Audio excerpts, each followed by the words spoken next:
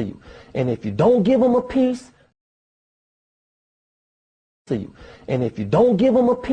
they'll find a way to get a piece of you, one way or the other. Man, I've been blackmailed 1 billion times in my career. Before the trial, during the trial, after the trial. I've been sued for stuff that, ridiculous things, you know. At one point in my life, I was an ATM machine, you know. Yeah. People just come up and just push whatever, and if it don't come out, they'll go tell somebody this, or they'll go run and say this and run and say that, you know. But I'm used to that. I'm you know, you don't get used to it. Let me take that back. I'm not used to it, but I'm used to the fact that I know that people will do this. Sometimes even your own, when you're to you. And if you don't give them a piece, they'll find a way to get a piece of you, one way or the other. Man, I've been blackmailed 1 billion times in my career. Before the trial, during the trial, after the trial. I've been sued for stuff that, ridiculous things, you know. At one point in my life, I was an ATM machine, you know. Yeah. People just come up and just push whatever, and if it don't come out, they'll go tell somebody this, or they'll go run and say this and run and say that, you know. But I'm used to that. You know, you don't get used to it. Let me take that back. I'm not used to it, but I'm used to the fact that I know that people will do this. Sometimes even your own. It's just the beginning of both. They tried to frame my nigga as a little girl rapist. I told them, hold your head how you steal the world's greatest. On my way to the money, you should follow my lead. No cap, this a crown in my town, I'm a king. Trap legend, rap veteran, I'm out of your league. Since you wanna see me down, watch me sprout like a seed. Bitch, bounce to the beat, take heed to what I say. Captain of this ship, we gon' do this shit my way. Better yet, I'm Hebrew, let's do this shit Yahweh. True black Jew, shout out to Kyrie and Kanye. Spoke truth to power, now they calling them crazy. Feds framing me in cases, how the fuck I'ma stay free? I'm the real nigga representative, baby. So free Rkelly and fuck Jay-Z. This a hoe, boy, you know you gon' get blacklisted. Fuck the industry, I ain't doing no ass kissing. And I don't look up to neither one of these rap niggas. They sacrificing loved ones for money, that's bad business. Government puppet, yeah, you ain't no boss. Guess I'm the hardest, cause compared to both, they so soft. Keep Kel's name out your mouth before I break your jaw. They calling me the GOAT now, why would I hate on dog? Mama happy that I'm making a difference, why y'all mad? If we can't move forward together, I fall back. Niggas spread false rumors and tell you it's all facts. If he ain't a fake nigga, then what do you call that? Real shit, pay my bills, bitch, no time for the fake shit. They tuck they chain in when we around cause we take shit. I ain't got a sign to feel like I'm the greatest, and the only nigga I negotiate with is J Prince. Oh, and 50 Cent cause I'ma get rich or die trying. I sued the DEA and won. Might buy myself a Richie Millie cause it's my time.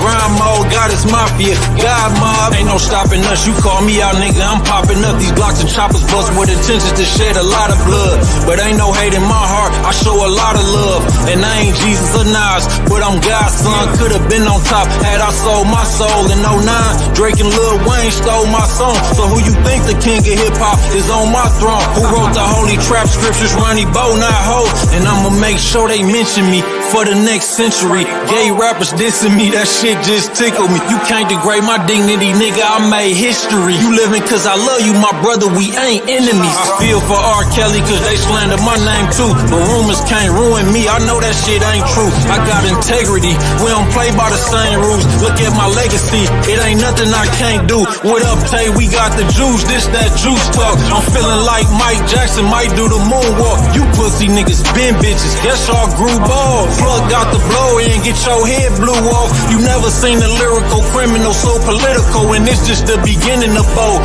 but the end of whole. They tried to frame my nigga as a little girl rapist. I told them hold your head high, you still the world's greatest. Free Rkelly, you still the world's greatest, my nigga.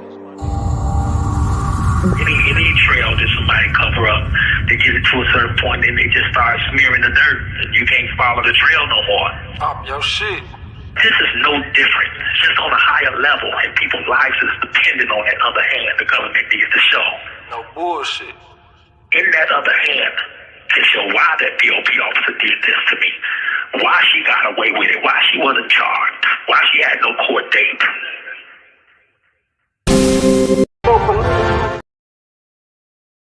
stay free. I'm the real nigga representative, baby. So free Rkelly and fuck Jay-Z. This a hoe, boy, you know you gon' get blacklisted. Fuck the industry, I ain't doing no ass kissing, and I don't look up to neither. I'ma stay free. I'm the real nigga. So Tim, basically, he made contact with Mr. Grizz, and we met in his office. He was really listening, and he was trying to figure, because it's always in the back of everybody's head. A good attorney, you got to figure out what are your angles. How can you get this guy? Because they're over 18, they're with him. So he listened to our story. He listened to different things that we said, and then we just came up with he came up with some different angles that we could pursue. It was on a tour bus. Right. Go to the FBI because they on a tour bus, so they're crossing state lines. So it becomes federal. So the FBI is the person, the Alphabet Boys is the one you need to go to make sure that this get addressed. Yes, Shanti did go to the FBI. The Claris went to the FBI. Geronda went to the FBI. Lizette couldn't go to the FBI, but she would have. The young lady in Florida. Kitty Jones did not go to the FBI. So Tim, basically,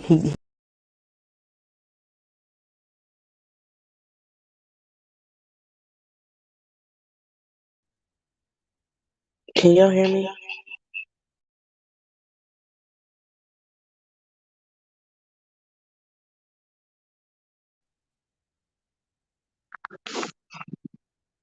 Can y'all hear me? Oh no, this one's still on. Turn that one off, mama. Wait a minute. Wait, which one is it?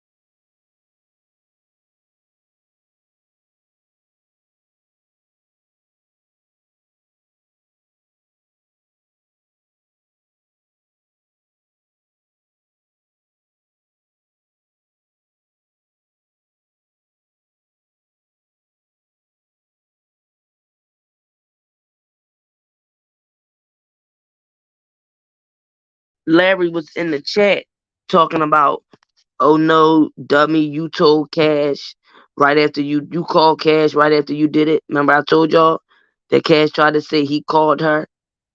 Then Larry said, Larry was in the chat saying a whole bunch of stuff, but I'm just confused of how Cash was the enemy at first when he was rocking with Angelo.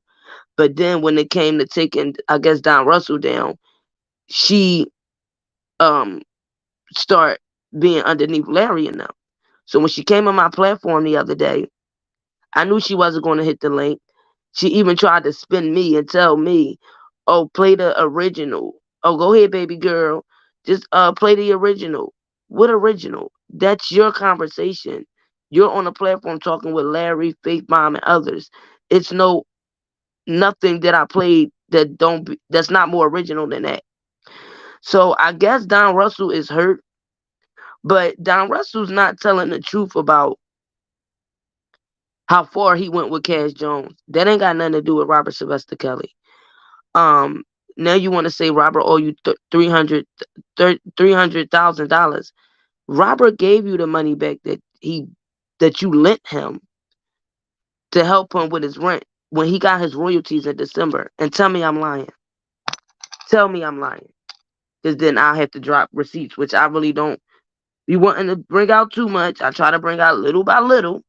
But tell me that Robert didn't pay you when he got his royalties in December. That's why you came back and said, oh no.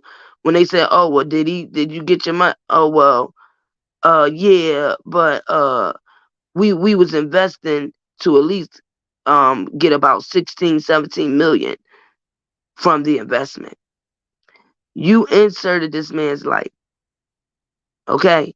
And it's funny to me how Don Russell claims that some girl was walking down the freeway, and this is the girl who tells him about her dealing with Robert and musical chairs. You just pick somebody up off the freeway. Oh, how you doing? Oh, you know Rkelly? Oh, yeah, I used to mess with him. Doesn't even sound right. But pay attention how all of a sudden is an interview that went out yesterday where this girl claiming she from Baltimore and she had sex with Robert and his bodyguards, and she got pregnant and had a baby, and she was 13. She was running away from home. She don't remember the hotel. She don't remember the friend she was with. She just remember she was in Baltimore and she had sex with Robert and his bodyguards, and she was up inside of a attic. And they trying to say one of the bodyguards was a tall, dark-skinned guy over 280 pounds. So y'all know where they trying to go with this. But you mean to tell me somebody walking up and down the freeway, Don Russell pick her up, she got a story. Don Russell believes it. Okay. Then you mean to tell me that Robert told you that Aaliyah and her mom was in the same bed and he was having sex with them both? For real, Don? When this man went to trial and in his sentencing memo, he said the marriage certificate happened, but he said he never had sex with her. And the main thing was for her to go back home. And he asked her, will you go back home? So it's funny to me how Robert tells all of y'all all these Aaliyah stories, but the only person that don't speak on the Aaliyah stories is Aaliyah herself and her mother. And I don't know if you in the bushes, I ain't gonna say your name, but we need to get Diana out here. Even if she don't want to come on the platform because we already talked about this, but it's time for her to come and speak now because it's getting on my nerves. People talking what they don't know, and I could tell y'all some stuff that'll blow your mind, but I try to be respectful to Robert, and I try to be respectful to Aaliyah, and her mother. But it's individuals that I know personally that's from Detroit that was actually sleeping over Aaliyah's house during sleepovers and everything. Even knew each other up until they were grown, 18, 19, 20. And the things that's being said out here is it's far from the truth. And the little bit that is true, people switched, turned it, flipped it, added this, added that, made it seem like Robert just was out here having sex with her and her mom at the same time. Nah, that's not what was going on. So I hope that Aaliyah's mom is getting tired of it at this point. I know it's a hurtful feeling because she lost her husband, she lost her daughter. It's just her and Rashad. But at this point, she claimed before the New York trial that she was going to, come out and speak and tell the truth regarding Robert because she didn't like to see that, the lies. Like, the only people that would know the actual main story would be her, of course, her husband, Aaliyah, her brother, of course, Barry Hankerson, so on and so forth.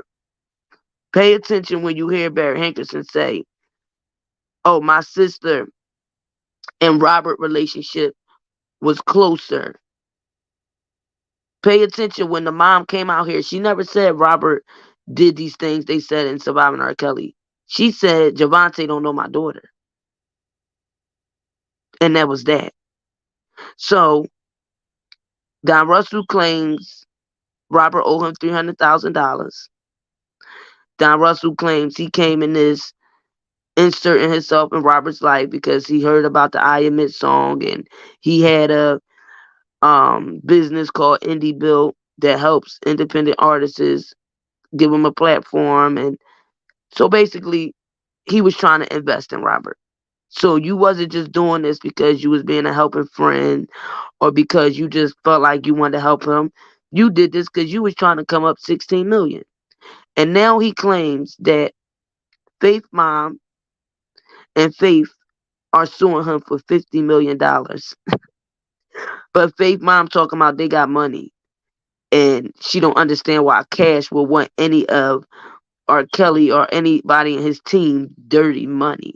But you suing Don Russell for $50 million? You won't never see it, honey. You won't never see it. And until it comes out about Cash and Faith Mom lying about it being a gun and everything else, because now it's really starting to make sense that y'all set this whole bomb threat up, gun threat. If y'all watched my live the other day when I broke down the whole live with Cash Jones and about her cousin and the whole thing with Don Russell, if you heard the interview, then you would hear everything I was telling y'all Don Russell was saying. Remember I told y'all I went to his trial and that the guy who answered the phone said he was on all type of drugs. He said he took syrup, weed, cocaine, pills, and said, but he do remember the person that called in had a New York accent that made the bomb threat. I told y'all that they sent in a cease and desist. I told y'all that Don was sending in cease and desist to Surviving Rkelly.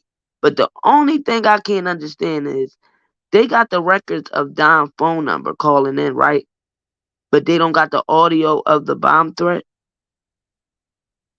So Don says tonight that he called the police in an ambulance. So I'm confused. And this is why I think more and more Cash had something to do with it. Because Don's saying he called the police in the ambulance, the fire department, because threats was being given, people's life was being threatened, and he told them, y'all need to go stop that premiere. People's lives is being threatened. I'm going to let y'all listen to it because I don't want to take his words out of his mouth. But don't forget the part that I told y'all, Cash Jones was walking up to that premiere after they already was getting evacuated out the building. Then she said there's no way her cousin could have bought a gun because he was on parole, probation, whatever, right? Because they flew from Miami. She want to keep talking about, and Larry, oh, she played Don. She wasn't even there. No. She said she played Don and told him she was in Miami, but that was a lie. She was there the night of the premiere. She trying to make it seem like the day before, because it was supposed to be 2 days worth of events. They supposed to have a big dinner the day before. The next day was supposed to be the premiere. So she's trying to say the day before she was really in Miami, but she was telling Don She was in New York doing interviews, this, that, and the third, and that, and the third. Now listen, why would she be playing Don? Because she's trying to be a journalist. That don't make sense. What would be the need for her to lie to Don about her whereabouts if she's supposed to be in New York for the Savages being a PR? What would be the point of her lying to Don about where she was at and all of that if she's trying to get closer to getting exclusive with Robert Sylvester Kelly? That doesn't make sense unless she was working with the government. And this is why they didn't have her in court. This is why she wasn't subpoenaed.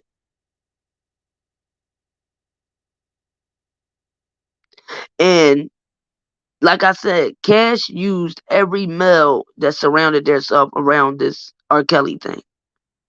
They was suckers. She got them in a spot where they start talking. And Don, in my how I feel, you should be suing Cash. Where'd she come from? Why did she just target you? Because first she said she was going after Julius, but Julius was scared and he wouldn't get her close to Robert, so she start targeting you. And it seems like to me, even when you were talking to Angelo, the Savages, they were targeting you the whole time, Don. You need to be going at them. And who orchestrated Cash to come in? Because at one time, Larry and them was beefing with Cash. Because, her cousin was supposed to burnt up the Clarys and tried to kill them. But then you hear Larry in the audio say, did you ever get any charges? Did you ever go to jail? Didn't I hook you? Well, he said, I want to believe, didn't I have something to do with that? So Larry's claiming that Cash didn't get charges. She didn't go to jail because he had something to do with it. Don, you claim your car was broken, your truck. I remember when they said they had a video of you stealing Rob's stuff and all that. They never put the video out. I know all the little back and forth with you and Bruce. And y'all reaching out to Bruce, telling Bruce that he could parole at your house, which was kind of weird. You don't know Bruce like that. All of a sudden, your mom and you tell Bruce, oh, hey, you getting out of jail. You could come live here. So not to confuse y'all, because I'm probably jumping around. Let me speak. Hey, Simone. Stop lying. Steven. Assalamu alaikum, Leslie. Hey, Regina. So they suing him for $50 million. He's claiming Robert owed him $300,000. Exactly. And why is Larry always sprinkled somewhere? Because remember, when the whole thing happened with Michael Williams, they were dogging Cash out. He was dogging her. Angelo, they were dogging her. But it seemed like to me, they wanted something to blow up, something real big. So, in my opinion, allegedly, I believe that they set their whole bomb threat thing up. This is why Cash Jones was walking up to the premiere late. This is why Tim Savage switched up on her and went at her cousin to my, oh yeah, I know who you are. You a mole. You work for R. Kelly and all this, that, and the third. But then later on tell Cash, oh no, I only did that because Angelo was trying to get you to the room. We didn't want nobody to know you was going to the room. Then, when all this stuff come out about Michael Williams, why do they put in the paper that Michael Williams is Robert Associate and that Cash Jones was Robert PR?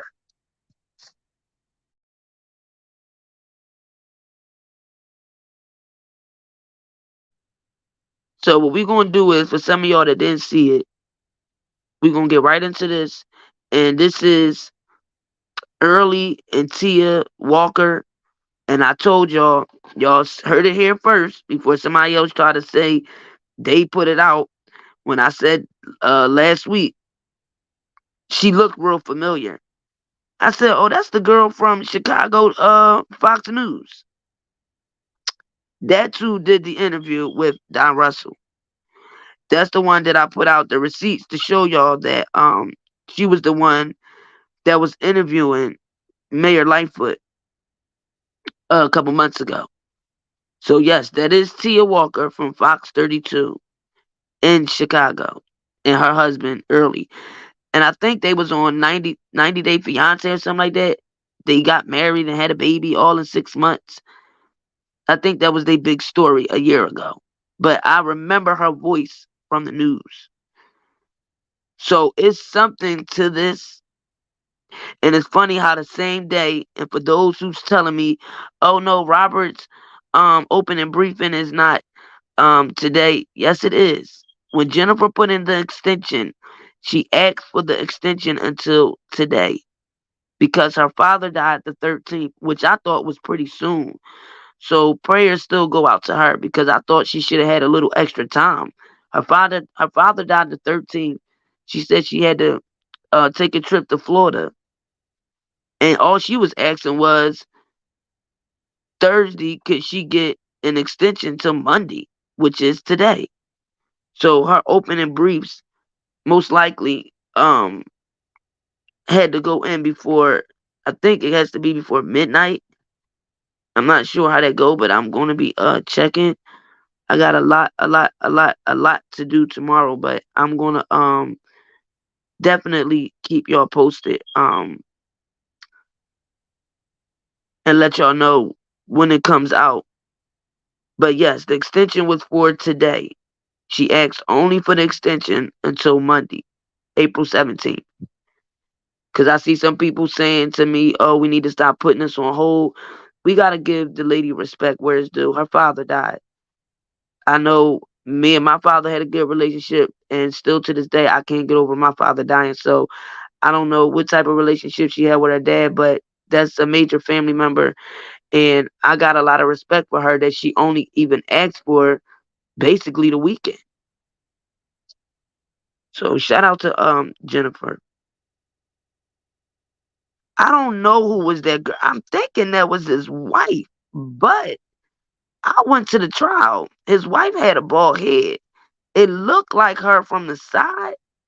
And when she kept responding to certain questions, like when they would ask stuff, she would be like, yeah, da, da, da. I think that's her. I just think that she got a wig on and she lost some weight. Because she's dark skinned. She's a little slim. But when I seen her in New York, she had a bald head. You know, like not a bald head, a shortcut. So it looked like to me she threw a wig on and she got thin. Don sounds like he's sick. I don't know if he got a cold or because he's getting so bigger. You could tell he got like a breathing thing going on because his whole voice sounds really different. But yes, he said that Faith Rogers and her mom is suing him for $50 million, which they would never get. And it's the same mother that we listened to the other day talking about to Cash. Oh, I wouldn't want no money from Rkelly or none of his people. That's dirty money. We got our own money. We work and we have our church. But you suing Don Russell for $50 million? Are you smoking? You making it look like the man got money. $50 million. But Robert supposed to abuse your daughter. But you suing Don Russell for 50. Like y'all make yourself look guilty.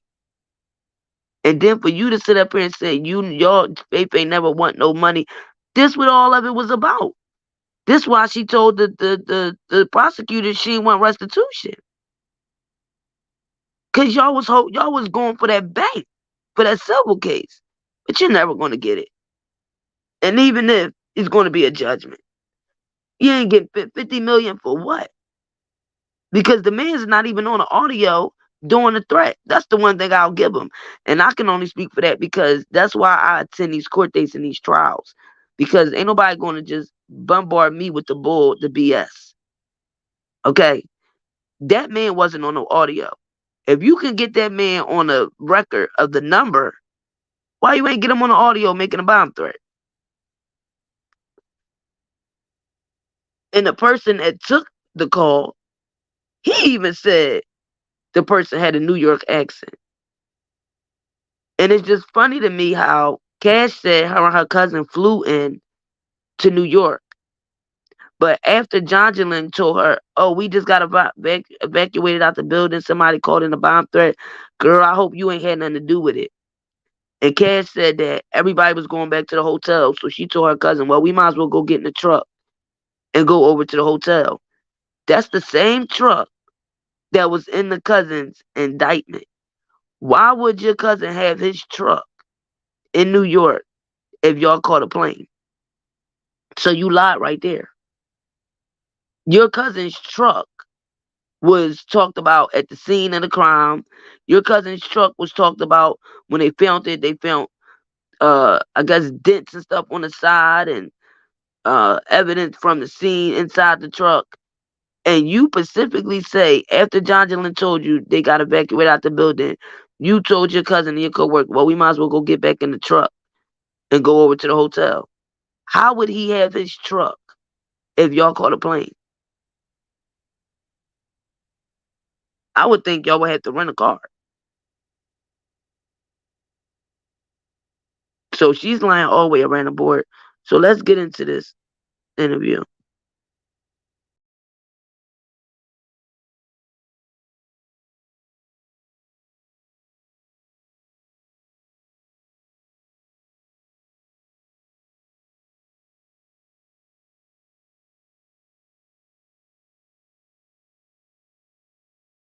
And this is early in Tia Walker's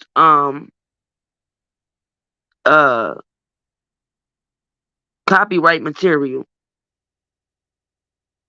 'Cause I ain't got time for no mishaps.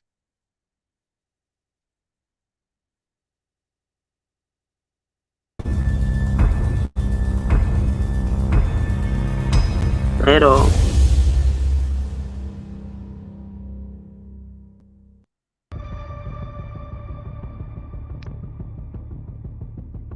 Obviously, you know about the king of R&B, R. Kelly, sitting behind bars for 30 years for sex trafficking, racketeering, and the list goes on. I mean, I don't really want to hear that shit, but that's the fucking truth.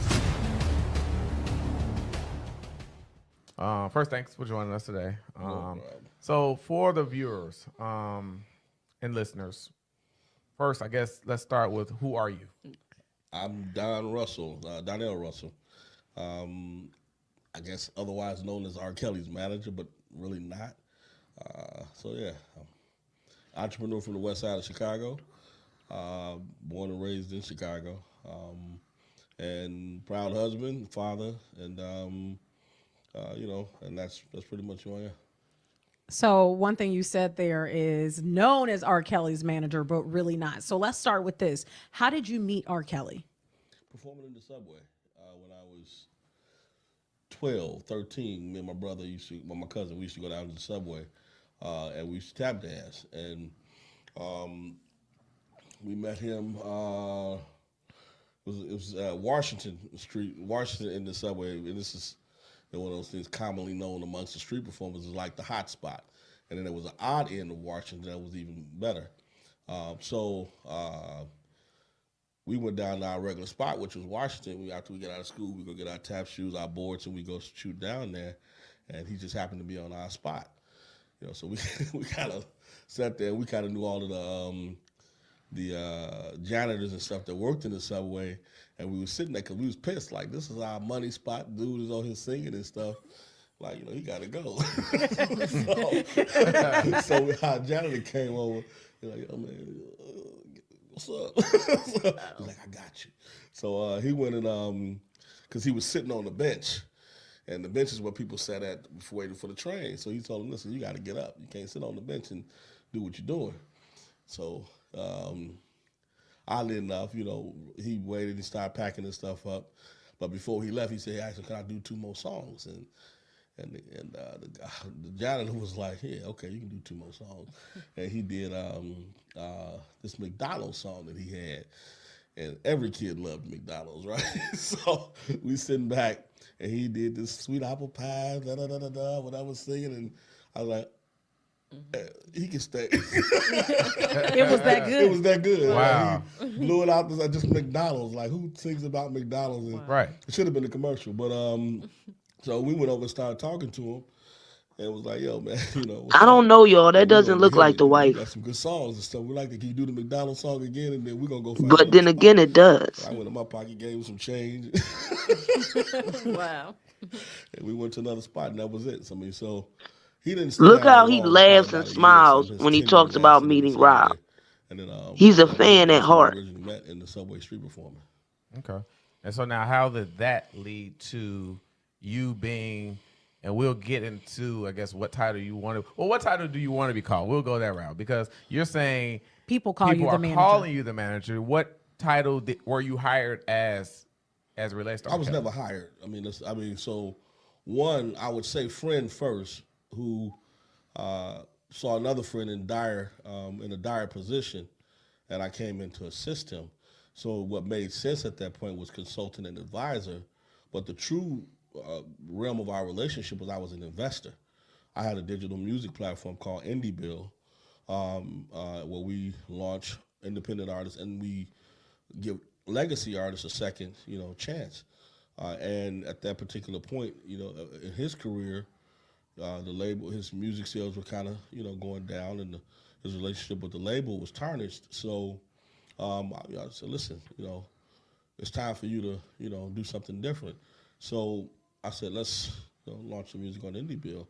So and the reason I moved into the investor position was because he was broke. He had just launched the song I Admit. I was actually headed to California to work with my uncle at the time, and I heard the song on the way there, and turned around and came back, and met him at the studio, and it was like, we met, and I'm like, yo, what's going on? Like, saying ain't so. Now, just for timeline purposes, this is in 2018? 2018. Okay. Yeah, it's 2018. And this is like all of the years from the street performing. We were running to each other periodically, but he was in the music game and I was in the theater game initially, because me and my brothers, we tap danced. So we went off and did, Broadway, we did river dance, noise funk. I tapped out of the country for about 4 or 5 years. Amsterdam, Sweden, Switzerland, Denmark, and then came back, and tapping was becoming a pain. Like my knees and all that stuff was, aching because I did a lot of high energy stuff, flipping and stuff like that. So I went to California, where I settled there and kind of got behind the scenes in the music business and television, stuff like that. And that was it. So we kind of knew each other in passing because we were in the same industry, which is entertainment, but our careers were miles apart. I mean, he was on the way up the mountain, and I was kind of, on the hill. It's different. So, that's essentially, where it all began. And but that was the familiarity that we had with each other, was that good old brothers from Chicago, from the West Side, from the subway, and that's like a brotherhood. I mean, so anybody who makes it out the subway to do something big that's a sensation, especially to the other person. So when I heard the song I Admit and had heard in 2018, when he lost that he didn't own any of his music and stuff like that, it was like, how did that happen? Now, I've been, in my career, I've been A&R over at Sony, A&R for Universal, MCA, and I've owned a recording studio. I produced artists, I managed artists. I've had a very extensive career in the music industry by this time. I'm like, well, there's only several ways that could have happened. So let me go back and question him and see where he actually sits at, in that little, whatever took place. So, I drove back to the studio, and we had a, Q&A session right in front of everybody, and he was looking around. He was getting his hair cut. He said, hold on, man, I ran into your brother. And I was like, yeah? I ain't seen my brother in years. He's like, yeah, he had a real important message he wanted me to deliver to you. And I was like, really? And he was like, yeah. And he was like, let's go in the back. It's kind of private. I don't want none of these guys knowing. And I was like, okay. So we going to the back. closed the doors. He said, man, I ain't seen your brother. He said, but I needed to get you away from all those guys because you were talking a lot of good stuff, and I didn't want them to know nothing about what you were saying because I don't trust none of them. None of the people in that front there, I don't trust any of them. So I was like, so what's going on? And that's when he broke it down to me. He was like, I don't own nothing. You know what I mean? It's like Rob, how the hell did you get into that position? You know what I mean? Like, you know, he's like, well, about a month ago, everybody walked out on me and they left everything and they left me with nothing. I don't know what to do. I can't read, I can't this and all this stuff. So I don't know how to figure this stuff out. And I was like, whoa, okay. So I said, all right, well, listen, I got a team, company, we do technology, I've got lawyers, everything. Why don't we unravel and kind of structure everything to see what things are? So that was the beginning, that day, literally in the studio. It was a 3-hour meeting between me and him in the studio. He said, I'm one, you two, and that's it. I was like, okay. So the position that I left out of that was consultant and advisor. Okay. It wasn't manager, any of that stuff. It was so let's back up a little bit. I heard you say that you came in investment wise. So, and if you don't want to share this, but how much did you actually invest? Roughly about a little bit over 300,000. 300,000. Okay. And in what way? So he had so the first thing that we had to do was we had to he was going through that moment where Sony was in the process of, you know, releasing him from the terminating his contract from the label, and there was money owed there, so we had to bring in lawyers to kind of shift through that. Then there was people who wanted him to tour, but he had no way to get out on the road because both his buses was broke down. I mean, he was just literally in that kind of a financial. He didn't even have a bank account. He had no bank account, no ID. You know, people around him was leaving and they were stealing things. I mean, so, and that was part of the plot and the agenda for a lot of the folks that left out. They knew what was going on ahead of time as far as his lifetime thing. So they left with memorabilia or whatever they could take, and that's what happened. So when I got to him, he didn't have, I mean, literally, I was at his apartment, and I'm like, we sitting down, we talking. He's like, man, that's all the money I got to my name. And it was like $300 in singles sitting, you know, on next to the bed. I'm like, you kidding me? I'm like, come on, Rob, stop playing. That's it. And so I had to go. I have shareholders for my company, and I had to authorize writing, you know, my checks. So I gave him some cash for his pocket. By that time, we had started getting a lot of his bills and things of that nature in, and started going through stuff to see exactly where he was. And everything was behind. So his studio was almost $1 million behind, and it was a lease to own. His rent was 3 or 4 months behind. So I went through and negotiated with the owners of the facility, and I paid them I paid them 60 twice and 40 as far as money to them to get him out of that hole with the studio. And then I paid to get his buses back fixed because neither one of the Sprinters worked. And he had a tour bus that wasn't working either. So we got both of those, the Sprinters operable. And then he had a Friday night listening party that he used to do every Friday. And I sponsored that. My company sponsored it because I thought it was advantageous for us to do that because putting the banner up at an Rkelly listening party was good, you know. And he would be launching his next couple of albums on our platform, so I thought it made sense.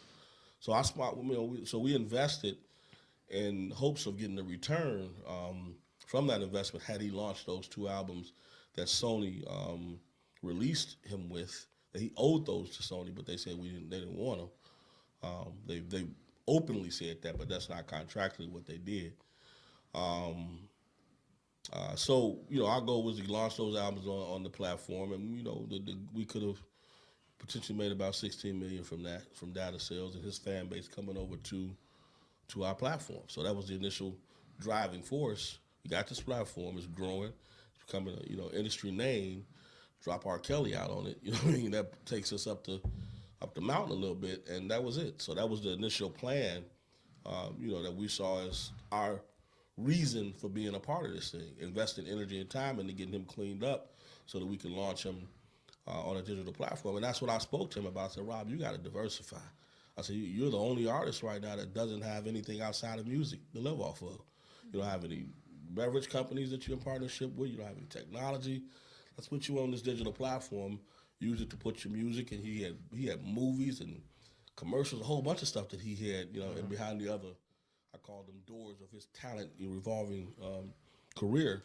And I'm like, man, what the hell? You got some movies you done wrote? And I said, let's start working on some of that and let's put the music behind. Let's do a theatrical for Vegas or something, That's what I was coming to him saying, let's do that kind of stuff. But, the music was what he was in love with. I mean, so, and that's what we can go and check a bag quick. I mean, it was like he so broke, we had promoters that, took advantage of that. So they would offer him, some dates and we had to go out and go do them. So that was it. Did you get a return on your investment? No, not monetarily, no, because well, I'll say yes. I mean, because I did shut down the office like probably 4 months in. Our lease was up. COVID was kicking, and one of the investors that's one of my investors, he wanted to meet him, and I said, okay, I'll arrange a meet with you guys. And we did a cigar sit-down at the studio. We all smoked cigars, drank cognac. They laughed with him for hours. And when he left the meeting the next day, he said, Don, listen, I hear he's losing his studio. And this wasn't because he was losing it because of the money, because we had caught him up and had an arrangement with with the landlord. The city wanted him out. This is when the city came through and all of that stuff, right? They said, tell them fuck the studio. So we're fast forwarding. What year are we in now? Same year. Now, this all... Okay, 2019? let's clear this. I was only around 8 months. Okay. I'm done by then. So by 2018... So from 2018, you literally were only around 8 months. That's it. Okay. By a year, I was definitely done. Okay. So it took about a year. It's like, when you're breaking up 4 months, 4 months, is what if you together 8 months, 4 months of it is breaking up. So, and then I had staff that was still working with him on certain things too. So that lingered while I went back out to Cali. But yeah, we're talking about within an 8 month period. Cause we wasn't in there to be friends. We're in there to make money. I mean, I got a company I'm running. I'm the president and CEO of my company. This is a diversion that we thought would work in the form of if we get in here and this guy launches his music on our platform and other intellectual properties on our platform. That's like, that's golden. You can't pay for that. So that was our driving force for, investing quickly. And this is the king of R&B. A lot can be done.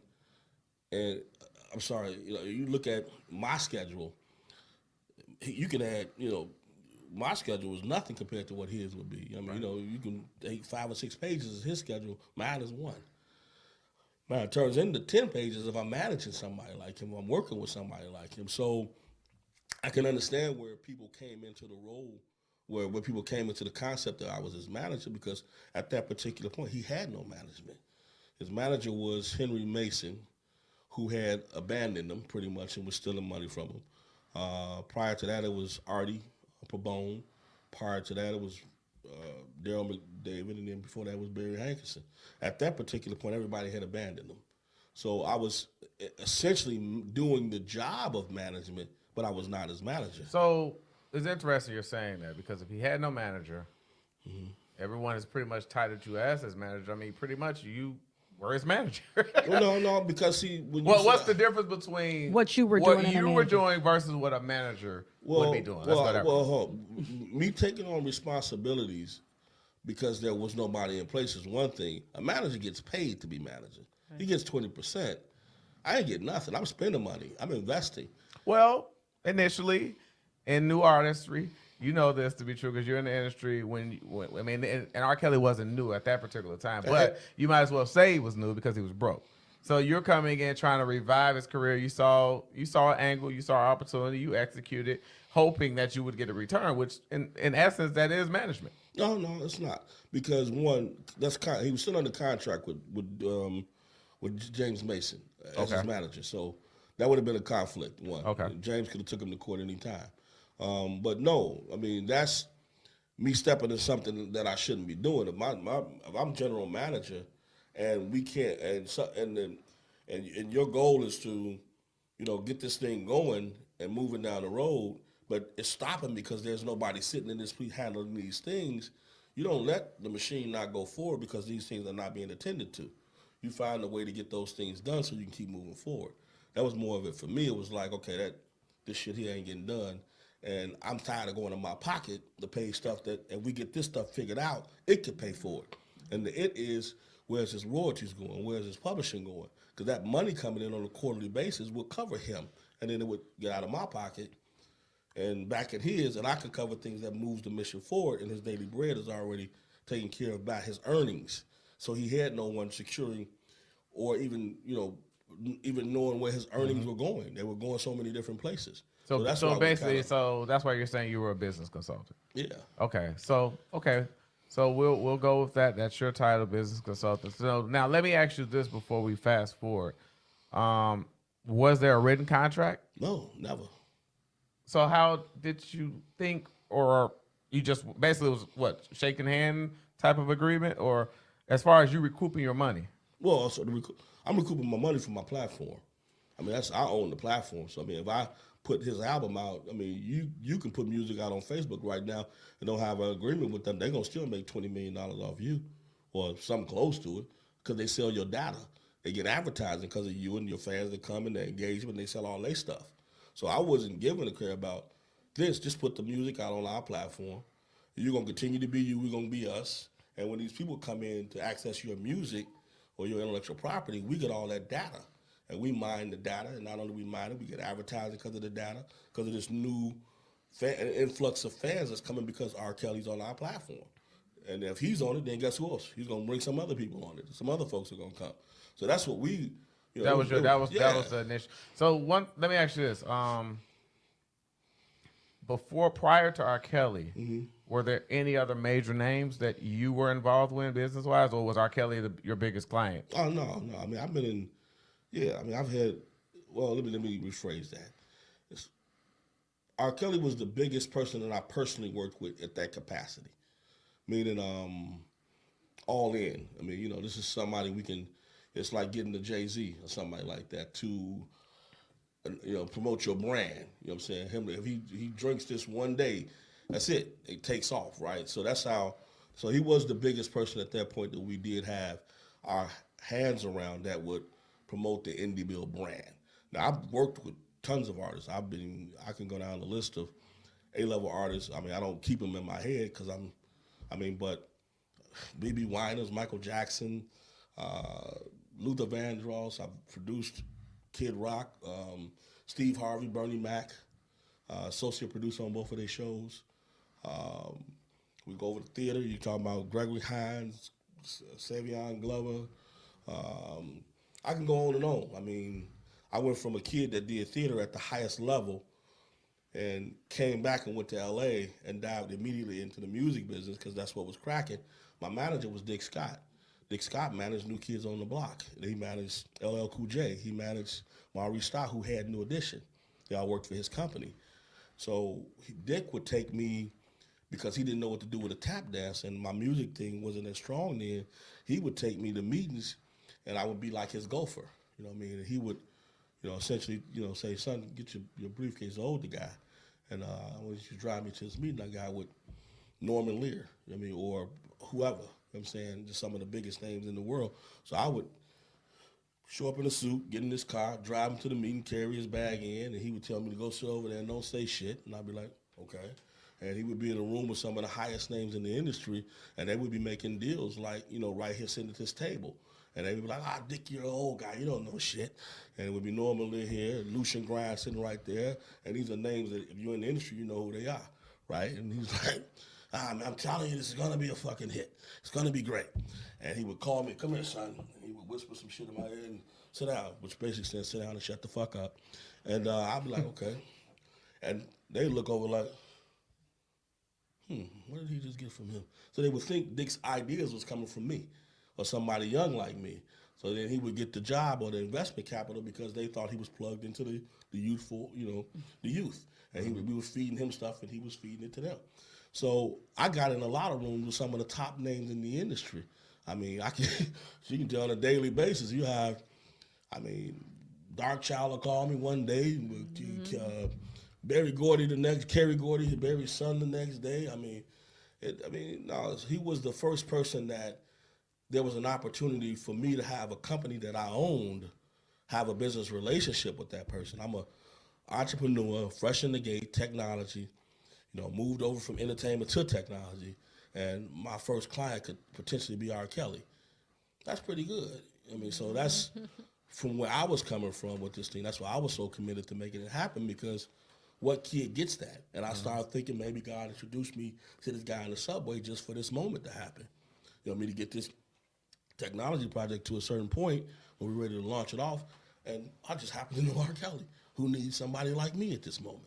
So that was the whole gist of how I looked at the partnership and what drove my energy to making sure we were just as accurate and as on point as I felt he should have been. I'm looking at the King of R&B. I'm not knowing that he was handling his A-level career like he was still a street performer. I didn't know that. You had to get in there to see that this shit is a hot fucking mess. You can't see that from the outside. It's like a beautiful woman walking down the street, and you take her home and she start taking off her hair, and she got 15 fucking kids and shit, and you're like, you should have told me this before we got naked. You know what I mean? It's like, you don't do that. So that's 8 months. 8 months was your time with Rkelly. Yeah. And within those 8 months, you acquired all of these charges. Right. You go from being seen in the public as a manager to, quote, an intimidator, almost like a mob boss for Rkelly. How? 8 months? Because I didn't cooperate. Break that down for us. Well, before that, let's talk about the charges, because I think that's relevant, because I know the last interview you did at that particular with time, Tasha you K. had charges, and this was with Tasha K. Probably a little over a year ago now. Yeah, And at that time, you hadn't been convicted of anything. The charges were pending. Right. So talk about the charges, and then we'll go into what you were actually found guilty of, because that's why we're here today. So what were the charges? Well, they've sentenced you to 20 months in prison, and they're saying for stalking an Rkelly victim and her mother.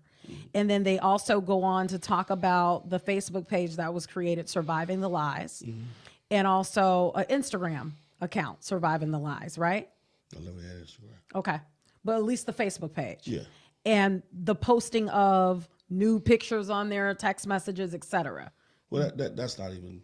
See, that's all a lie. Because first So of all, you didn't do any of this? No, Facebook doesn't allow... So what were you charged with? Well, what she stated was what I was charged with. Okay. It was interstate stalking, and then the other one was the venue. It was calling a threat at the New House, which is where the premiere of Surviving Rkelly was. So those are the two charges. I went to court and fought out one of them, and we both were there. From the court that I sat in, it should have went the way it did. I should have got it not guilty. And then because of what we witnessed happen, it was like, I'm not paying another $100,000 to go over here into the lady who just gave Rkelly 30 years. And that was per the advice of my attorney too. He's like, Don, you're gonna lose. It's like a fixed deck. That's literally, I'm sorry, that is what it is. And I'll say that directly into the camera. It was a fixed deck. The prosecutor knows that, and I'm not gonna say the prosecutor's office is bad, but there's somebody in the prosecutor's office that has a thing up their ass to bring down the King of R&B, which they've done that, and they don't care about the collateral damage. I'm collateral damage. I'm collateral damage because I did not cooperate. When they called me earlier on in the case, they asked me, Don, will you cooperate? And I told them no. I said, the things that I'm doing, I don't think they're going to help your case. Furthermore, I'm in Chicago. How the hell do I look in Chicago going against this dude? And you see what's happening right now. It's like, it doesn't take a rocket science, then I'm going to be getting threats and all type of shit if I come out and say I have a problem with anything. And the things that I had researched at that time were still unclear. We had not completed our work. We were finding out a lot of stuff about what was going on with his royalties and who was stealing stuff and all this shit, but it wasn't complete. We're talking about 8 months. So my team got in and we were working every day to unravel this hornet's nest of shit that was surrounding his career. You got to get through all that before you figure out what happened. And you do that how? By chasing the money. You follow the money. Wherever the money's going, chances are you're going to find some truth out. You looking for money over here, you're going to run into 10 other things before you get to the money that shine the light on the truth. And let me ask you this, not to interrupt you. Okay, we're talking about the feds. This was a federal case. We know, the feds have a very high conviction rate. And normally when they come for you, they know what they know. They got hard evidence. They got hard facts. That's what the norm is. Right. So in this case, you're saying that that's not true. You're saying you did not stalk and you did not call in that bomb threat. That was actually shown in the Surviving R. Kelly documentary. You didn't do any of that. There was never. Well, they faked. They showed the. Well, they were talking about it and showing like some video. Yeah. Well, if you see the video, it was all peaceful. I was in the trial. I mean, everybody showed video. They walked out of there peacefully. When they got out front, they started singing Mute R. Kelly. I mean, there was nothing ever that reminisced a bomb threat. And for the record, no, I did not call in a bomb threat. I mean, it's a simple, or whatever. It was a gun threat. It wasn't a bomb threat. So, one, I was the only person that would, first of all, I spent $5,000 to get a cease and desist order done. That because they were infringing on his trademark. R. Kelly is a brand. I don't care what nobody thinks. It's a brand, just like McDonald's, just like Coca-Cola, just like Pepsi. It's a brand. Pepsi can't do a Coca-Cola event. They can't. Right. Without having some problems from Coca-Cola. They're going to get shut down and a whole bunch of other stuff is going to happen, right? So for Lifetime and the nuance, then let's take mine. Lifetime ain't had nothing to say about it. Lifetime never came after me. So if this is their event and I shut it down, why didn't Lifetime come after me? Why did they take part in the investigation or the trial or anything? This is government again. The same government that went after this man with everything they had and threw it at the book at him and wants to see him buried underground. I'm collateral damage. So I'm telling you, yeah, I was on the phone with the venue most of the day, sending a cease and desist order in. That was good enough to me because, listen, if you go on beyond the point of knowing the cease and desist order exists, what is that? More money. $150,000 per infraction. So I don't care about shutting the event down. I want the event to happen so we can check a bag afterwards, to be frank. So for them to think that I would do that is stupid. I was on the phone talking with the employee at the venue, Kresnicki, what his name was, but he, who I didn't know until the trial, he was on 2 or 3 drugs. He admitted that in the trial. He was high and whatever else, which didn't matter. So you did call? I did. I called him several times. I was the only one. Which is why they had the phone records. Yeah, because you did call. We admitted to all but that. not for a threat, is what you're saying. I never. It was. I don't even think it was a threat called in. To be frank, I think either Kresnicki, what he did, because the last thing that happened when I talked to the guy, he was upset that Lifetime, the executive at Lifetime and his manager wouldn't take my call. I'm telling him, man, this guy been on the phone. I'm like, listen, this is R. Kelly's camp. We've got problems going on. We getting life threats and all this stuff in Chicago. That's where it did come up at, because that was true. We getting everybody going on this page, threatening them and all this stuff. And it's like, this is an illegal event. He's sympathizing. He's like, I'm an R. Kelly fan. I don't like what they're doing. If that's the case, they should talk to you. I'm going to get my manager. He went and got his manager. His manager wouldn't get on the phone because Lifetime told him not to. I'm hearing him in the background. Then he went talk. He's like, well, I don't know what to do. So I said, listen, hang up. I'm going to call the police and I'll call back. Called the police and I said, listen, we're getting death threats. This is an illegal event. It's causing life threats and all that stuff in Chicago. You guys need to get over there and shut the event down. So to me, doing that was like when they said, okay, we'll see what we can do. I couldn't call 911 because I'm in Chicago. That's New York. So it's not like you're going to get a direct line into 911 in New York. So I went online and found which beat that was, and I got the fire department's number. The fire department told me which precinct was closest to the venue. So I called the police department back, and they basically said, the guy that answered the phone said he would get somebody over there. That was as simple as it was. So when I called them back at the venue, I'm like, you know what? They don't want to talk, whatever. He put me on hold. He never came back to the phone. And that was the end of our conversation. When I heard that the event was shut down, I thought that the police had showed up and shut it down because of the conversation I had with them, not because it was a threat called in. So why you? I mean, you said the government is out to get you. We know this. If we know nothing about R. Kelly. We know every time R. Kelly Hold went on, out let's phrase in that. the public. Let's rephrase that. I want that to get out. I never said the government is out to get me. The government is a big machine. There is somebody with an agenda that works for government that has an issue with me. Okay. So that's single person, not the whole government. Okay. Just Okay. one No, person. that's fine. Okay. So that person is out to get you. Now, we know this, and we know about R. Kelly. Every time we've seen a video, concerts, performances, R. Kelly has this huge entourage. Why you? What's so significant about you? You 8 months. You've been in this man's life for 8 months, and they're targeting you so heavy. You're the only one, I believe, that got charged in his team. And you're the newest. You were the newest. 8 months. Why? That it is funny. Why? You charge a man with RICO, you charge him with trafficking, and with RICO you need an organization. So where's the organization at? These charges were around and thought of before I came on board. They had been doing this investigation for him for probably since 2008. So that is a good question. Why me? Why do you think? Well, one, because when I did dig into a lot of the stuff and found out who was stealing, it would have torn down on a lot of people that they use as witnesses. See, it wasn't just his management stealing. This stuff was tied to the women that accused him as well. A lot of them got payoffs and everything, and they were set up in corporations and taking his money too. I mean, so all of that was a part of what I was researching and finding out. Like, Rob, first of all, here's a company that's set up. He wasn't getting any of his Universal money. I'm going through, and when I went through his portals, his music portals, anybody in the industry know what those are. That's where all of your documents are kept from the beginning of your career to the end. If you signed to Sony, Universal, whoever.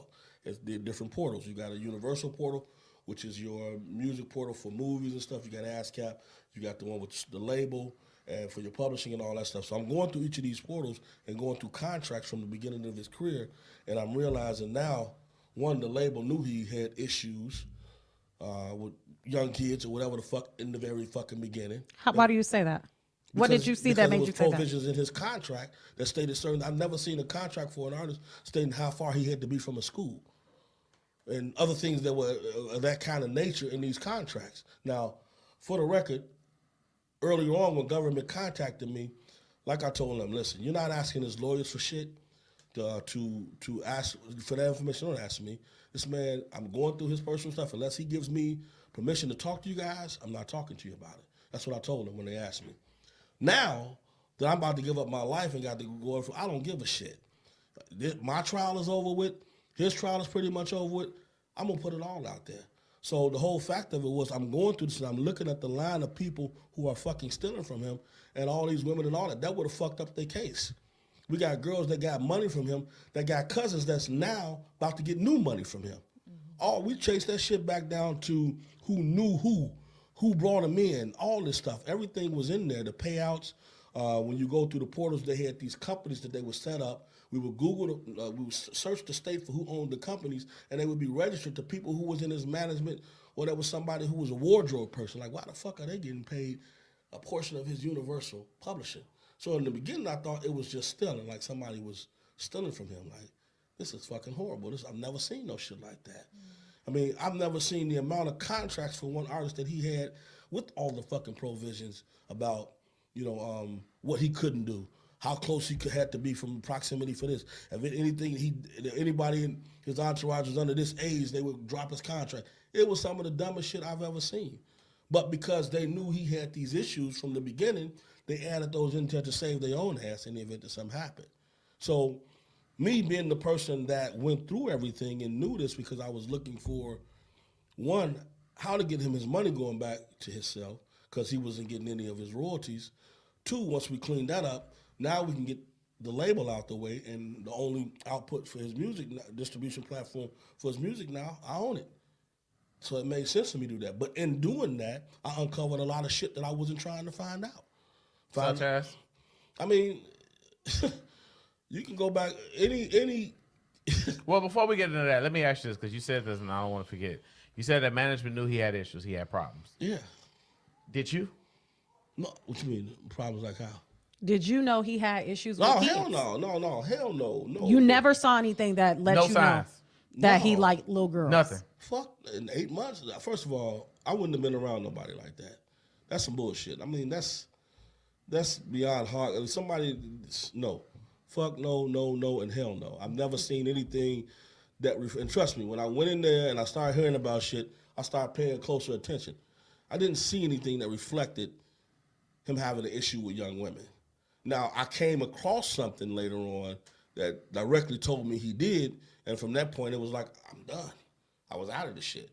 I mean, so, but no, in the door, no, he was the perfect fucking, you know, it's like you going on a date with a motherfucker. So in 8 months, so in this 8 month span, you never saw any underage girls, I'm not even gonna say women. Girls. You never saw any underage girls around him in his entourage. You never saw any underage women, girls in his camp. No, never. But what did you uncover that made you say he has a problem?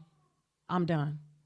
Well, it was two things. One, the Aaliyah contract, I did see that where Jomo, which is Barry Hankins's son, signed for $7 million, and I had to sit down and Rob and ask him, like, because he had over $100 million in promissory notes that were signed out, and I'm like saying, Rob, $100 million? Yeah, I mean, this man's catalog worth over $900 million, so that's not difficult.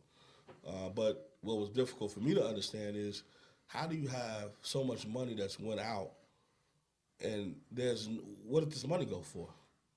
So I had heard the stories about Aaliyah, you know, and Rob and Aaliyah's mother and Rob, and Aaliyah's father and Rob and all that shit. And it was like, at this particular point, I'm like saying, okay, Lifetime Drama's out. I'm starting to get heat. I've been now announced as his manager and shit. Me and him are sitting down, and we would have these weekly, sometimes bi-weekly, sometimes twice a week meetings where I would go and say, listen, this is the shit that we got to deal with. This is what we uncovered, you know, and I didn't think the rabbit hole was as deep as it was. It was like, you know, you look at it thinking, okay, we clear up his royalties, we do this, we get the motherfucking whale back out into the ocean, it can swim. But, you know, you start digging down this shit, and with his, it was just endless. I mean, so, talking about Aaliyah, $7 million, Rob, what the fuck is why did Barry, at the end of his contract, get $5 million and Aaliyah's mom get $2 million? What's that about? So he's silent. So that's when he finally tells me the story about how they blackmailed him with the marriage and the pregnancy. They told her she was pregnant and shit, and for them not to go and destroy his fucking career, which Barry Hankerson, his manager, was a part of this shit.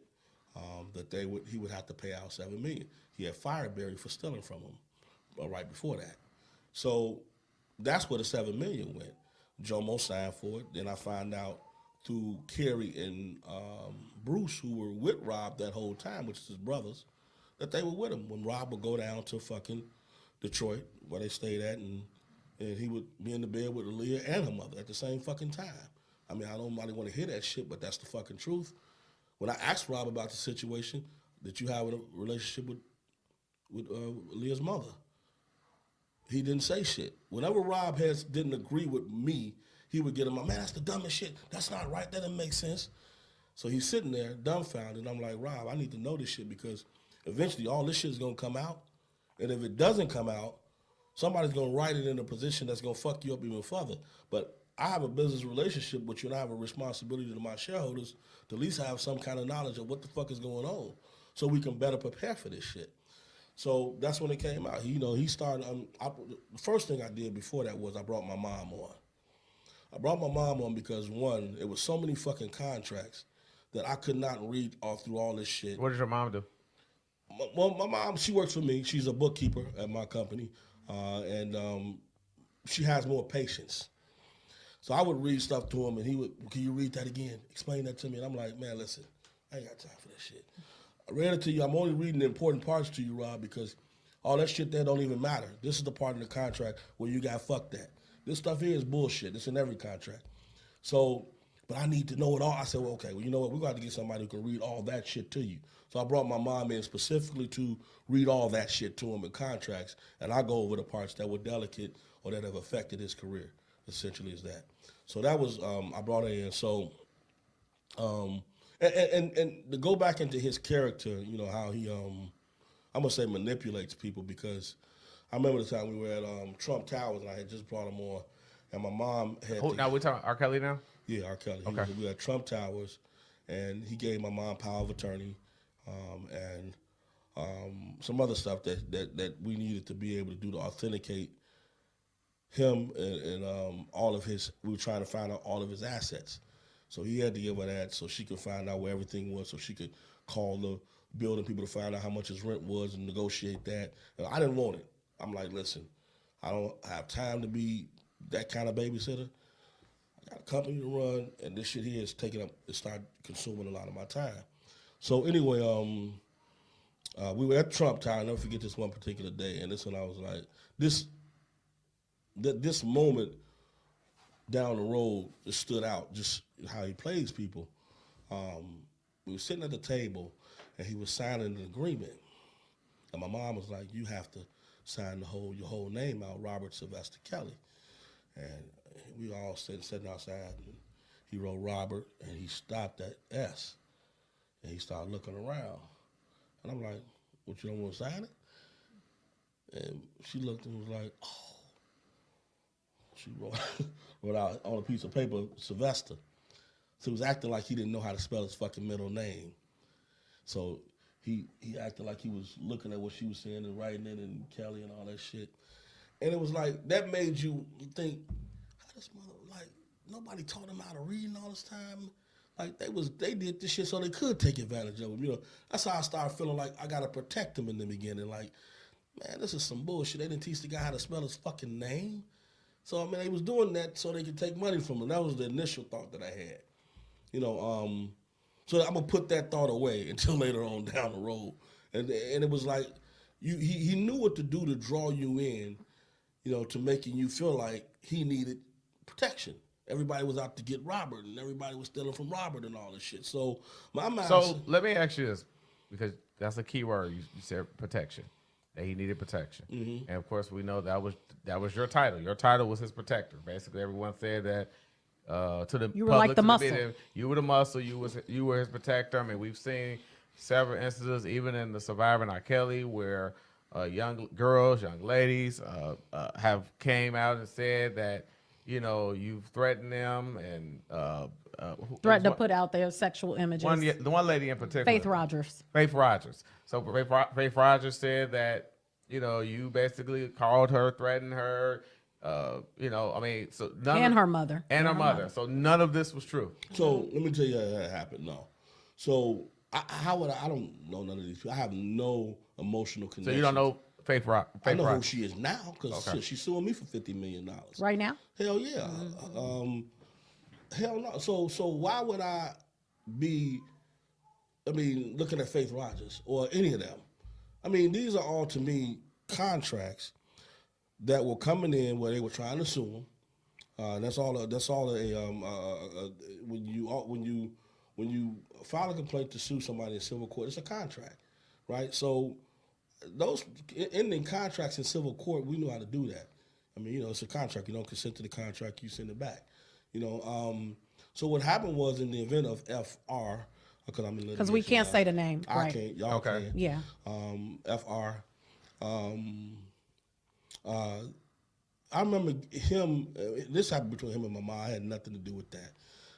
By this time, I was more like, this is when I'm sort of winding down because there's a lot of shit that's not adding up now.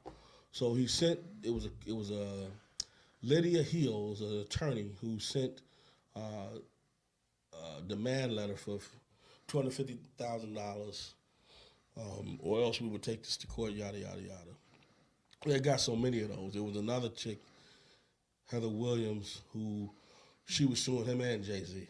It's supposed to be on the Best of Both Worlds tour that both of them, she just had a judgment actually, came in. So these are contracts, and now he's sitting all these contracts down, and it's like, we're looking at them like, this shit is way beyond anything that we ever thought about getting into. I mean, my mom would talk every day like, we got to pull back. Like, this is not the fuck we thought. It's too crazy. And the reason we felt like it was crazy is because of him. It's like, dude, we sitting here, and I remember going to the studio one day like, Rob, fuck this Friday night shit. It's not getting you nowhere. And it's bringing in people that you don't know what their intentions are. You know what I mean? It was bullshit. Friday night, what do you mean? He would have. Every Friday he did a listening party down in the studio. I'm like, it's bullshit. Secondly, you playing ball every day. You told me you don't trust none of these motherfuckers. Why are you investing so much energy into them? Get me a fucking conference table and a whiteboard so we can sit down at the fucking studio, change the VIP into a fucking office so we can work. Because I'm sitting here with cramps in my fucking back at a bar writing and my computer on my fucking knees. And it got uncomfortable. Like, you know, so fortunately my office wasn't far from there, but I would have days where I would probably see 2-3 hours. Like, I'd be in the studio all night with him, going through shit, trying to position things, asking him questions about whether this is true. Do you know this person? Do you know she sued you? You know this is going on? All these things. He's like, no, I didn't know this. He just seemed dumbfounded to a lot of his fucking business shit. I'm like, this is a man who just had the career that we all fucking wanted and literally just treated it like shit. Like, he didn't give a fuck. Like, Now, I just want to dig into the studio, and we can come back to what you're saying, because they brought that up in the Survivor Nightclub video as well, about the beds and the different rooms And the buckets. and the buckets. lie. None of you saw none of that. That's a lie. He had an apartment on one side of the studio, and then in the front was a foyer where he hosted all of his Friday night things. So you then never on the saw second any- floor was another apartment. The apartment on the first floor was for whenever, you know, his girls wanted to come down and hang out over there while he was making his music or whatever be the case. And then the front of it was where the bar was and the music and all that shit and the big TVs. And then on the second floor was where his apartment where he lived at. He had a room where he had a massage table and shit set up and a piano. He had another room that he slept in. He had another room that he showered in. He had another room with clothes and stuff. But that was it. So no rooms with women, girls, in it, none of that. So you said something that I want to go back to. You Go guys ahead. are talking about his first studio. That's Battery Studios. That's where that shit existed at. And we could talk about that. So that was true. I Just never- not at that studio you were a part of. So listen, what I've heard from the horse's mouth, and it's two horses in this scenario. One is Who's the Rob- horse? One is Robin. The other one is the young lady that was a part of that scenario, of the young girls that was a part of the whole Battery Studio situation. So I heard it directly from a young lady who was a part of that scenario, and she told me that there were rooms, and every one of them had. It was like they had rooms with bathrooms and shit like that, and he had 5 main girls, and every last one of them were underage, and they had their room, and then outside there was women just dragging throughout the hallways and shit, and there would be another room.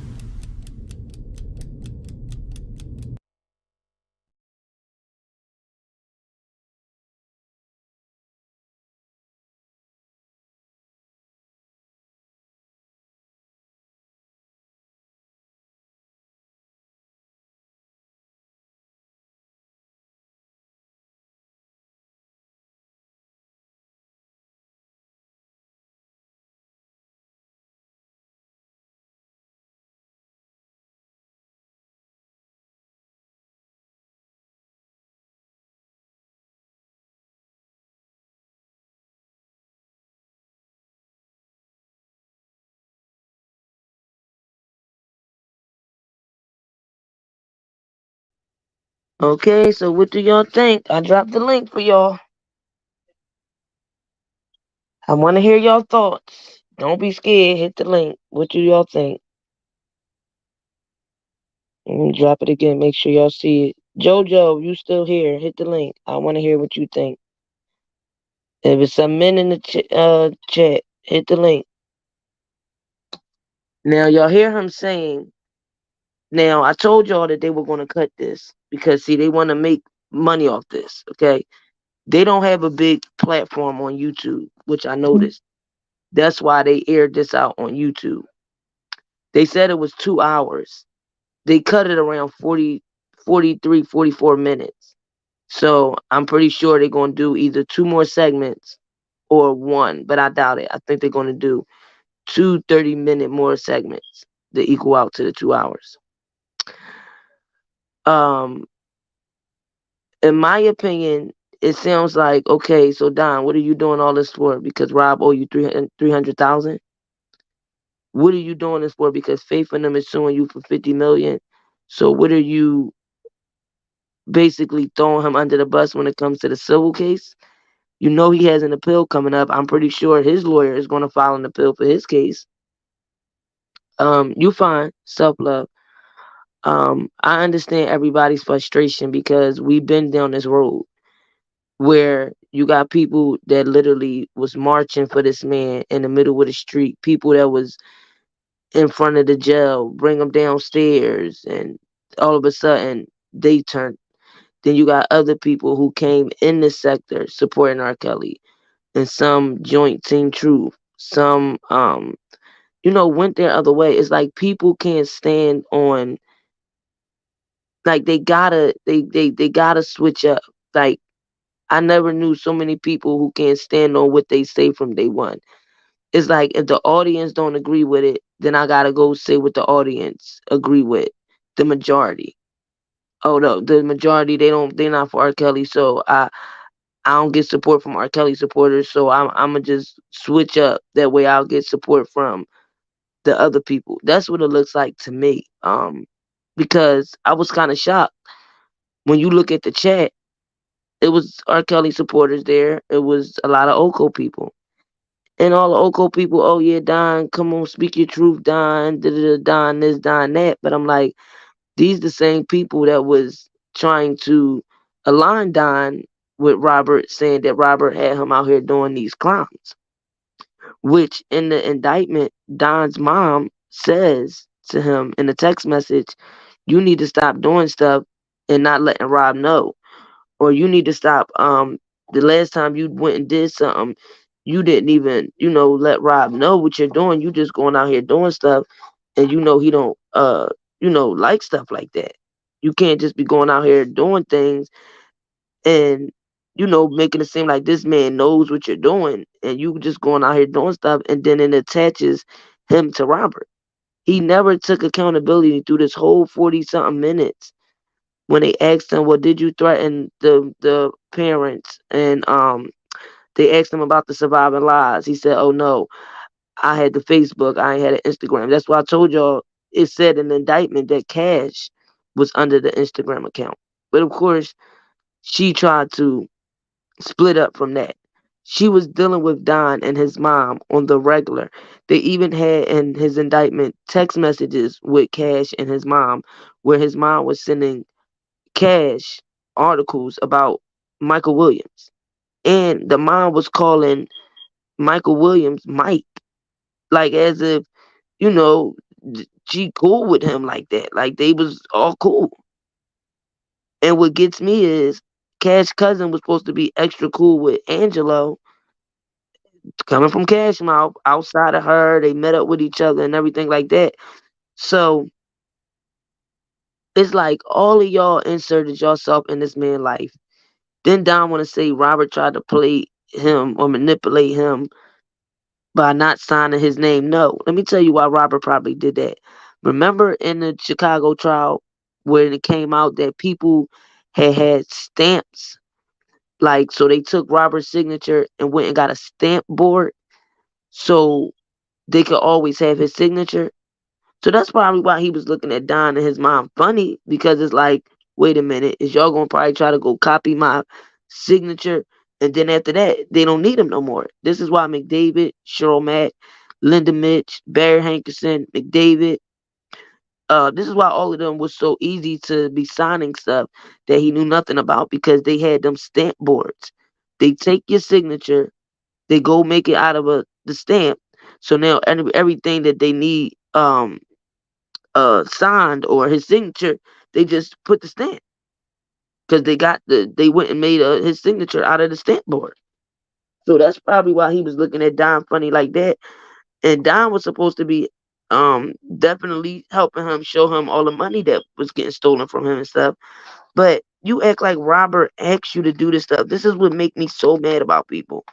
This man ain't asked nobody to interfere in this. And you come because you had an agenda. He said if Robert would have dropped the 2 albums and all of his supporters would have came to Indie Built, by the end they would have at least made over $16 million. So that's not helping a friend. That's oh, I'm a put something up, but this I'm gonna invest in him. You was expecting to get something out of it. And Robert ain't tell you to go start calling the Clarys. Robert ain't tell you to go call the Savages. Robert ain't tell you to go call the Rogers. He ain't even talk to these people. That man was just sitting in jail, and all of this was going on while he in jail. So, Don, you have to take responsibility. And your major thing is, oh, I thought I was helping a friend and all this. But you decided to do these things on your own. Your mom, when y'all called yourself helping Robert with his taxes, and came to find out that her the notary, I think the thing was expired. So everything they claimed they was doing for Robert for the IRS, all of that was void because her notary was stuff, her business stuff was expired. So that's false documents. And then Don was saying he was a sovereign citizen, and that's why you hear him talking about the entities and that's a contract. And but this man was basically Don had uh was able to get in this man portfolio. So for some artists, that's like where all your contracts is at. That's how Don was able to see that Cheryl Mack had royalties coming to her, how McDavid had money coming to him. And like he said, how you got accusers who's getting money and then they cousins and they related and they friends. And now this family member, they about to get a settlement. And then this cousin then put this cousin on. So now they about to get money. But nobody sees something wrong with that. But y'all want to call these females victims, but they settled for money.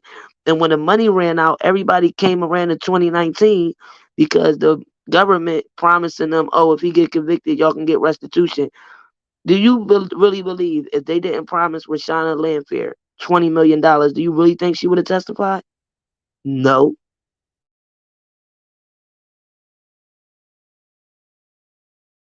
I heard the other day the lady Truth, which I wish that lady stopped lying. I really do. I watched that lady come on YouTube since the first day she came here. And she was at work one day and it was real late and she was on live traveling on the train just to go show the people on her live where Robert was in jail at. It was like 3 something in the morning. So I'm out here looking for his supporters and stuff because 2 days before that it was a rally. But you really got off work at 2 something in the morning, took a train all the way down to show people where the Cook County federal prison that he was at and was outside with the camera, like, look, yeah, this is where Rkelly is at, and went and stood in front of the courthouse. I mean, she never knew Javante. She never knew Tiffany Hawkins. She's out here telling people, oh, what he did to my girlfriends and when we all was at Kenwood and all. That girl don't know Javante and Tiffany like that. But my thing to her is, oh, y'all always trying to make it seem like Robert, y'all always look for stuff in the females lying, but y'all never hold him accountable. Who's not holding this man accountable and this going on 5 years this man been in jail? Are you serious? And you still got women like Javante who still persists to keep his name in her mouth. I'm not understanding. Javante waited over decades to say now she's a victim. But nobody talks about why did these girls settle for money then going to go get justice if he really abused them and he really sexually assaulted them while they were minors. Why would you settle for money? Then when the money come out, now you want to come out and talk on surviving Rkelly. Now you want to testify in trials. And then to the ones that didn't get money, now they on the money hunt. If it was all about justice for Faith, why in the hell would her and her mom be suing Don Russell for $50 million? None of them was hurt at that Lifetime premiere. Y'all was in there fighting. Faith was going through Johnson phone to get Cash number. Oh, come back here because I think you got some stuff of me and I got pictures of you that I will send out to your dad and all this. Make it make sense. Everybody wants to talk about this, that, and the third. Y'all brought these women to him. He did not go looking for none of these people. Even down to everybody that want to say, oh, he was just supposed to be working with my daughter. She was supposed to be his protege. Oh, he was supposed to be working with her, teaching her to tour. And all. But none of y'all had money to bring to this man for music. None of y'all had money to bring to this man to mentor or to vocal lessons. Nothing. All y'all came to this man with no money, with y'all daughters, expecting this man to just get y'all daughters record deals, get y'all daughters in the industry with nothing. You can't do that with no other male artists. Ain't no other male artists just signing y'all daughters. For what? Because they cute? Because you think they pretty? What were y'all bringing to the table? Y'all daughters. And all of y'all heard about his accusations. And y'all still took y'all daughters to these concerts. Y'all still was all in pictures and smiling with him and everything else. Stop the bullcrap until you want to say the same claims everybody else is saying, but you still didn't avoid. You took your daughters to these concerts. Some of them left their daughters there to the next day, savages. Some of them, like Azriel, mother, persisted every since the concert. Oh, you ain't going to school. You gonna go hang out with R. Kelly. Faith Rogers, she was flying here, flying there, doing this to go see this man. Why they wanted to take Don Russell down with the text messages is because it's proven that Robert and Faith had a consensual adult relationship. She's texting him, hey, daddy. Oh, daddy, look what I'm wearing today. Oh, daddy, this, daddy, that. She's texting more than he is. Same thing with Rashonda Lanphier. Oh, can I see you? Oh, you should come to my job. Oh, can I come to the studio? Let's make a song together. He's not doing none of these texts. He responds here and there, but he's not blowing them up. They doing all the blowing up. And that's the sad part, because they tried to kick it to him like they loved him and they really liked him. And they all was coming in for one reason, to frame him. Be with him for a little bit of time, try to go have sex with him, and then wait for a little bit. Oh, now I'm suing. He did to me what they've been saying he been doing out here. Like, come on. They all researched this man. They knew what it was. And they used that to later on do the same thing every other female is doing. So, Don Russell said a lot in this interview. But I'm going to take y'all back. Okay? And we're going to listen, because like I tell y'all, people say, oh, it's no point in re-listening to this and listen. Yes, it is. Because if you're telling the truth, then you don't got to switch your words up. You're going to say the same thing every time. Period. So let's listen to Don Russell. Then y'all heard what he said with this interview. Then let's listen what he was saying from the beginning when he came out here. Because from the beginning, he was saying, let's go overseas to sell Robert's music. That Rob had all these fans overseas, and since he was blackballed over here, the music can sell overseas.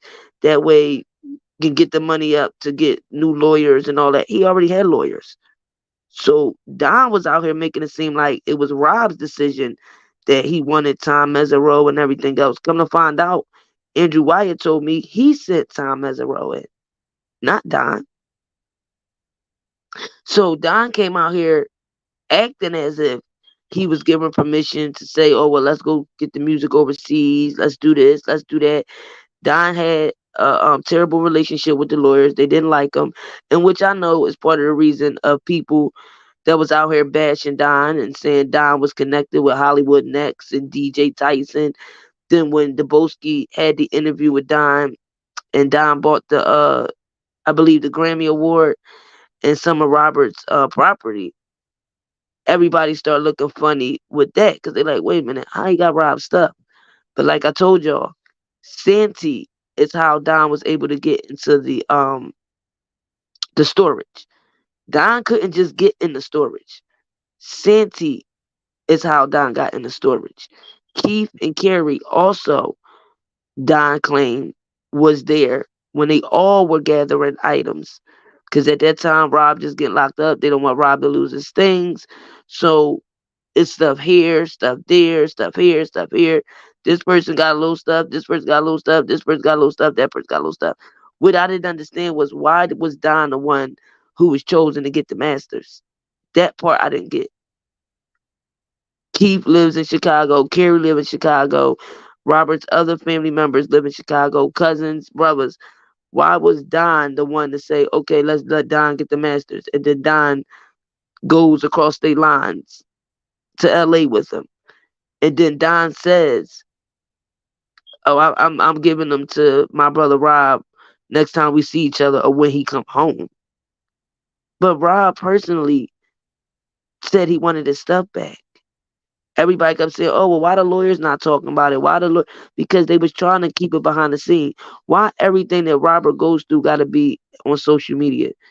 This is the king of R&B. And it's sad that all of his business is so publicized now that even when he was telling Don to send the stuff back, and so they didn't have to go, start pressing charges, getting police in it, Don kept saying, oh, well, he didn't tell me. Oh, I ain't listening to nobody because he didn't say this and he didn't tell me this. It didn't matter. Once the closest people to him told you, that was it. But when he went to Choke, somebody contacted Choke. Choke told him, no, Rob said he do want to step back.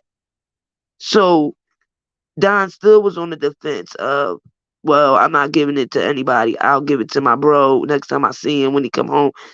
This man got 30 years. Why are you trying to keep his stuff? And when I did the interview with Don's sister, and shout out to her because we had a very good interview.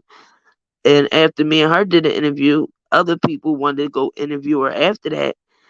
And my thing with me and her interview wasn't to bash her, wasn't to bash Don, because I wasn't there for their family stuff that they were going through. I wanted to hear the stuff about how he met Robert, the whole Will situation. She has a lot of anger against her mother, which is Don's mom. She claimed that Don's mom spools Don. It cares about him more than her daughter. She claimed her mom prosecuted her to men when she was young. I mean, the story is really, really bad. She said that Don put his hands on her multiple times. It's a lot of family stuff with them. Don's supposed to have 2 baby moms that he got pregnant at 16 years old. Both of the women supposed to have came out. The sister supposed to know them personally. I think Don came out here and said that he wasn't, or he didn't do some of the things that she said, so he took it to Texas Black Diamond. Only thing I didn't like about that was that Don's mom gave Texas Black Diamond pictures of Don's sister and her daughter and Will Edie. Texas Black Diamond didn't know why Don's sister was so frustrated the way she was, because that is her daughter, and Texas Black Diamond put up a picture with Will and her daughter. Now, Will and Don got this little beef. I don't know why it's so strong, because originally how Don came in the picture with Will was because they were looking for a gym. And Will's brother gave him a number and was like, well, call this person. They supposed to know somebody that can get us a gym, because the gym they were using was getting fixed or something like that. So when Will called the number, it's Don. But Will doesn't know at that point that it's Don. He don't know Don. Even though he was messing with Don's sister for 20 years, and Don's sister is Will's goddaughter, Will didn't know that Don was Don's sister, brother, and Don didn't know who Will was, and that he was messing with his sister. All of this came out 2020. So the relationship that Don's mom and her daughter have, I guess she wanted to shut her daughter up, so they gave these pictures to Texas Black Diamond. This is how his sister came out here and spoke. His sister said that a couple guys contacted her and told her that Don was around some area trying to sell Robert's music.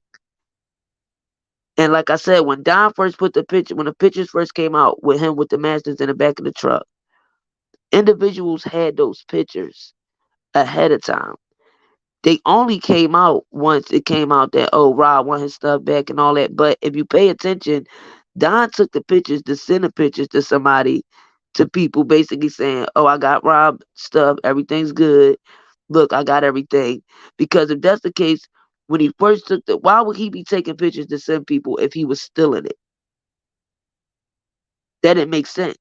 But once he got indicted, once everything came out, then people put out the pictures. Oh, see, look, Don do have his masters. He rode across LA with them.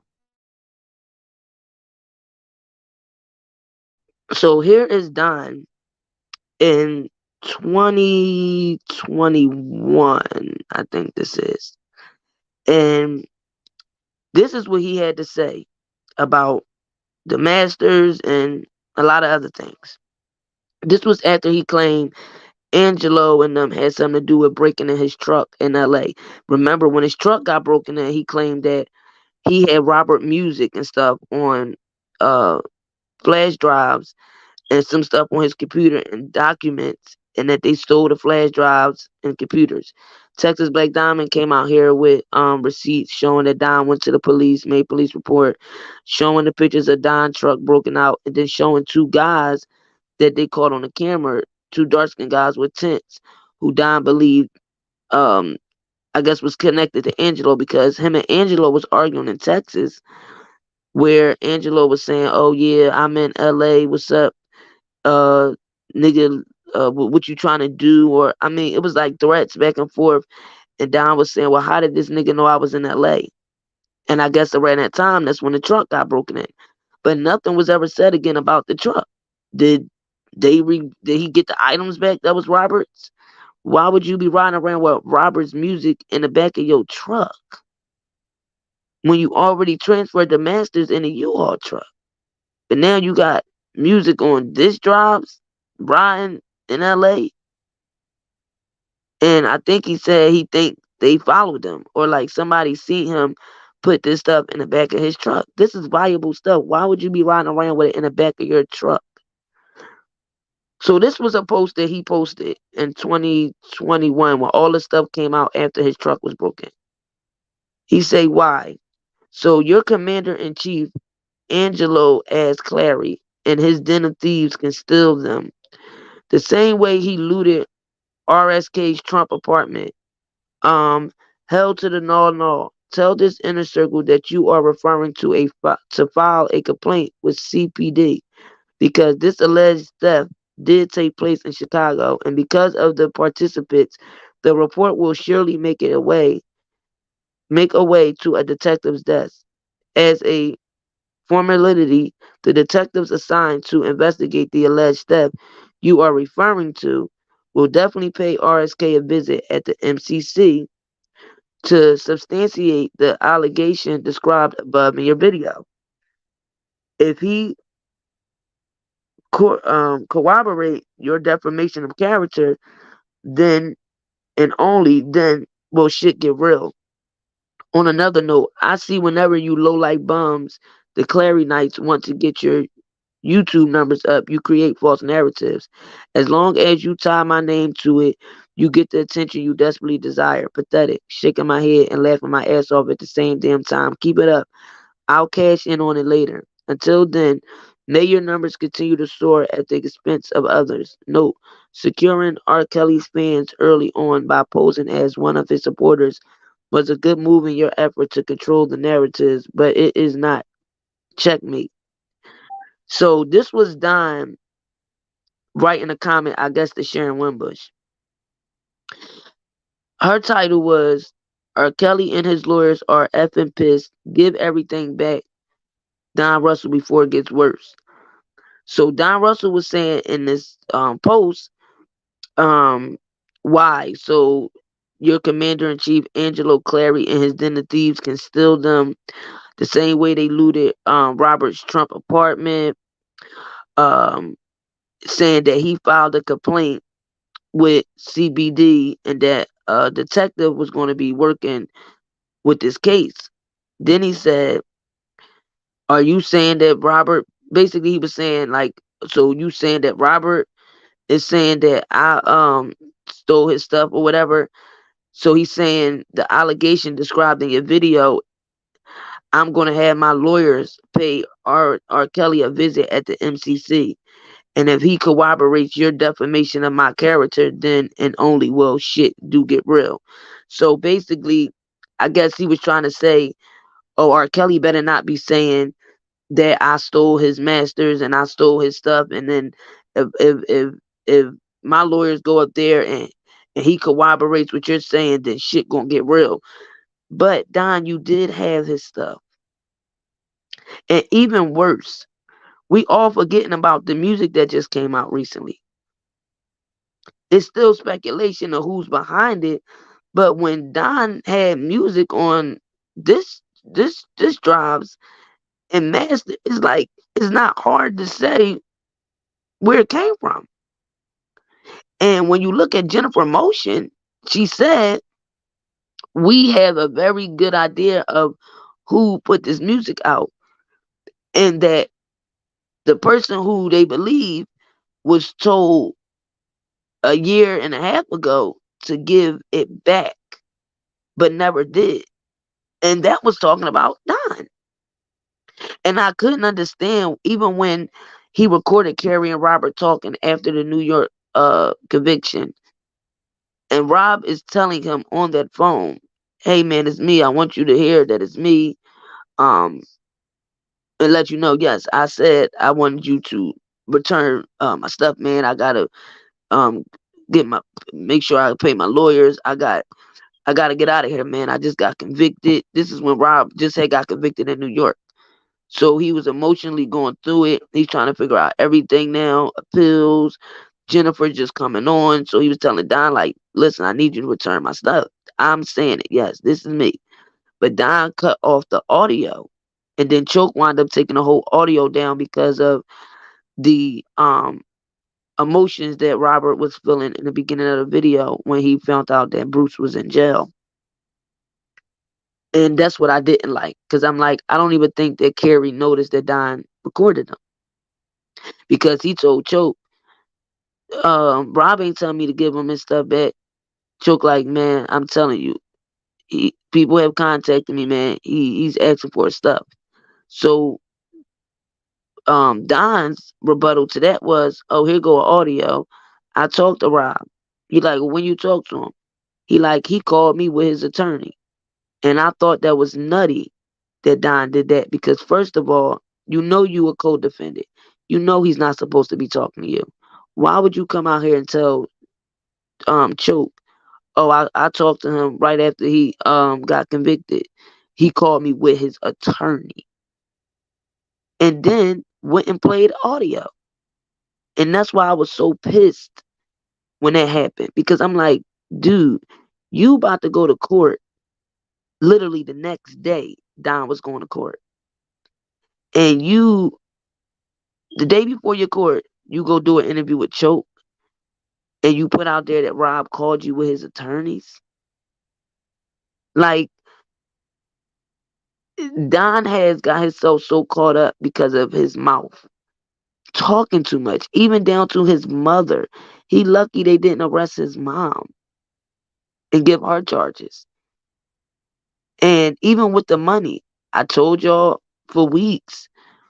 Yes, when Robert was waiting for his royalties, when he was behind on his rent, I told y'all. When the buses broke down, I told y'all all of that. So him telling that in the interview, I agree to that. But what I don't agree with is where you didn't tell the truth. When Angelo was out here talking trash, oh yeah, Don crybaby behind was crying because his cause RSK ain't giving him his money. He was out here crying. And Cash said on the audio that Don said, oh, we ain't messing with that nigga, F him. We ain't helping him no more nothing, because he ain't give my money. I got stuff to do. I gotta pay bills. I gotta do stuff with my mom and all this. That's how Larry and Angelo was out here talking about Don crying and stuff because Rob didn't give him his money. This is how I know that Don was pillow talking to Cash. because she start pillow talking to Angelo. And that's how Larry and them found out. Rob ain't go tell nobody that Don let him borrow some money. And guess what? Christmas. Y'all know how much Robert loved Christmas. So yeah, he went out, bought some things and decorations and gave out gifts to people. But Don got his money. Don got his money back that he let him borrow for the backed up the rent that Robert was trying to catch up on. That man ain't let Robert borrow no $300,000. And I won't put the amount out here because I'm not even going that far. But I'm just going to say, if I'm lying, Don, prove I'm lying. You got your money back. And that's what you tried to say in this interview when they asked you, well, did you ever get your money back? You said something like, no, but then you came back and said, but yeah, spontaneously or something like that. You said, no, you got your money back. The money you're talking about is money that you thought you was going to invest in him. Where you're saying we could have came up over 16 mil. He was supposed to put out 2 albums through our company, Indie Built. And where I'm confused at is if Indie Built was this company for young independent artists and new artists and old artists, where's all the rest of the artists? Why would you only counting on Robert to bring you over the mountain or above the mountain? If this company that you supposed to have rocking and all that in LA, and you named some pretty big people in the music industry, which one person, I don't understand how you named him because he was dead since like 2002. But you named him and said you was working with him, and I guess he was your mentor or whatever. So why would you be counting on Robert to build your platform if you supposed to have a platform for all independent artists? Why is Robert the only artist that's supposed to be bringing in some money for Indie Build? That don't make sense. You would have had other artists that you invested in that was bringing money in. You wouldn't have just been banking on just Robert building money for Indie Build. That means you must have just built the Indie Build, and around the time that you met up with Robert and he told you about his finances and what he was going through, you planned on using Robert to build Indie Build. Indie Build wasn't rocking on its own with other artists. Because you wouldn't have just put all your eggs in one basket to just worry about Robert investing in him, bringing money in Indie Build. Where's everybody else? That doesn't make any sense. No other artists. And he did try to say he was working with other artists in LA and everything, but I'm not understanding Robert's situation. All of a sudden, you only so focused on Robert, and you even said in a business day, Robert is busy, busy, busy. You only got like one little business meeting or something, and you're free. But he's like booked up 8 different things a day. Why wasn't you booked up with other artists? Why was it that you totally just put all your eggs in one basket and just thought, oh, Robert gonna be the one to build this company up? That's what it looks like to me. Yeah, you might have had the LLC already, but I think that you expected Robert to build up your company, and then you was going to shoot from there. Where's the other artists that can come forward and say that, you know, it was a success with working with Indie Build and what Indie Build did for their career? It doesn't make any sense.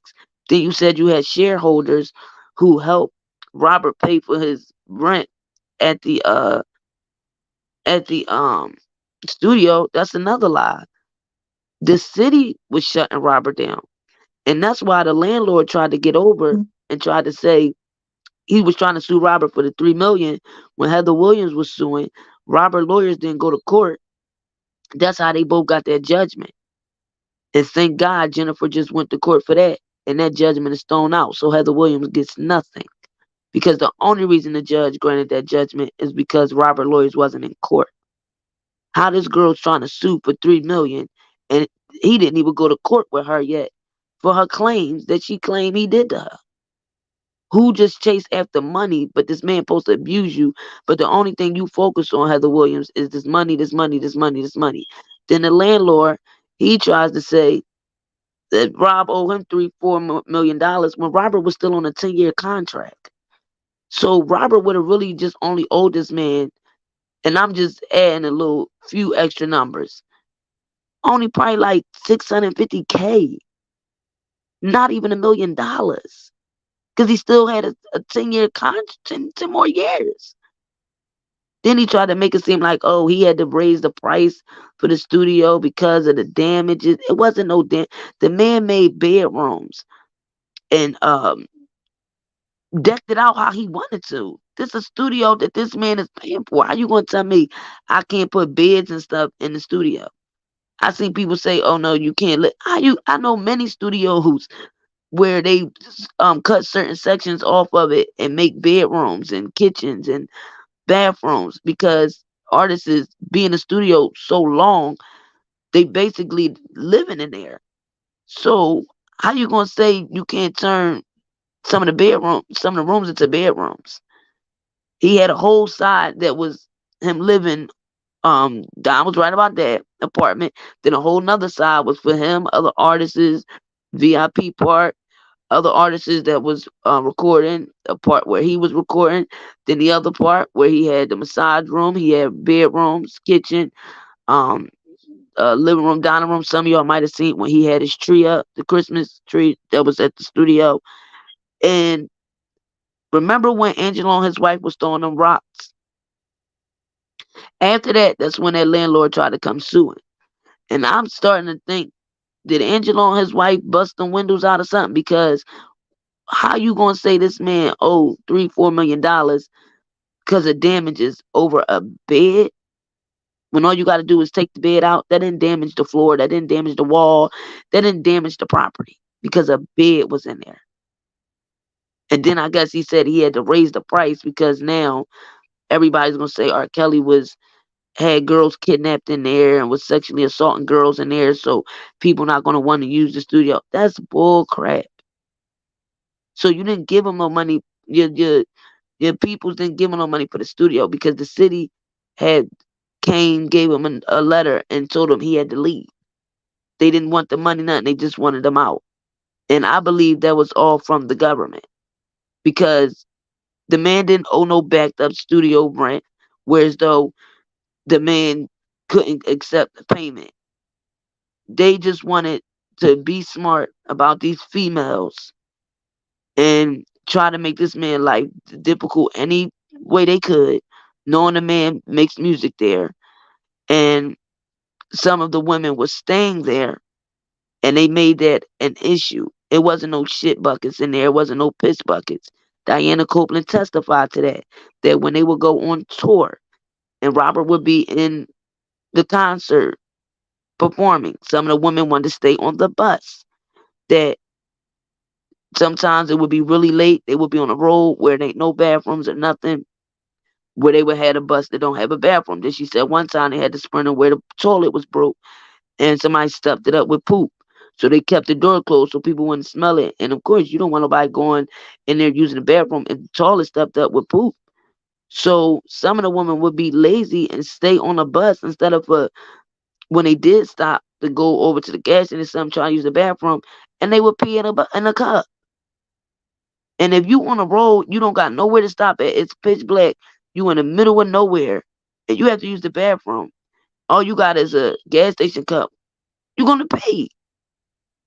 You don't have nowhere else to pee. You ain't about to go outside in the middle of the road, dark as hell, and go pee and a deer or something pop out on you. So that's not far-fetched. But these women were not just laying around with piss buckets and piss buckets of shit. When you read Azriel's text messages, the girl was getting 5-star meals, room service, 5-star restaurant. I mean, she had options.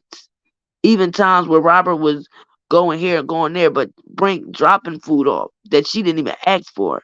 He just assumed, she might be hungry, and was bringing food there. Always had cell phone. Even when she wanted to go to the mall or they wanted to go shopping, the Uber picking them right up from out the door, dropping them right back off in front of the door. They even had Uber accounts and stuff directed where they didn't have to do nothing. Uber Eats accounts, Uber accounts. Then you get in a flight. This man riding a Sprinter. So Don wants to say he fixed the Sprinter buses up. Now, one of the Sprinter buses was supposed to be having issues. But if you're a friend, then that's what friends do. Your friend trying to go perform and get on the road, and there's something wrong with the bus, and you can help at that point. That's what you do. But you were thinking bigger, and this is what's showing that you wasn't doing it from your heart. How you gonna say you was expecting to get at least 16 million? That's crazy to me. But you up here explaining to him how many people stole. And this is what Robert said. People will come to him, tell him how this person stole millions and this person stole, that person stole. But then they will come in, ask for a position, and next thing you know, they start stealing in the same way they talked about the other person. And then Don was walking around with all of Robert's information from all the stuff he had looked up. That's when he was going on people's lives with all the paperwork. Rob ain't telling him to do that. He did that. He wanted to be the spotlight. He wanted to be the muscle friend that jumping in the front line for his friend. He wanted that title. Robert didn't tell him to take that title. Bruce was in jail, but Bruce came home. And even the incident with him and Bruce, tell the truth why Bruce really got upset. Because he seen his brother's stuff in your house. Why would you be having Robert's pictures of his family and his kids and stuff? Then you had his jewelry because you gave Carrie one of Robert's watches. You can't say if Rob wanted to give him that watch or not. Like, even when it was time when Robert got arrested and you, Keith, and Carrie were taking different things and stuff, why the hell was his jewelry and his family pictures and all that took into your house? That's the part I didn't get. Because even with the feds searching the storage, all of his stuff still remains. The man's still paying the storage fee. The man ain't just had that in there. He had furniture in there, cars in there, clothes. And it makes me think, like, I hope that y'all ain't swiped this man out of his damn clothes and shit. Because Azriel did. And even when you saying that Angelo robbed him out of his house, yeah, he did. Even Larry admitted that. But see, they don't want to go back and talk about that stuff. And then the Savages was recording up in his house after the fight that evening. All of them was wrong for that. The Savages didn't have no permission being up in there. Shabazz didn't either. And I'm starting to think Shabazz had something to do with some of the stealing too. But all of y'all act like you so for him, he didn't do this ain't happened, this ain't happened. But then as soon as you get a chance to switch up, you should have just worked with the government from the beginning. They kept begging you down to take a plea. They kept begging you to work with them. I seen it. I attended your court dates. I attended your trial, and I told the truth that you turned down many plea deals. You fired many lawyers. And I said, when you called out the case, calling it corruption and all that, I was surprised that you did that in the court and told the judge that this whole case, the whole thing about Rkelly was a corruption. But I didn't know your last lawyer was also working with the prosecutors. I know the lawyer before that you fired in court. But you're saying that even the last lawyer, I didn't know you had a PD. See, you was out here talking like you had all of these businesses and you were so wealthy before running into Robert. Because it seems like to me, you wasn't really doing that good when you ran into Robert. Because it doesn't make any sense. If you was doing so good with these businesses, you claim you was out LA, you own Roscoe and Jink Chicken and Waffles is a family business. Some people saying it ain't your family member, it's somebody you know. You ran from the plug out of Chicago, you owed $30,000. That's why you ran to LA. I don't know, allegedly. But you claim you was running this Roscoe and chicken business and doing all these things before you caught up with Robert. Where's all that money? Why, when it come to Robert, it's like you went broke and all of this court stuff made you go broke? How? You had a public defender. And when you got arrested, you got out that same day. Robert never got a bond. And you got your bond back. See, y'all don't talk about that. This man been in jail since July of 2019. Ain't never get a bond. Ain't never get out. You been out your whole time since you've been charged. You went in that one day to turn yourself in. You put up the bond, and you even got your bond back. I don't know how that was possible, but it was. So you didn't pay for a lawyer like Robert paid for all of these things. Now, one of his lawyers was a public defender. He paid for every single lawyer that this man had. Greenberg, Tom Fernella, Doug Anton, Cole Blinkbecker, Koenig. Well, yeah, at the end, Robert paid Koenig off. But at the beginning, shout out to the good supporters. Koenig and Scholar were chosen through supporters. And then Robert had to pay I said Nicole, yeah, Greenberg and the other lawyer, Michael. So this man is the one who is going through it the most.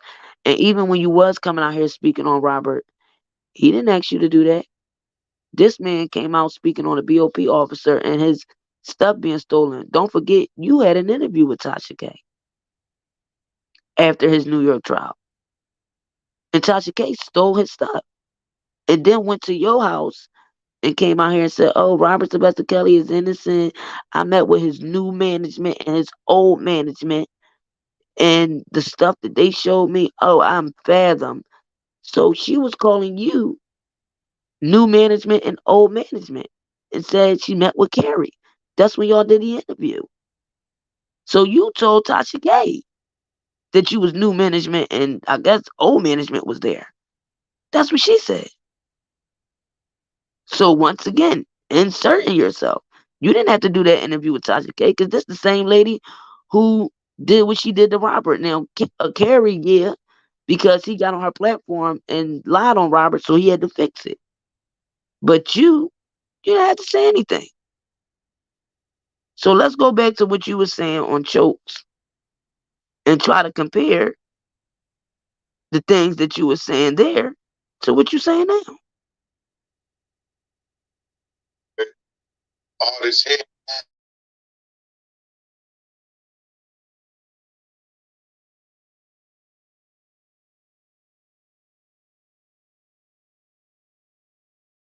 Not gonna push that kind of music, the kind of music that's killing a lot of communities, but they still continue to do that. And listen very carefully. To me, we have to find a way away from that because they put the swords and the knives and the guns in our hands, and then they program us to hate each other.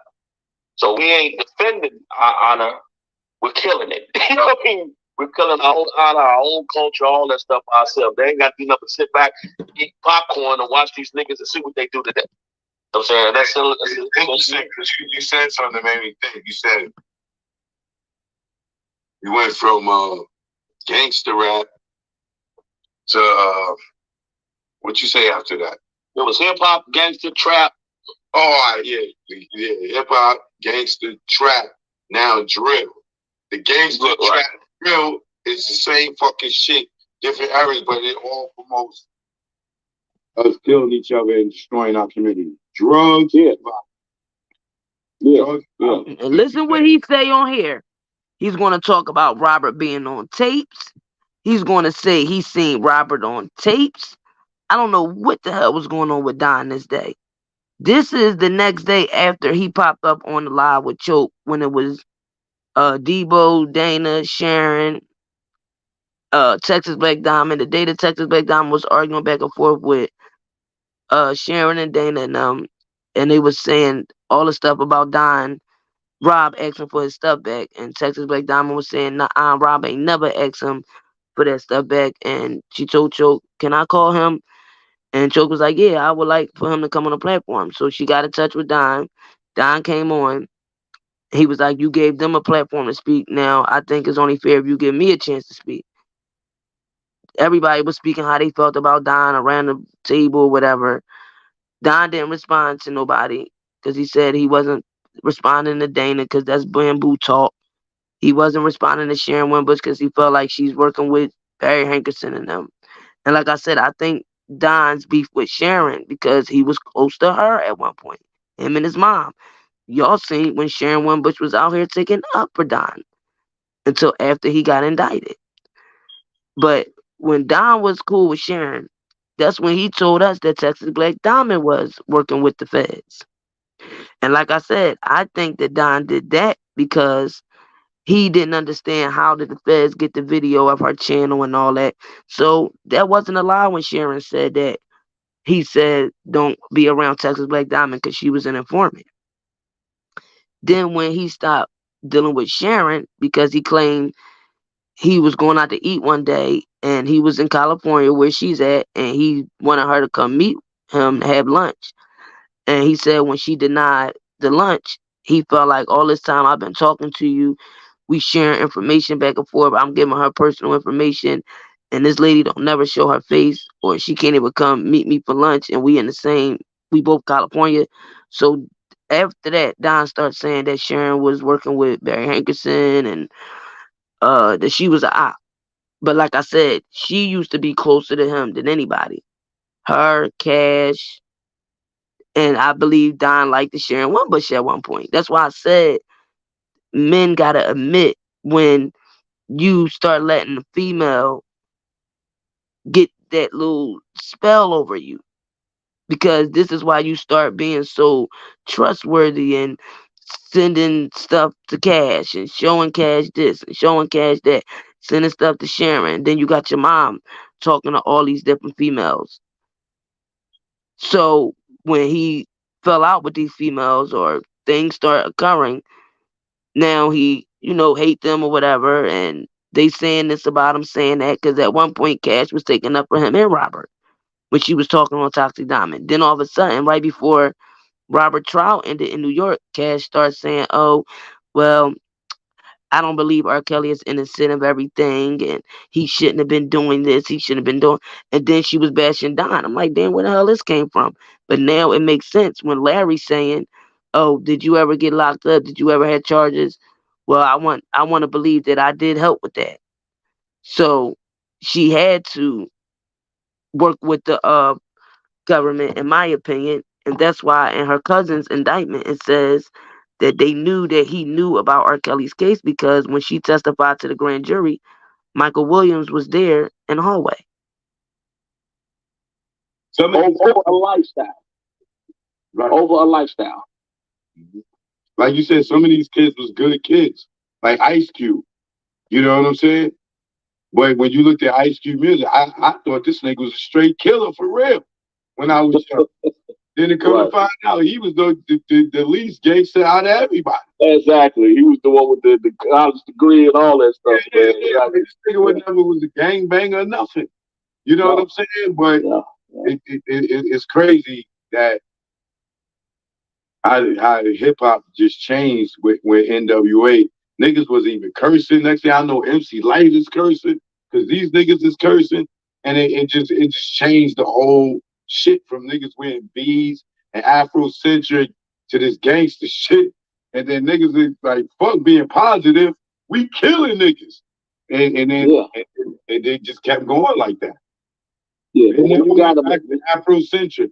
It never went back to uplifted. It went from, like you said, gangster, trap, drill. Stop lying. Let me tell you, all that stuff that she says about Chicago is bullshit.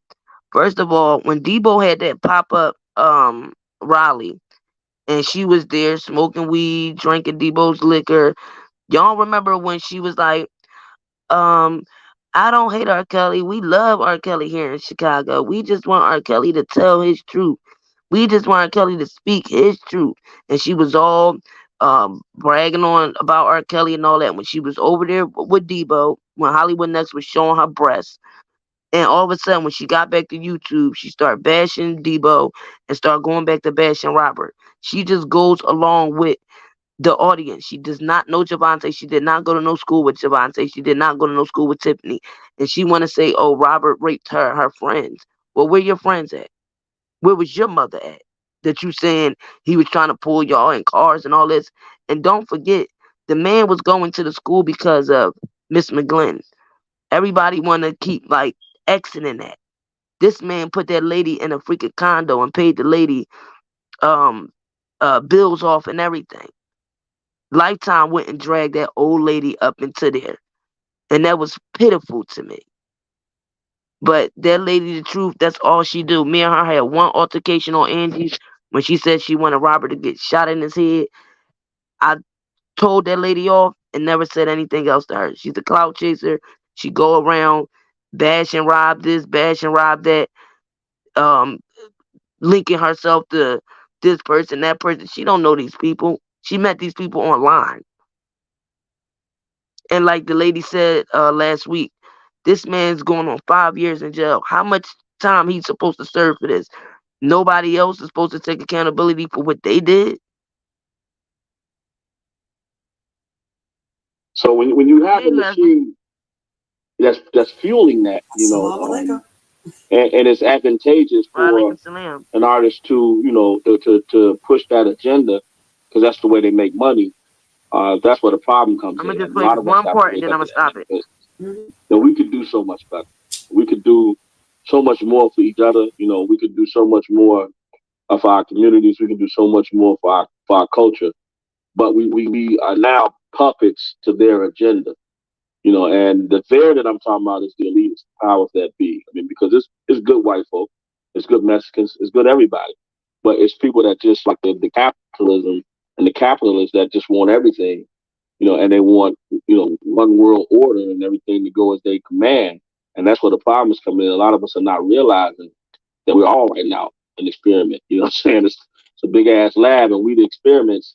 And I talk about this to some of the elderly guys that I hang around with that's really seen this world go from one, you know, type to another, and they all are just they are baffled. Like, when is this going?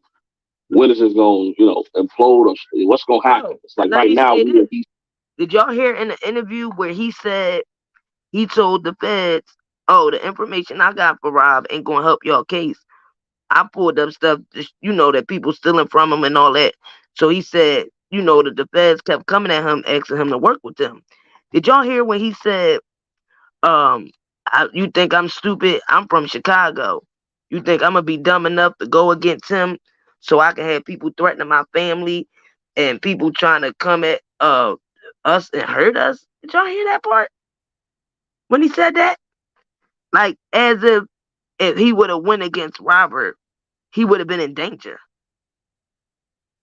I know where I'm from.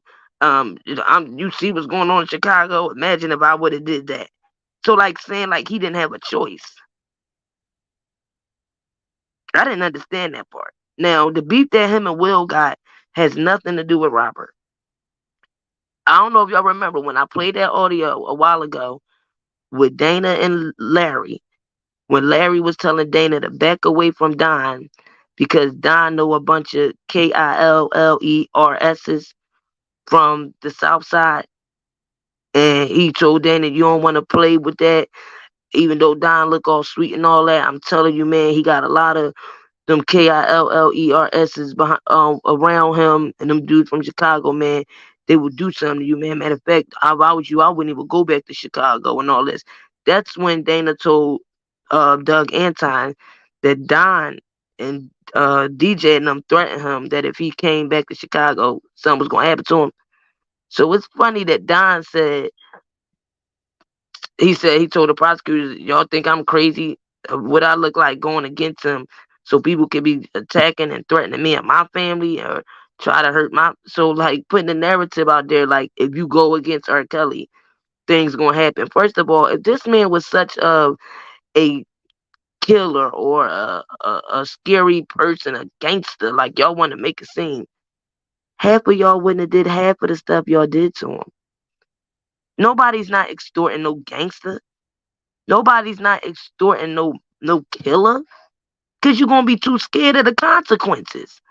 But the way y'all come out here and defame this man, steal from this man, extort this, I mean, over and over and over. That just shows that Robert's soft. That's why y'all was able to do it. Y'all knew he wasn't going to do nothing in return. Because he's more of a lover than a fighter. So to say that you wouldn't go against him, you know, like man. See again. That's what it feels like. We before Christ, because he definitely coming. So, we got to be living in the day we see again. So, that's it, man. But I know and I have faith that something is gonna change this. I know and have faith because it's damn near as bad as any of us have seen it. You know what I mean? With the deaths that's going on, it's like Beirut over here. The city, Chicago, somebody's dying every day. They ain't dying like that over where they strap bombs on their ass and blow shit up the way they dying over here. I mean, you know what I mean? And when you go over there, that's different than them. I mean, they ain't like us killing them. They killing each other over there. You don't believe in the God that I believe in, blowing shit up. It's just crazy. Huh? No, I sneezed. My bad. Yeah, I understand how how Obama came into the office for 8 years, and none of the violence in Chicago even seemed like it even slowed down a little bit. It got worse. I mean, listen, Obama making it into office, to me, my opinion, is profound enough to have one of us in there. Right. I can't sit back and say what he's done for us outside of that. And maybe I'm not in tune with politics enough to know. And I would love for somebody to educate me on it. But, everything that they did, with the next, people who took office, the next administration that took office, it kind of wiped it out. You know what I mean? What all Obama meant, it's like if Trump can get to office, it really didn't mean much if Obama got it, so it is what it is, man. Chicago is in the dark. It's always in the dark place, but it's also full of a lot of love and spirit, man. But somehow we got to find this way through these deep ass clouds that's surrounding it, that's overhead. So I have faith that something will happen. I don't know what it's going to be, but something dramatic will happen, and then us as a people will bond together and stop this shit. I mean, just enough. So, but it's going to take something big because there's too many things that are programming us right now. The music, the drugs, the lifestyle that we're searching for, everything, So the families being separated, they get more people right now. He's going to talk about rap music. And I'm hoping that Farrakhan hear my cry because last time it was just. Then don't forget. Remember, Larry came out here and called Farrakhan a rapist. Remember, Larry came out here and called Farrakhan a pedophile. And said that he ain't never do nothing for no Chicago. He just like Rkelly. All the Muslims, they pedophiles. And Louis Farrakhan was one of the biggest rapists. Y'all remember that? I know a lot of y'all remember that because I still got the audio. Because somebody asked me last week, somebody told me that Larry said something about Farrakhan. Yes, he did. I don't know if he was drunk. I don't care. He shouldn't have never came out his mouth and said it. But Larry came out here and accused Farrakhan of being a rapist, and all Muslims have said that they never do nothing for Chicago. He just like Rkelly, F him. He do more for Chicago than Farrakhan. Yeah, dude's crazy. Okay, and that little mark that he made out his mouth, that's the only reason I don't play the audio, because you never know who's watching you, and to make a claim like that about a man like that. You gotta have balls. Niggas was getting killed. And it wasn't even this bad because many artists didn't get killed. You're not playing it for a reason. Is it not the truth? No, only reason I'm not playing it is because majority of the people that follow me are Muslim. A lot of my Muslim family and a lot of my Muslim family that live in Chicago, and that goes to the center where Farrakhan and the brothers be at. So for him to say something like that, and then he marked all Muslims, and they was over there saying Muhammad was a pedophile. So that's why I say these people. He said Muhammad. I'm not the prophet. Yes, he did. Yes, he did, honey. That dude came out of his mouth and said that. Yes, he did. So that's why I said these people, the things that they say are dangerous, and I don't know if he was sipping on the drink that night or what made him just come out and do that. I think it was because Farrakhan came out here and spoke on Robert and said that that's a blessed young man, and that young man has a what did Farrakhan say? Robert had he said something about that Robert had something and he was like, that young man is gifted, you know. And he said he told Barry Hankerson he just need a good team behind him. That was the problem. And when Will and Robert went to go see Farrakhan and Sister Khadijah, Farrakhan told Robert and Will that because Robert's uh his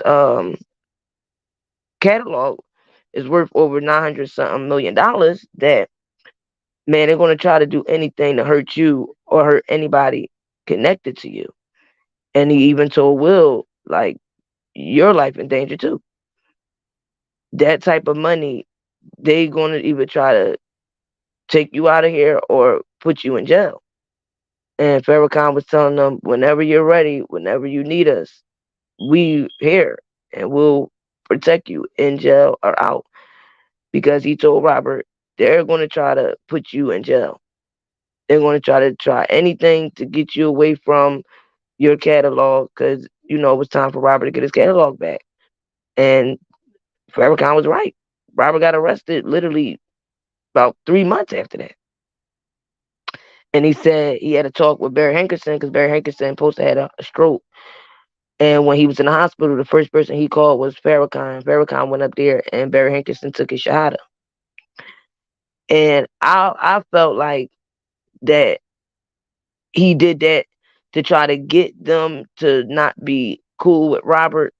But Farrakhan said he told Barry Hankerson, you know, Barry Hankerson is a friend of mine, and he said Robert Kelly is too. And he said, and he told Barry Hankerson, because he said Barry Hankerson is very mad with Robert, and he was saying, man, you know, no, man, I don't deal with that fool or whatever, whatever. And he said he was telling Barry Hankerson, man, that boy is gifted, and all he need is a good team behind him.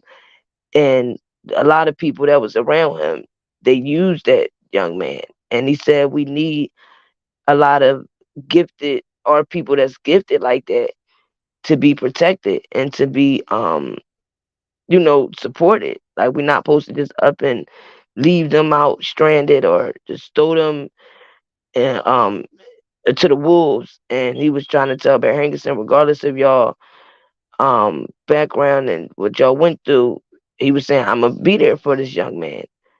And Mrs. Sister Khadijah, she also wanted to see Robert, and you know she loved that song, I Believe I Can Fly. So I thought it was so beautiful that when he did go see them, Will and Robert said it was an experience of their life that they never, ever, ever had. The way how everybody was so respectful to Farrakhan, and how they had to take their shoes off when they entered the house, and how when prayer came in, everybody just dropped the, you know, do prayer. And even they said meeting Sister Khadijah, it was just like something came through them. And when she passed, I thought it was a beautiful thing before Robert went to jail. Well, he didn't know he was going to go to jail, but he made a way to go see her because she also recommended to see him.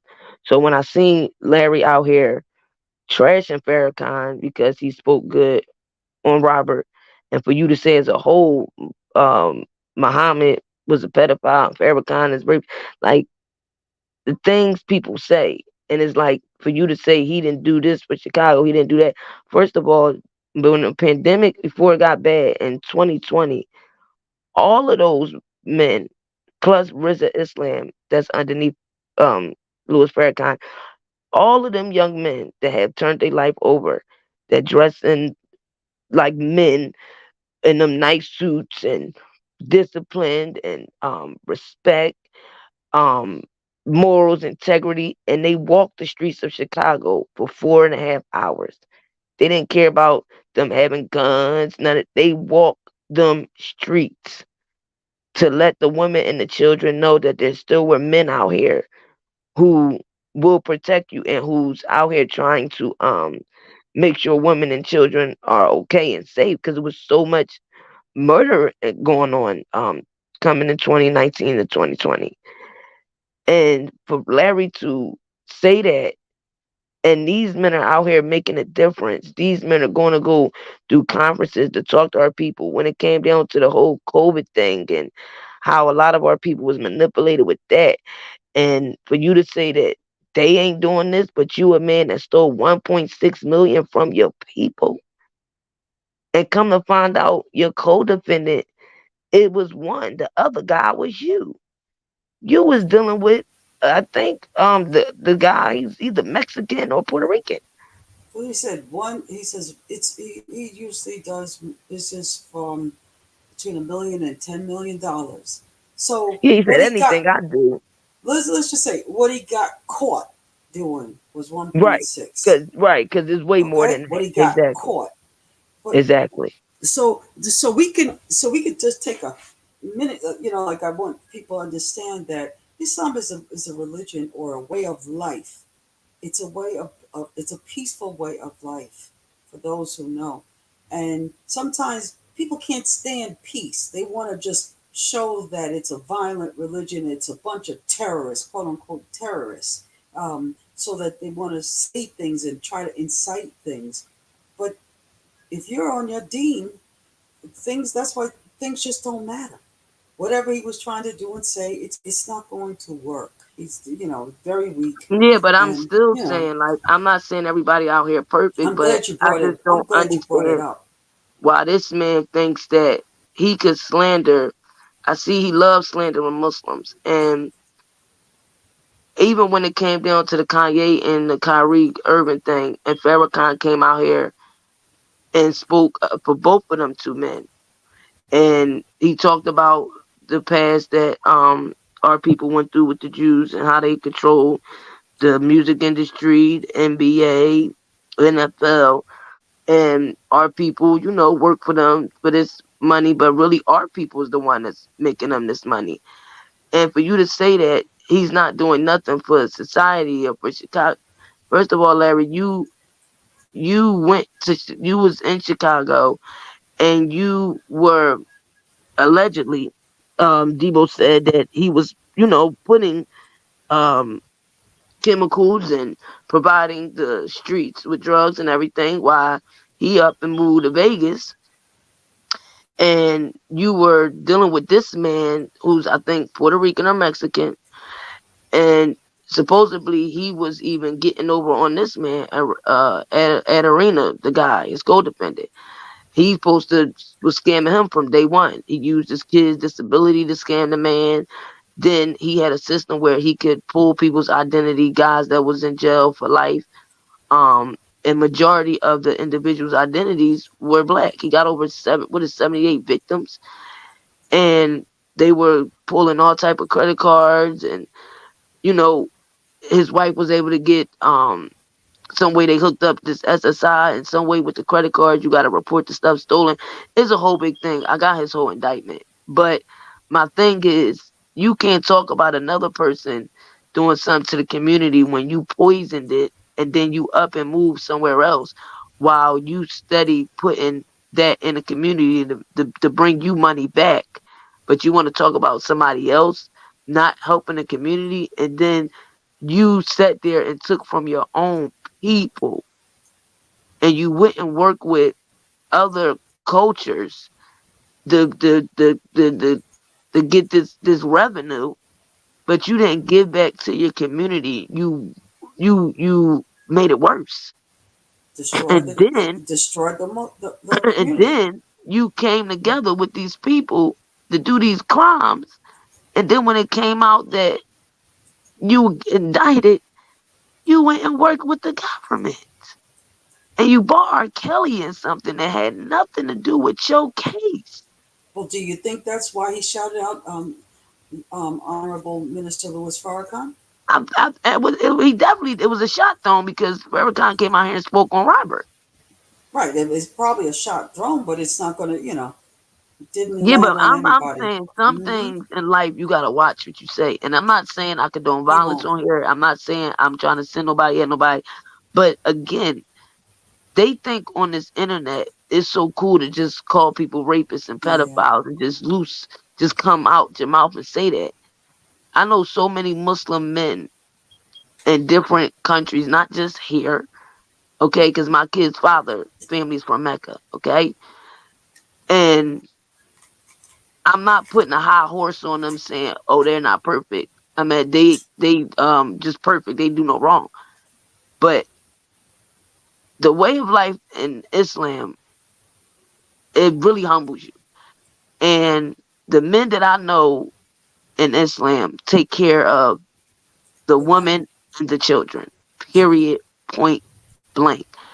I'm not saying Muslims out here are perfect. I'm saying from my experience, I don't know no man that I know that's Muslim that left their kids stranded or left the wife stranded or left the home stranded. All the men that I know, they are the ones providing. Some of them let their wife have a little business. Some of them, wife stays home, take care of the kids, cook. But all of those men that I know are stand-up men. And one thing I know for sure, and two things for certain, if they did commit a crime, like a crime that he did, they would not be bowing down to go work with the government to take everybody down like you didn't know what you were getting yourself into when you first started dealing with that stuff. But you want to make it seem like you on a high horse and you came out here from the beginning and said your mom and dad was on drugs in Chicago and they were selling drugs and you was getting, that's why he was getting the best sneakers. And then he was so fly because his mom and them was drug dealers, but then he had to move with his grandma in Alabama. And he said she only got like $130-some a month. And she had to take that little money to raise him and his, I think his sister or his cousins. And he lived in his little house. But he said his grandma was a great woman. She was into the church. She taught him morals, integrity, and things of that nature. But again, as much as she taught you, you still had that hustler mentality like your mother and your father in you.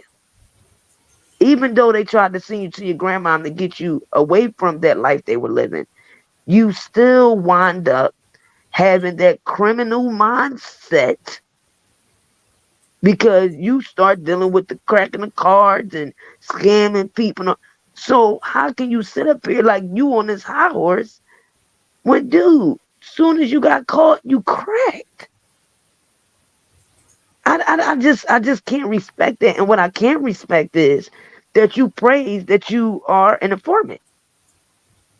I get that y'all make a lot of money because it blew my mind when I see the salary that informants make. But I don't know Muslim men like that. I know Muslim men to this day that did 30 and 40 on their head and gave the system every hour, minute, day, month, year of their time. And stood up like a man because they know what they did. They got themselves into. They didn't go talk about, oh, he did it, they did it. You know what the government said about him and his sentence? It blew my mind. They said that he helped their investigation so much that he saved them years of investigation. I was like, damn, how much he give them? They said years of them having to investigate with the stuff he gave them. And one thing the judge said was, because his lawyer tried to get him 0 time. The judge said, no, this case is too serious. He's going to get some time. He said, well, Your Honor, he helps. He gets the sex traffickers. And he won't be able to help the victims if he's in jail. The judge said, listen, this case is he's going to get something. I understand he helped the prosecutors. He said, but I want to let you know something. I feel bad for your family. He said, because you do know eventually people are going to find out that you worked with the government and that you were giving them stuff. He said, and by you now having to go away, he said, that's who I feel bad for, your family. So the judge was basically saying that in society, people don't praise a rat, especially when you came in with this criminal activity, knowing what you was doing. But it was cool to have all the money, the cool cars, getting your wife surgeries and bragging on Instagram that you live in a mansion and all of this, that, and the third. Don't even have a regular job. You're scamming your own people. But you want us to feel like Farrakhan is a rapist and Muslims is rapists and they don't do shit for Chicago. And what have you did? You look like you ran on a mousetrap. And personally, I think that you might have told on a whole lot of other people in Chicago. That's why you steady ran to go hide in another city.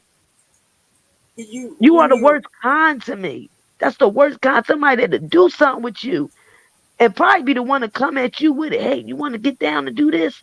And when it go down, be the first one to say, no, they did it.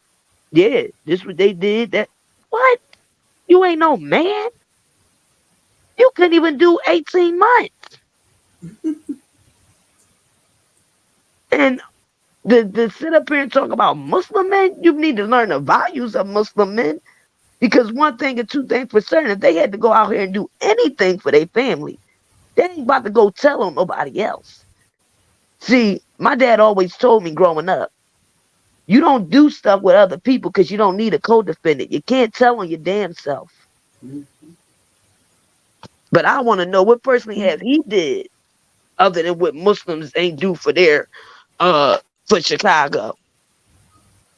Because when you got men like him that's still providing the city with drugs and everything else, because he's coming up off another way of money. So, I'm going to take this money and I'm going to provide this stuff here so I can double my money. That way they'll just send me that and I can just keep throwing this stuff in the hood and poison in the hood while I'm living over here. Jonathan McGill. Like I said, I ain't saying no Muslims is out here perfect, but I know darn well Farrakhan ain't no rapist. You know, those things, you know, as I say to you, as a Muslim sister, some of those conversations, some of those things that the men talk, let the men handle what they do. Okay?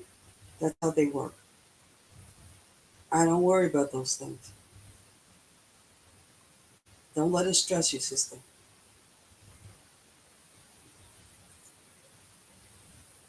We see there's one brother, Jonathan McGill, Ramadan Mubarak to you.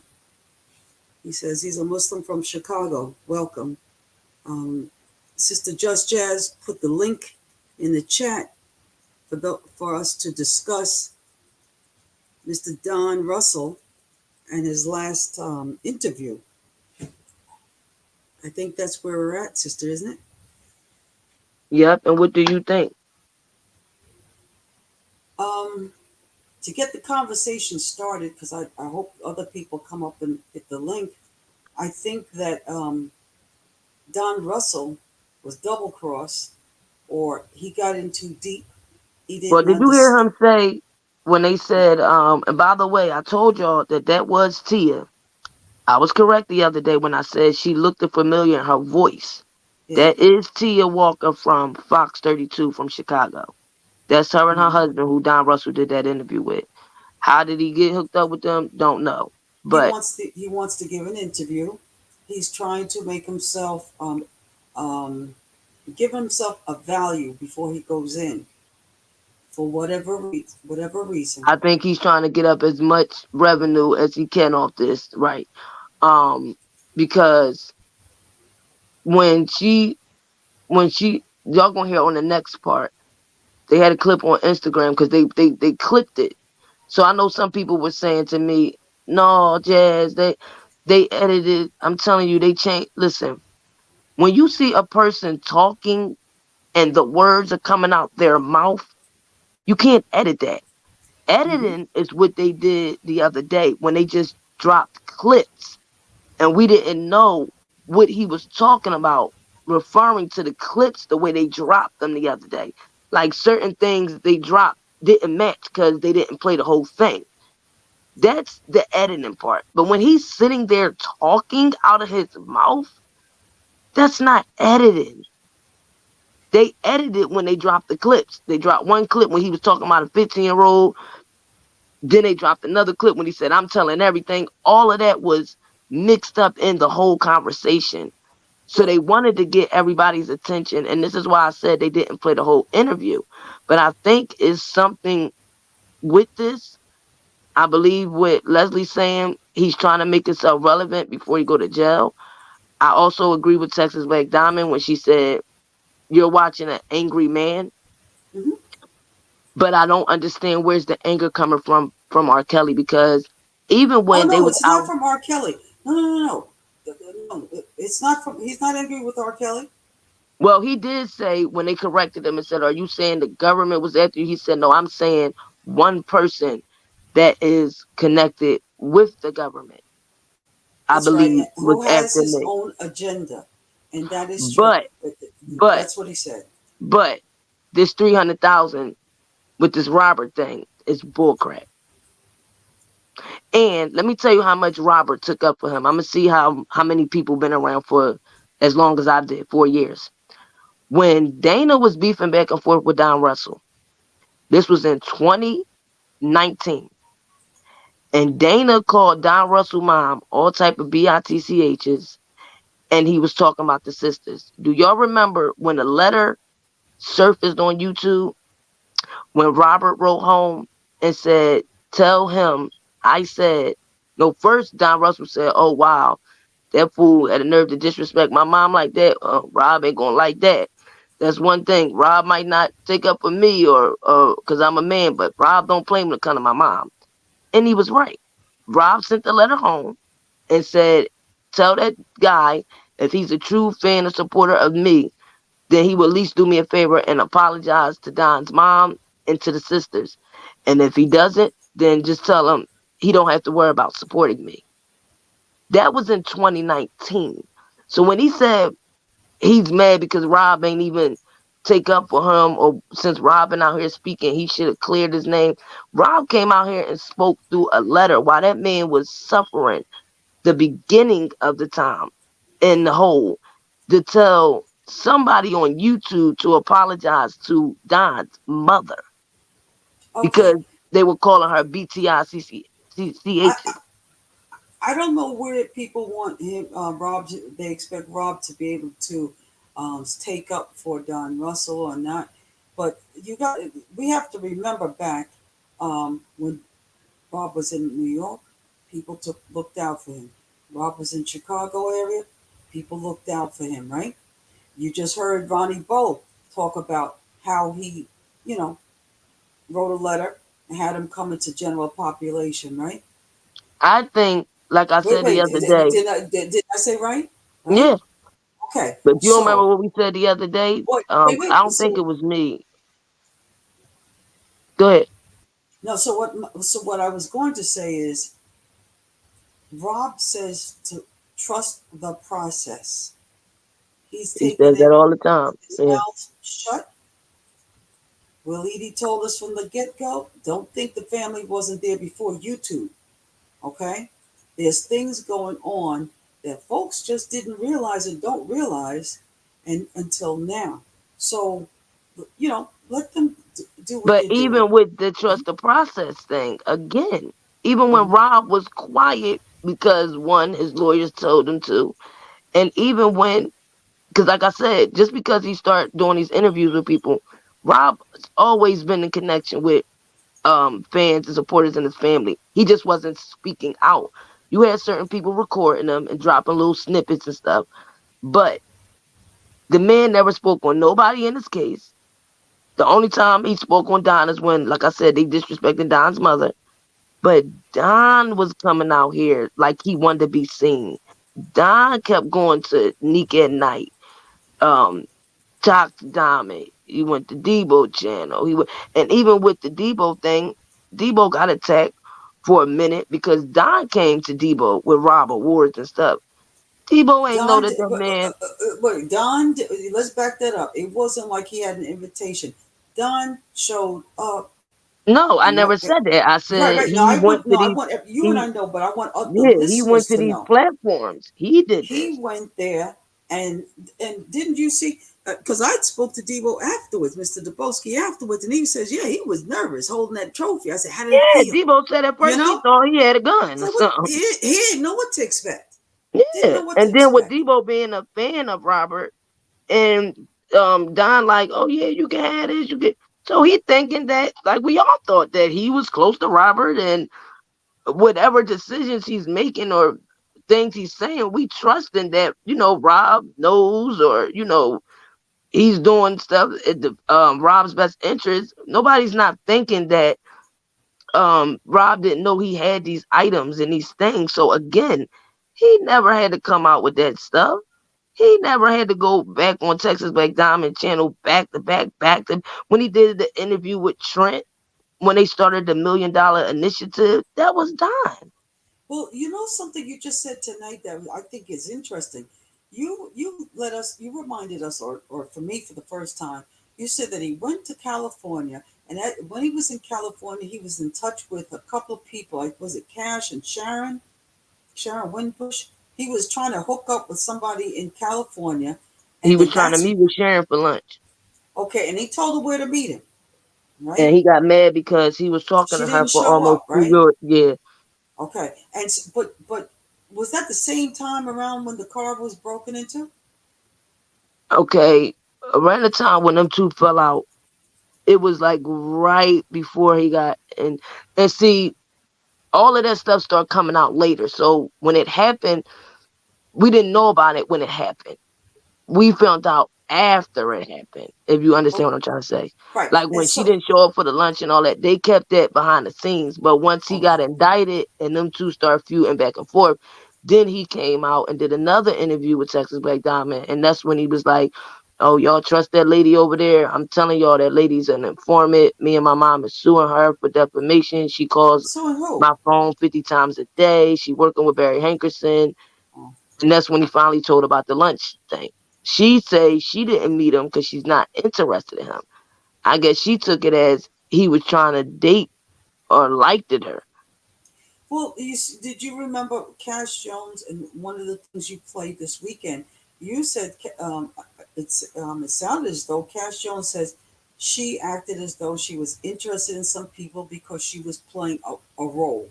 Now, Yeah, I've but heard some I other don't bloggers say understand the same thing. But I she was tried to say playing a she was role. playing the role of the journalist to try to get to Robert to get his side. But when she And they say that flirted. Don called her and told her he did it, the bomb threat, and I was playing him the whole time. He was thinking I was one place. I Does was that really make at my end. sense? That does not. That seems like you weren't an informant. Do That you don't think seem like somebody that's doing that to exactly? be a journalist. There is nobody who, if I light the fuse, you think I'm going to tell somebody? If I'm going to tell somebody, I'm going to call the newspaper. I'm not going to just tell one person. What's the point?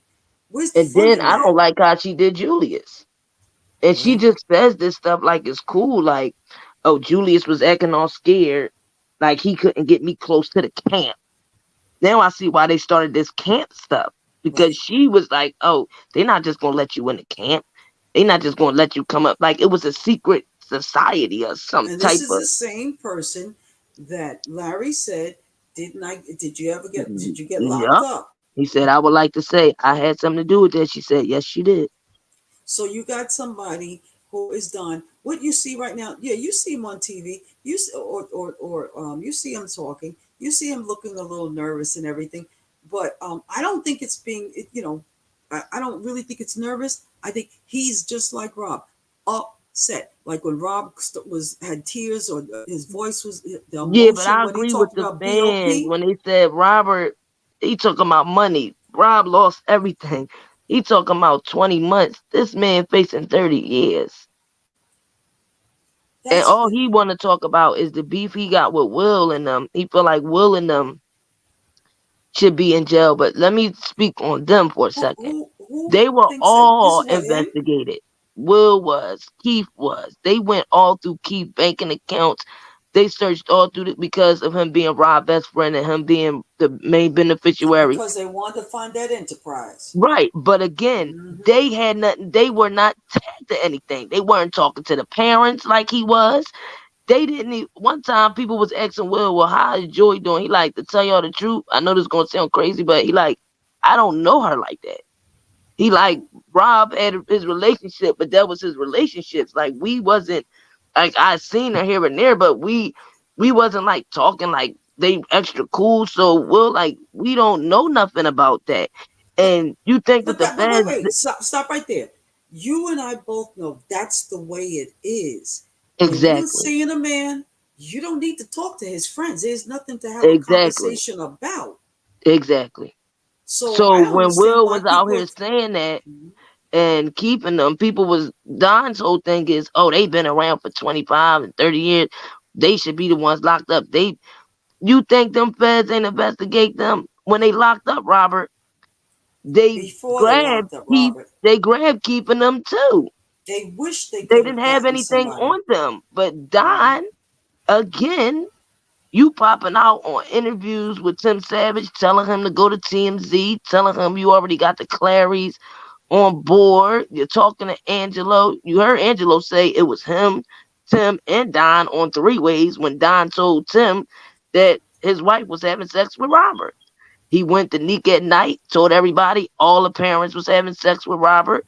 He did these things. Nobody told him to go do these interviews. Nobody told him to, even with the Cash stuff. He got too deep in with Cash to the point that Rob asked Cash, No. Wait. Cash pulled him in deep. He but he didn't just pulled her get in in deep. too. He pulled her in too. No, And no, I she witnessed pulled. that. I think she I pulled him. witnessed that in Chicago. They were When using one another. when I was in Chicago, because he started liking her. This is the thing with Don. At that time, I don't know what was going on with him and his girl, his fiance, because they ain't saying he married. But I know for a fact, at one point he was trying to get with Cash. At one point he was trying to get with Sharon. And he liked the Cash so much that her and his mother was talking every day, all day. He even shared his mother with these women. So his mother, being older, she don't know how to seal her tongue. So she was up there talking and doing all. They had the mother No. messages all up in the indictment. No. She created that monster. Come on now. That's what Their the mother, sister say. The sister mother say that the mother is created in all love that. with Don. That's her golden child. Yeah. You can't tell her nothing wrong. Don could do a million things wrong, and the mom gonna say he didn't do it. And Even when that's how some old school mothers are. The boys even when you always read got the over. letter that she wrote to Judge and Don, It that was a was good one. crazy. It was It was a like good one. 3 pages long, It was and a good one. basically the mother was saying that Don's going through this because he's too nice to people. And like I said, we were praising him for him standing up for Rob. We were. But then again, with the whole bomb threat thing, and this is what Don is forgetting. They had the records that pinged his mom's house phone. And when he called star 67, that's why they all run around here calling him star 67.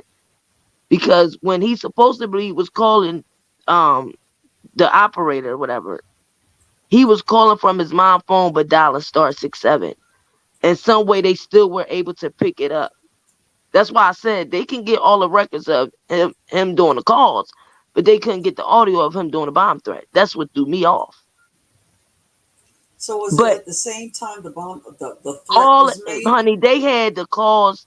They had all the calls that he was making with Cash and himself 2 days before the bomb threat. Then an hour after. That's why I said she's a liar. She was talking to this man up until it happened, after it happened, Texas afterwards, and all before that about the Surviving Lives channel, them sharing stuff together. She was behind that, and that's why he said on the show, oh yeah, Surviving Lives on Facebook, but he said I didn't have the Instagram because they said in an indictment, Cash was behind the channel too.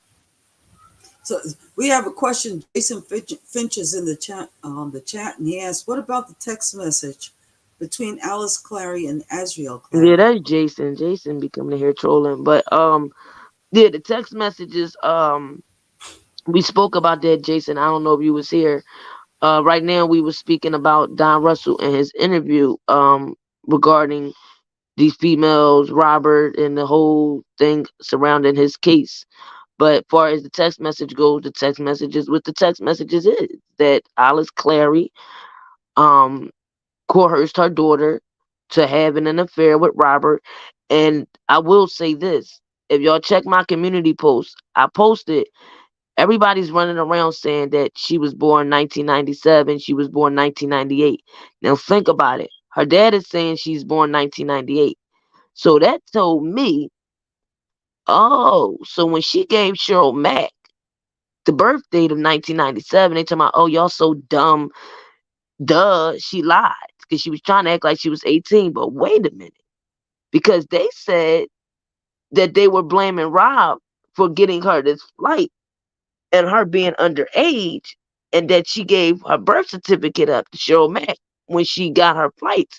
But now we know that was a lie, because if she told them 1997 and she's really supposed to be born 1998, she never gave a birth certificate. She just gave a birth date. And that's why Diana Copeland said when she checked the records, nobody was under 18. Because she gave them a birth date, which would have meant she was 18. So she never gave up a birth certificate. She just gave a birth date.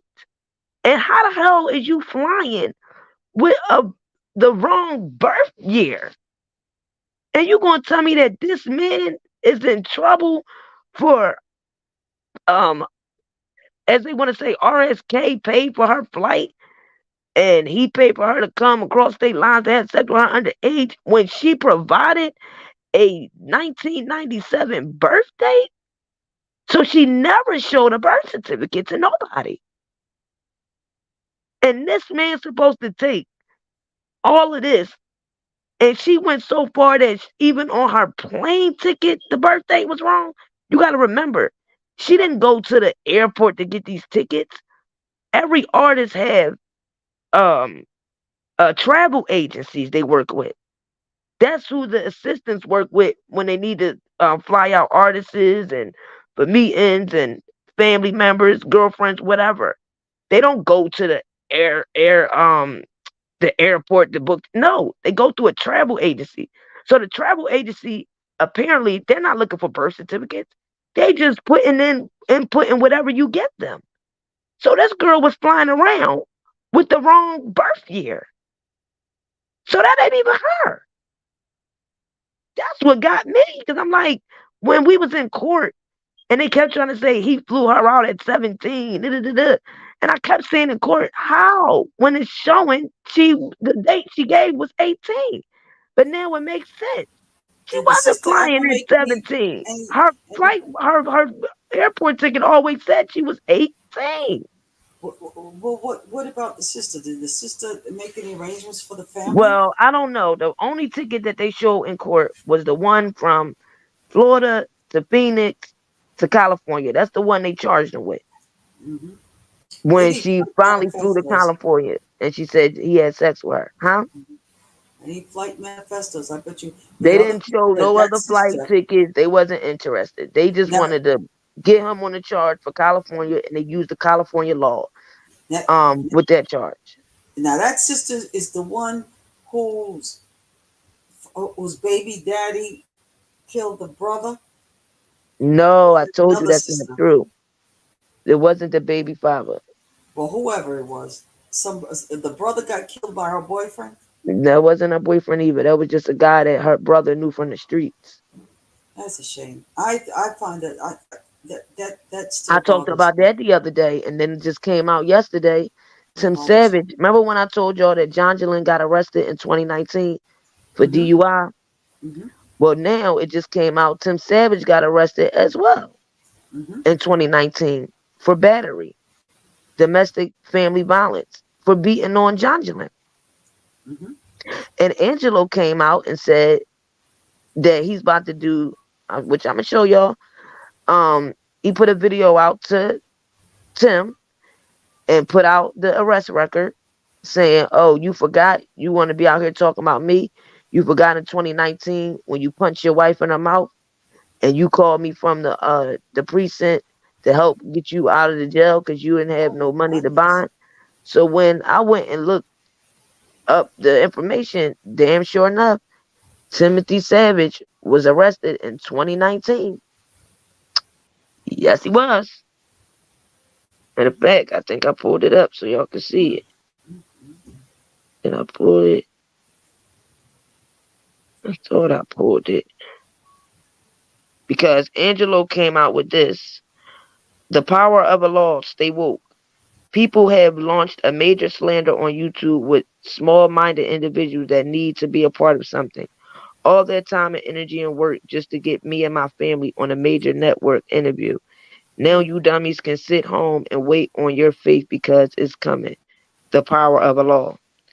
So I guess he's saying, since everybody want to talk about his family with these messages and all of this, it gave his family an interview with a powerful network.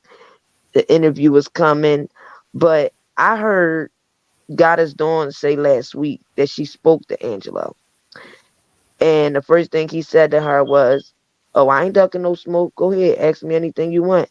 I know you a parent. I know how you probably feel with what you hearing about the text messages. Go ahead and speak." And she said when Angelo's daughter came out here and said, "No, them texts is lies. They manipulated." She said that Angelo didn't tell her they was lies and manipulated. And basically, the way she said it was like, I guess she told him like what Alice did was out of pocket, and that it shows that it was more going on than what was being presented. And she said that like Angelo didn't deny nothing. So I think, like I said last week, that he's going, and because the mom told Azriel in the messages, "Oh, I'm leaving your dad. I'm tired of the abuse and cheating and living a lie." I think he's going to try to come out here, and because somebody wrote him on Twitter last week and said, "I support you, Angelo, and your family, but I gotta be real. You need to leave your wife because she really tried to sell your daughter and have your daughter messing with that man while she was a minor behind your back." And he liked it. So I think he's going to try to come out here and spin this to make it seem like he didn't know they were doing this behind his back. And he probably going to come out here with this whole thing of him and his wife wasn't happy. That's why he was talking to Cash, or watch. He's going to flip it where it's going to make it look like whatever she was doing with Azriel, he was unaware, which I know is a lie, because when you read the text messages, even the attendance notes that the mom was making him send to the school, why else would he be writing attendance notes if he didn't know he was writing them because she was with R. Kelly? Attendance notes? Like Because absence? Like if she's going to remember be the absent day from she school? didn't go, she made Angelo write the notes and send them up the day she went back. One was they lied and said she had food poisoning. Another one was they were out of town or something with out of town. Yeah. So that's why I said I hope Robert lawyers, all you got to do is track back them attendant notes from the school. Why wasn't she in school those days, and match them up with the days from the text messages when the mom told her, "Oh, since you want to be so grown, you're not going to school tomorrow. You're going to get up in the morning. You're going to call R. Kelly and you're going to go hang with him." That's how the visit started ever since the first concert when she went with her parents. The first hotel that the mom tried to scare her and say the police was coming. The second one was the Dolphin Hotel. The third one was the concert in Jacksonville. And then after that, Azriel flew out by herself. California, Las Vegas, Connecticut. And then after that, wound up back in Chicago and Atlanta. And this is why I think they never charged them for Chicago and Atlanta, because in Chicago, even if she was 17, she would have been of age. See what I'm saying? So Yes. I didn't understand, because I'm like, okay, well, she's saying that she had sex with him at that Jackson hotel after the Jacksonville concert, the one that her mom was at the hotel that night and sent Ezriel to his room. Why y'all didn't charge him with that one? The mom was there. But see, then Robert's lawyers could have fought that back. Wait a minute, the mom not only was there at that hotel, but sent her to that man's room that night. And that's why they kept him away from that trial. And what I didn't like about the judge was she made it very clear that when you're a minor, nobody can give consent, not the parent, not the aunt, uncle, cousin. So basically, like, if the mom did push her to have sex with him and everything, like, it ain't her fault, it's Robert's. because even if the mom give consent, nobody can give a minor consent. But I'm like, what world do we live in? So the mom pushes her daughter to have sex with this man, and you gonna blame the man when he's under the influence that she's of age? The mom even says it in the text. Oh, I think it's about time you tell him the truth because he's assuming you're of age. That's why he's out in public with you. And when they tried to make it seem like he had them locked in basements, he was hiding Azriel because she was young. That's bullcrap because the mom says he's out in public with you. Even the mom say it was one of Floyd Mayweather fights, and Robert was taking her to Floyd Mayweather's house. And she was like, if I was you, I would just say I'm sick. She was like, because how you gonna go to his concerts the next couple days? She was like, because I'm sure all his concerts are 18 and over. So the mom even knew that she wasn't even supposed to be up at the concerts. And when she went to the concert with her mom and dad, y'all remember when she tweeted, I was at R. Kelly's Black Panties tour. R. Kelly gave me some black panties. I thought that was out of pocket. Why would your 17-year-old daughter be adding R. Kelly's name to get his attention to say R. Kelly gave me black panties at his concert? When he did that Black Panty tour, he was telling the woman to turn around, let me see your ass so I can size up what size you wear. And he's giving them Victoria's Secret panties. Why would your daughter be engaged in that? If y'all took her to the concert, okay, she could sit in the concert, sing with y'all or whatever. Why did you put her up on a speaker? Why would you let her collect panties? Why was she twerking on the speaker like Kennick said, where she wanted to make sure Rob seen her twerking? Her dad want to say, oh, that's a lie. My daughter don't even know how to dance. That don't mean she wasn't twerking, and Shanti McGee don't know how to dance, but she was up on the stage with her white shirt and a black thing on, tearing it off and winding and no rhythm or nothing, but she was up there. But why did you allow her to collect any panties? See, they don't say that part about the concert. They make it seem like it was like a summer funk fest. No, it was a freaky funk fest. And he lied and said Robert wasn't the headliner, but Robert was the headliner in the show Azriel went to. Robert was the headliner in the show that the Savages left their daughter at. So the headliner is the main act of the concert, right? I would think. So I would think so. I would think so. I would definitely think so, especially if he's got, you got to turn around and get some free Victoria's Secret's black panties. You never seen the video that I No, I saw had the when video, we but went to the concert. She did all that. And she was freaking out over that. He did, and that's why I'm so mad because I was gonna go to the one in Florida and I didn't. And that's the one Now, that you she was know supposed to you be at need with to her stop. parents. And I say that because the show that we went to, I never see underage girls in crowd. And even when they started this Mute R. Kelly movement, and in 2018, the last show that I attended, I think K Baby was there, Miss Star was there, a couple R. Kelly supporters that be on YouTube. And that's when we started to turn R. Kelly music up. And I played that video a lot for y'all, where Will was on the stage with him, and a lot of us was up there, and I was showing y'all that Juice, Andrea Payton, and her mom was up there too. Now, when you look at that video, again, you don't see like minors. Like I can look at a girl and see, oh no, she's a little young. But when you see girls with breasts done and BBLs, it boosts because they could be younger, but that boosts up their age. And Malicious Conspiracy said the other day, Robert paid for all of these breasts. If this man was a pedophile, why would he be he want them to interested be in grown? exactly? The whole thing makes no sense. But I know we answered Jason's question. And Don Russell, back to Don Russell. Thank you for shifting me back. So now, since Don Russell has came out, have you heard about the new interview with the girl in Baltimore? Which girl? So Don Russell said that When they asked him, so did you ever Why see is him everything around minors? happening in that? Well, go ahead. I think it's because she did his opening briefs today for his appeal. I really do. Every time he got a court date or some type of motion, it's always some type of collateral damage that is a distraction from the focus. So they asked him, well, did you see him with any minors at the studio or ever since you was around? He was like, no. He was like, but then I start noticing that he was effing with minors later on, and I backed away now. And he was like, well, when did you start noticing that?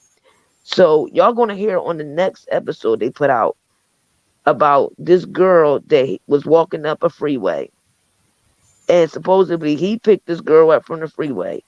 Oh, He stop. gave the girl a ride, and in the midst of this ride, the girl told him she was messing with Robert at 13, 14, and when she was with him, they would play musical chairs. And the last female that I guess with the chair, you have to go in the other room and do sexual acts with him and other females. That So doesn't make any kind of sense. What year he's was this? we're gonna hear that on the next. They only put out a clip of him talking about this person and him claiming now this is how he knows he was messing with minors. Okay, And wait. So you're saying, you just said that Don Russell is trying to say that that's what he saw himself? no, he said the He girl heard. that he picked up off the freeway told him that. But then he said when he was going through Robert contracts, it was a contract that said that Robert couldn't be more than 6 feet near any school or any daycare. That would be a total fucking lie. Because first of all, the man was never charged for nothing like that. So why would his contract say he can't go near any schools or any daycares? But wait a Then he minute. said, Wait. What? It all depends on the year. Now, if they're trying to keep him out of trouble no, from he don't say what year. He just says he 2008. don't be specific. He just say this how he knew that he was messing with minors. He searched through contracts, and one of the contracts said something about he can't go within 5 to 6 feet near anywhere where it's smaller kids. Doesn't make sense to That me makes no because sense at how all. you going to say that about somebody that haven't been charged with anything?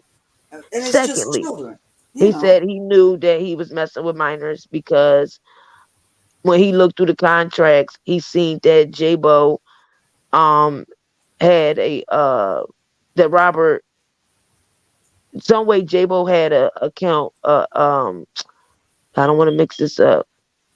An account where 7 million was sent to him through Robert's royalties.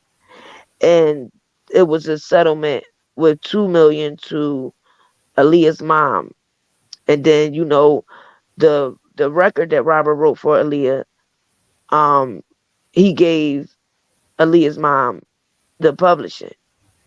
Now, I was told that was because of when Aaliyah passed, he felt bad that Barry, ain't give the mom anything.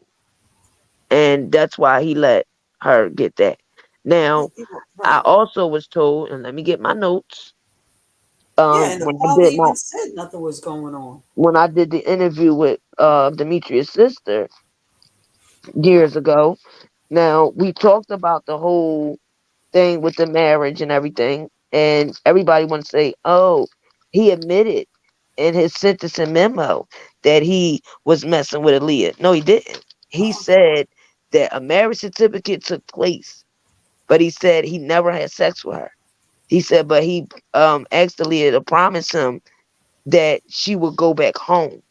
That's what the sentencing memo say, and he makes it very clear. No, he didn't have sex with her, right? So, And she made it clear before she died. and even when she got older, and that's the Yeah. part that gives me chills because I'm like, why didn't none of y'all say when she was 19, 20 that Rkelly did this? She was a Right. victim. Why y'all didn't start documentaries while she was alive where she could have at least approved of it? How you gonna do a documentary about her and Robert, but you don't get the information from her and Robert? You getting it from what people are saying. That's why I didn't understand how that movie, the Aaliyah movie, even was able to come out. And I'm surprised her mom didn't sue because they came up with their own narrative of her and Robert. Well, maybe So, Regina Gold will sue. so again, Remember I told y'all about the whole emancipation thing with Aaliyah. Supposed to be Emancipation. when she turned. That's supposed to be in the court documents. The Right. when she got emancipated at 16. So Mm-hmm. she was finally able to travel city to city, state to state to do her music, so on and so Right. forth. When she moved to when she came to Chicago, they kept saying she was living with Robert. Robert was messing with Dillion Richardson then. That's the one that was Aaliyah's vocal coach. Dillion Richardson would come to Detroit and get Aaliyah because it was some abuse going on in the household, and I'm gonna just leave it like that. And I'm not gonna go Gotcha. further with Gotcha. that. So y'all can just think how y'all want to think from that. So her and Robert plan was to help and Gladys Knight. Gladys Knight, DeLeon Richards, and Robert plan was to help Aaliyah with her music, and then hopefully she can get signed and get away from whatever was going on at home. So DeLeon Richardson, that was the one that was driving Robert's car when they tried to say Robert was driving. Uh, it was Robert driving the car around, picking Aaliyah up from school. No, it was DeLeon Richardson, and that's why I don't understand why. I know DeLeon Richardson did turn fully Christian, and her mom, Miss Julie's church, and her husband, y'all know the baseball player, but she was also living in George Street, the same George Street where they said that Robert and Rashana Poster allegedly made this sex tape. And I'm like, how are all of these women claiming George Street when at one point in time, DeLeon Richardson and Robert was engaged? This was all at the beginning of um the wife and all that before he got married to Dre, all of that. He was in love with DeLeon Richardson. And if y'all remember the comedian girl, I can't think of her name right now, the one from Friday, she was the auntie of Ice Cube. Her. Oh, Whitley or something like that. Remember when she came out and said that it was some gangsters from Chicago that came to her Mm-hmm. and told her that they had tapes of DeLeon Richardson and Robert, Mm-hmm. and that if DeLeon Richardson didn't give them a certain amount of money, they were going to put the tapes out. Mm-hmm. So at first, DeLeon Richardson was historical about it, but she openly admitted that yes, she was with Robert and they were doing different things. Again, she was of age. They was doing what they did. Everything was consensual. But at that time, she had a husband. So she didn't want it messing up her reputation, her husband's, Robert reputation. So the comedian lady kept coming to her like, girl, they calling me again, saying that if you don't send this money to there, that they going to put another one out. And this, so Dillion Richardson started feeling like the comedian lady that was her girlfriend was extorting her. So some way the comedian lady said the feds and the authorities start getting in it because Dillion Richardson started feeling like, again, that she was being blackmailed or extorted, because it's like, why is these gang members going to you to tell you, oh, she better get him, oh, you better do something. They called me back. They said they're not playing. You know, how long you going to be? You going to get these people this money? Why are they going through you? So then Dillion Richardson just got to the point where she was like, you know what? Forget it. Whatever they're going to put out, let them put out. I don't even care. And the comedian lady felt like Dillion Richardson blackballed her career. That's at the time when she felt like her career got blackballed because Dillion Richardson said she was working with them gang members, Mm-hmm. trying to extort her with these tapes of saying that her and Robert was in these tapes with other women. The tapes wound up never coming out. But again, she and Robert was fine because, again, they were together. It was consensual. She's of age. He's of age. She knew she had threesomes with him, whatever. So she was like the big sister to Aaliyah. Now, the rumors that Don Russell's saying about, oh, Rob told me he was laid up in the bed with Aaliyah and her mom at the same time. Now, remember when Choke put out the letters? Mm-hmm. And in one video, Rob talks about mothers and daughters being in love with him and how he had to watch mothers and daughters fighting over each other about who was going to have him, and how they would literally fight each other Mm-hmm. over him. And that one incident, it was him, a mom, and a daughter. and how he kept praying to God, please God, get this away from me. I don't want this no more. And he said it was so crazy that the mother was praying too. They were all praying in the bed together. Remember that? Yes. When Choke read that? Okay. So I think that's what Don Russell is trying to portray, that clip is supposed to be Rob talking about Aaliyah and her mom. Now, again, from what I was told, I can't speak on what Don Russell claimed Robert told him because I wasn't there. I can't speak on the letters that Choke read because Choke didn't name people. Rob didn't name people in the letters. He just Oh, said it excuse was me. Tom's. Excuse me. Excuse me. Hold that thought. Stop Lying says just something just dropped from Ann Donnelly. I'm guessing to whatever what was filed. Most likely is from the opening briefing because she had to turn the opening briefing in today. So I'll look while I'm Opening talking to y'all. briefing. Okay. So like I Thank you, said, I Stop can't Lying. say that he was talking about that was Aaliyah and him because the what it was said was that Robert and Aaliyah's mother had an affair. And when Aaliyah first started going to Chicago to record the album, the first time her mom went with her. And it was Aaliyah and her mom up in Chicago. And supposedly Aaliyah's mom started being flirtatious with Robert. And supposedly, allegedly, Robert and her mom start having an affair. Her father wound up finding out and he snatched Aaliyah from doing the music, snatched his wife from being in Chicago, and they went back to Detroit. And supposedly he was like, Aaliyah ain't doing no more music ever. You ain't going back up there. It's done. Everything's cut off. It's all done. Because remember, her father was her manager. Barry was just the record label. So Barry Hankerson supposedly went to the father like, hey, Mike, don't do this to Aaliyah. You know, this is her dream. Let her do her music. You know, I know you're upset or whatever. Uh, um, I ain't gonna say another part that he supposed to be said to him about his sister. But the main thing was let Aaliyah go back and do her music. I know you're upset. And remember when Barry Hankerson said in the interview with Dr. Oz, my sister and Robert relationship was more than what my sister made it seem like it was. And my sister knew more than what she revealed. And he was making it seem like him and his sister had this anger. And even when he put out Aaliyah's music during Robert's New York trial, which was another thing to me, did that to haunt this lady. But he said, I didn't put the music out all these years because out of respect for my sister. Who wants to hear their daughter singing after they lose their daughter? Blah, blah, blah. So now he felt like this was a good space during Robert's trial to put out the music that he held back for 20 some years. And they asked him, well, did you talk to your sister? Did she okay it? He said, no, I just hope that she be happy with it. But he's no a part of the estate. The estate came out and said, we don't approve of Aaliyah's music coming out at this time. We did not agree to this.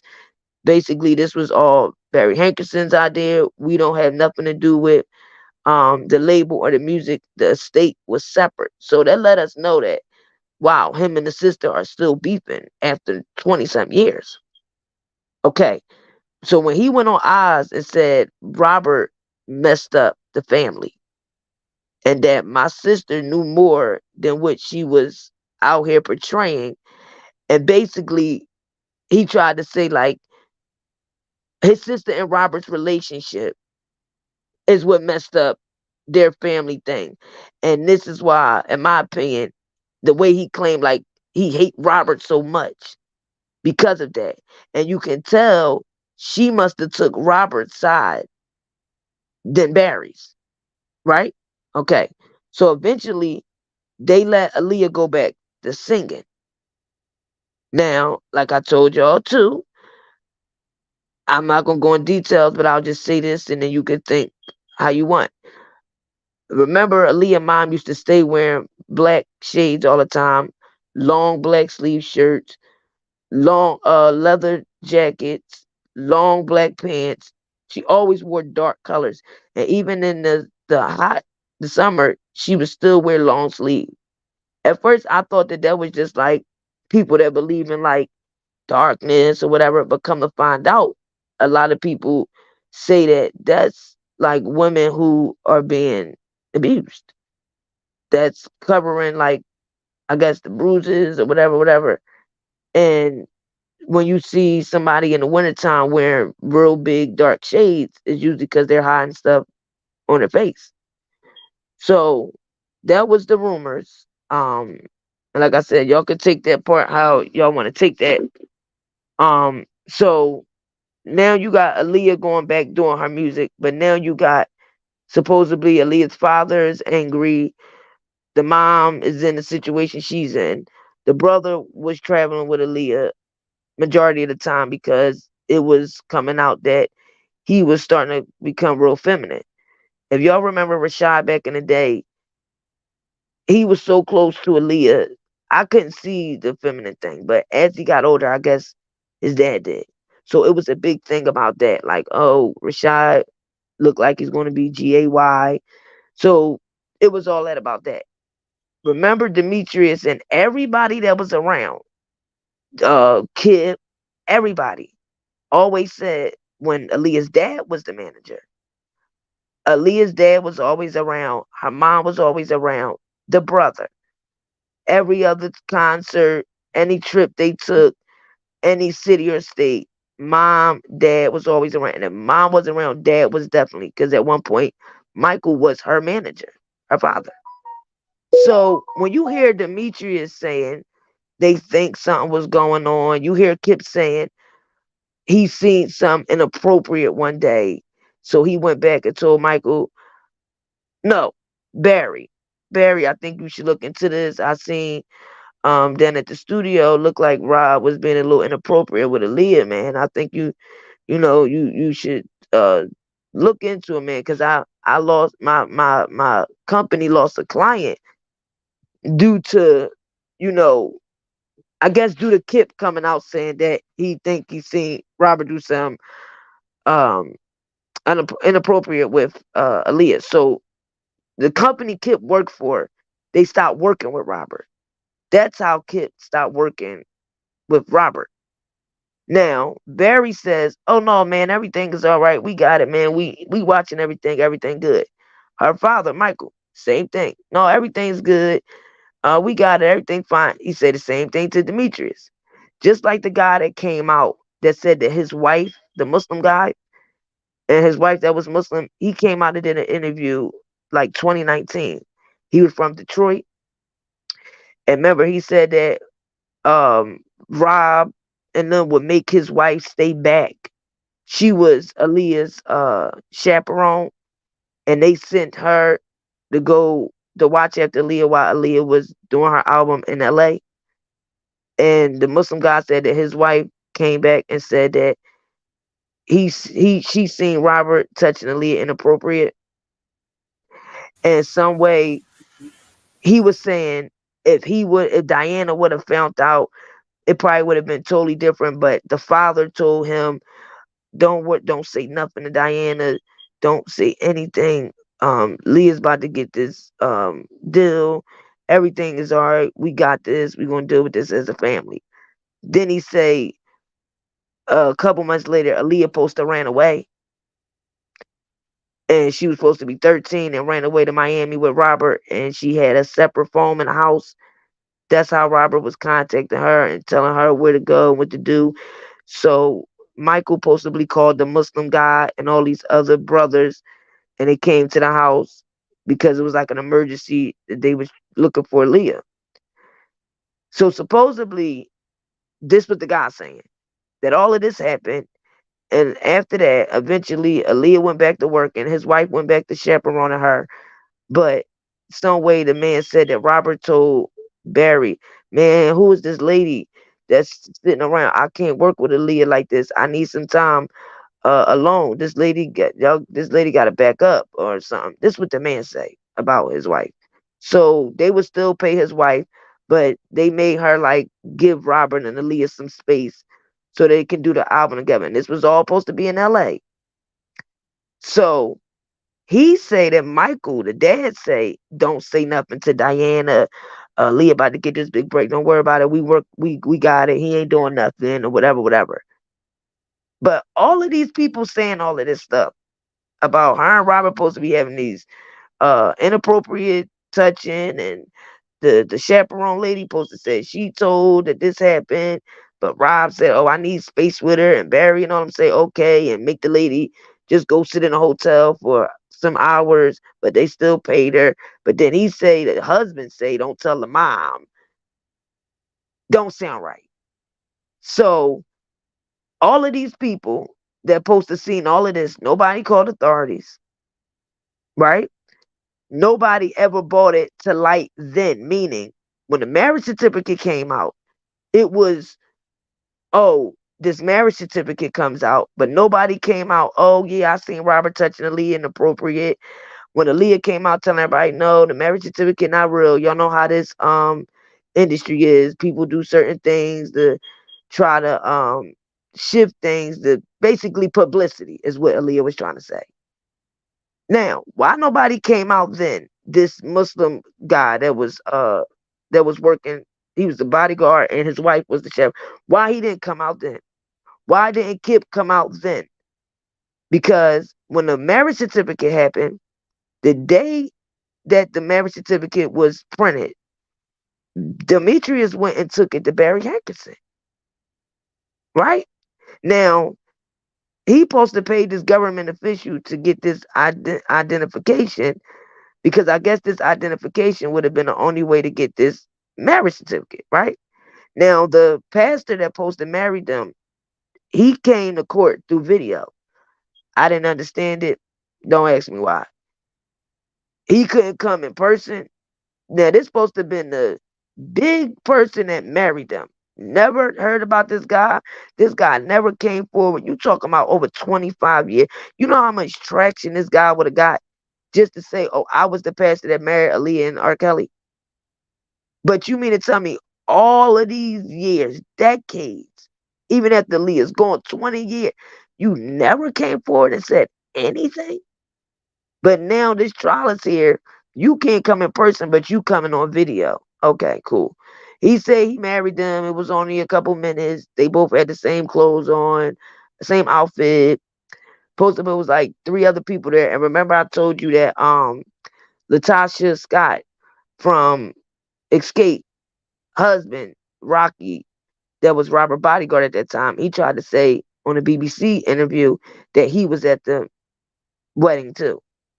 That wasn't said in court, but that's what he said. So originally it was told to me that, remember when they brought up the whole welfare thing in court? And I kept saying, why are they talking about Aaliyah with this welfare stuff? It all started making sense to me. Oh yeah, because she had the emancipation. Exactly. But this is the kicker. The marriage certificate was somebody else's idea, in my opinion. Okay? Because didn't Demetrius say it was his? No. I'm saying he trying to. He said in court, yes, it was him, only him. McDavid knew about it because McDavid the one that gave him the money. But they tried to surround it around that Robert, that he was doing it because Robert was scared that Aaliyah might have been pregnant, and he didn't want this so that she don't testify against him or whatever. But again, in my opinion, the ID and then the welfare card and all that, okay, that all makes sense because they did say at one point Aaliyah tried to run away. And when the dad tried to stop the music and all of that, she was very upset. And like I said, it's alleged that it was abuse going on at home. So even when Aaliyah was going to school, there's a couple people that I know that's from Detroit that was at sleepovers with her and went to the Freedom school with her. When they noticed Aaliyah was slicing in her wrist, they was calling her a cutter. So something was going on that was mentally bothering her. and especially that she wanted to be emancipated. But I'm saying that the government want to make it seem like this is why he obtained this marriage certificate. But I believe that why did he go rush to give that to Barry? If this was supposed to be a special occasion for Robert and Aaliyah, why would the first thing he do is go give it to Barry? And then why the next day did the media release it? Because If it was this is probably something, planned. that's what I'm trying to tell you. I That was believe his that job. the That was ID, his because job. Robert said in the sentencing memo that basically he was saying to Aaliyah, if he helped her get these documents, meaning emancipation, would she at least go back home? That's what he says in the sentencing memo. So So the whole basically, wait. So if I'm to follow you, you're saying he helped her get out of her abusive situation wherever she was staying, and no, it looks like she was the whole story about the Muslim man saying she ran away to Miami with Robert and all of that. yeah, I think that they that's where the spiced. Freedom School is in Florida. No. The Freedom School is in Detroit, but they said one day Aaliyah just ran Wait a away. minute, She supposed isn't to be that where? 13 and ran away to Isn't it? Miami. Wait. Isn't that where Azriel went? No, it's one in Florida and it's one in Detroit. Okay. So when the Muslim man brought up the whole thing about her supposed to be running away with Robert to Miami at 13 years old, and I guess she supposed to caught the plane by herself. She supposed to doesn't make sense. What I'm saying is when her dad was trying to stop her from doing any more music, because allegedly it was said that he found out Robert had an affair with the mother. So with the abuse going on at home, she's trying to get emancipated. Like I said, it would make sense about the SS card, the welfare, the ID. But what I think the other plan with the marriage certificate was somebody else's plan. And I think it was people angry because of Robert and Aaliyah's mom relationship. Because remember, Barry Hankerson and her to this day, he says she like basically she was more on Robert's side than I guess Barry. And then it said that she was supposed to be, allegedly getting abused as well. People start noticing due to the clothing and stuff of the mother. Now, Robert is this person that's supposed to help her daughter get this deal, help them get out of property, um, help them get away from this abusive situation. Okay, it's not far fetched that the mom and Rob start. You mean it's just like this situation now with these daughters and the mothers. Oh, if I flirt with him or whatever with him, he gonna make sure that my daughter get this deal. Please, I just need you to help our family, and being flirtatious, whatever.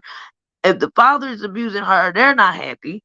Okay, I can see her and Robert going there because a lot of older women was dealing with him. Remember, Demetrius' sister was what? Damn near what? 30 something. Robert was 18. And she was on Robert harder than her husband, who was rich, played for the Bulls, had money. She told me it wasn't because what Rob could give her, none of that. She just really was in love with him and had a whole husband that was playing for Chicago Bulls, had money and everything. And Robert mom was even mad that she was chasing her son like that. So a lot of older women was loving him at that time. Well, it seems to me that anyone who really knew Rob had a love for him. And I'm not saying it was a sexual love. I'm just saying it was a love for the brother. Everybody, There's something especially about it. So when and people come up and start talking about, oh, he's this, that, and the other, and you said the and if lady you notice, from the it's a lot of people, a lot of women that claim they were abused. He has his story about him being abused, and they use that against him, meaning, oh, I was abused too, Robert, and that's how they get his heart because he has a soft spot for anybody else that has been, abused. And that's what I think they use him, a lot of them, with that. So if he's hearing that it's supposed to be a situation going on in Detroit with Aaliyah's dad or whatever, it makes sense why to this day the mother gives so much high regard for him. Never spoke bad on him. Even with the surviving Rkelly, she didn't come out and say, "Oh yeah, Robert did do them things to my daughter, but my daughter don't know Javante." No, she came right out here and said, "All of y'all that's putting all these lies about my daughter in this documentary, my daughter has nothing to do with nothing that's in this documentary. Keep my daughter out of this smear campaign, and my daughter don't know Javante." Again, what people are thinking is just because someone can't read doesn't mean they're retarded, or right? have But some doesn't know what's going no, the on. man is a genius. That's He's period. a vocal. And if he was sat down and taught You're right. how to read and write, he would have picked it up fast. He's a He fast learner. communicates in He music. just wasn't sat down and taught that. And the only people that did was trying to help him do that, from what I was told, was only Aaliyah and Dillion Richardson. Right. I heard that Aaliyah was one of the few who tried to help him. Right. Because remember, he just had lost his mother. Right. So trauma bonding too, But again, so after this little emancipation thing, if you read Robert's sentencing memo, he says clearly, "No, we never had sex, but I did tell Leah, will you promise after these documents that you'll go home?" So I'm guessing. No. I'm not guessing this part. The money that was given to Demetrius, when they brought up the welfare thing in the trial, that's what made me say, "Oh, it's making sense now." It wasn't just trying to get no marriage certificate. That was all trying to get that emancipation. That's why, right? Why they were going through the welfare, then trying to get the ID. Right. So to become independent. Right. To be on our own. So Make remember, our own decisions. all of that stuff happened that I just told you about. The wife supposed to be getting caught, the dad trying to pull her out the music. So the only other way she could make her own decision and everything move forward would be that. Right? And that's the only way they can get rid of the bad guy, who was her uncle, Barry Hankerson. Right. Because remember, her and Robert was trying to get away from Barry too. Right.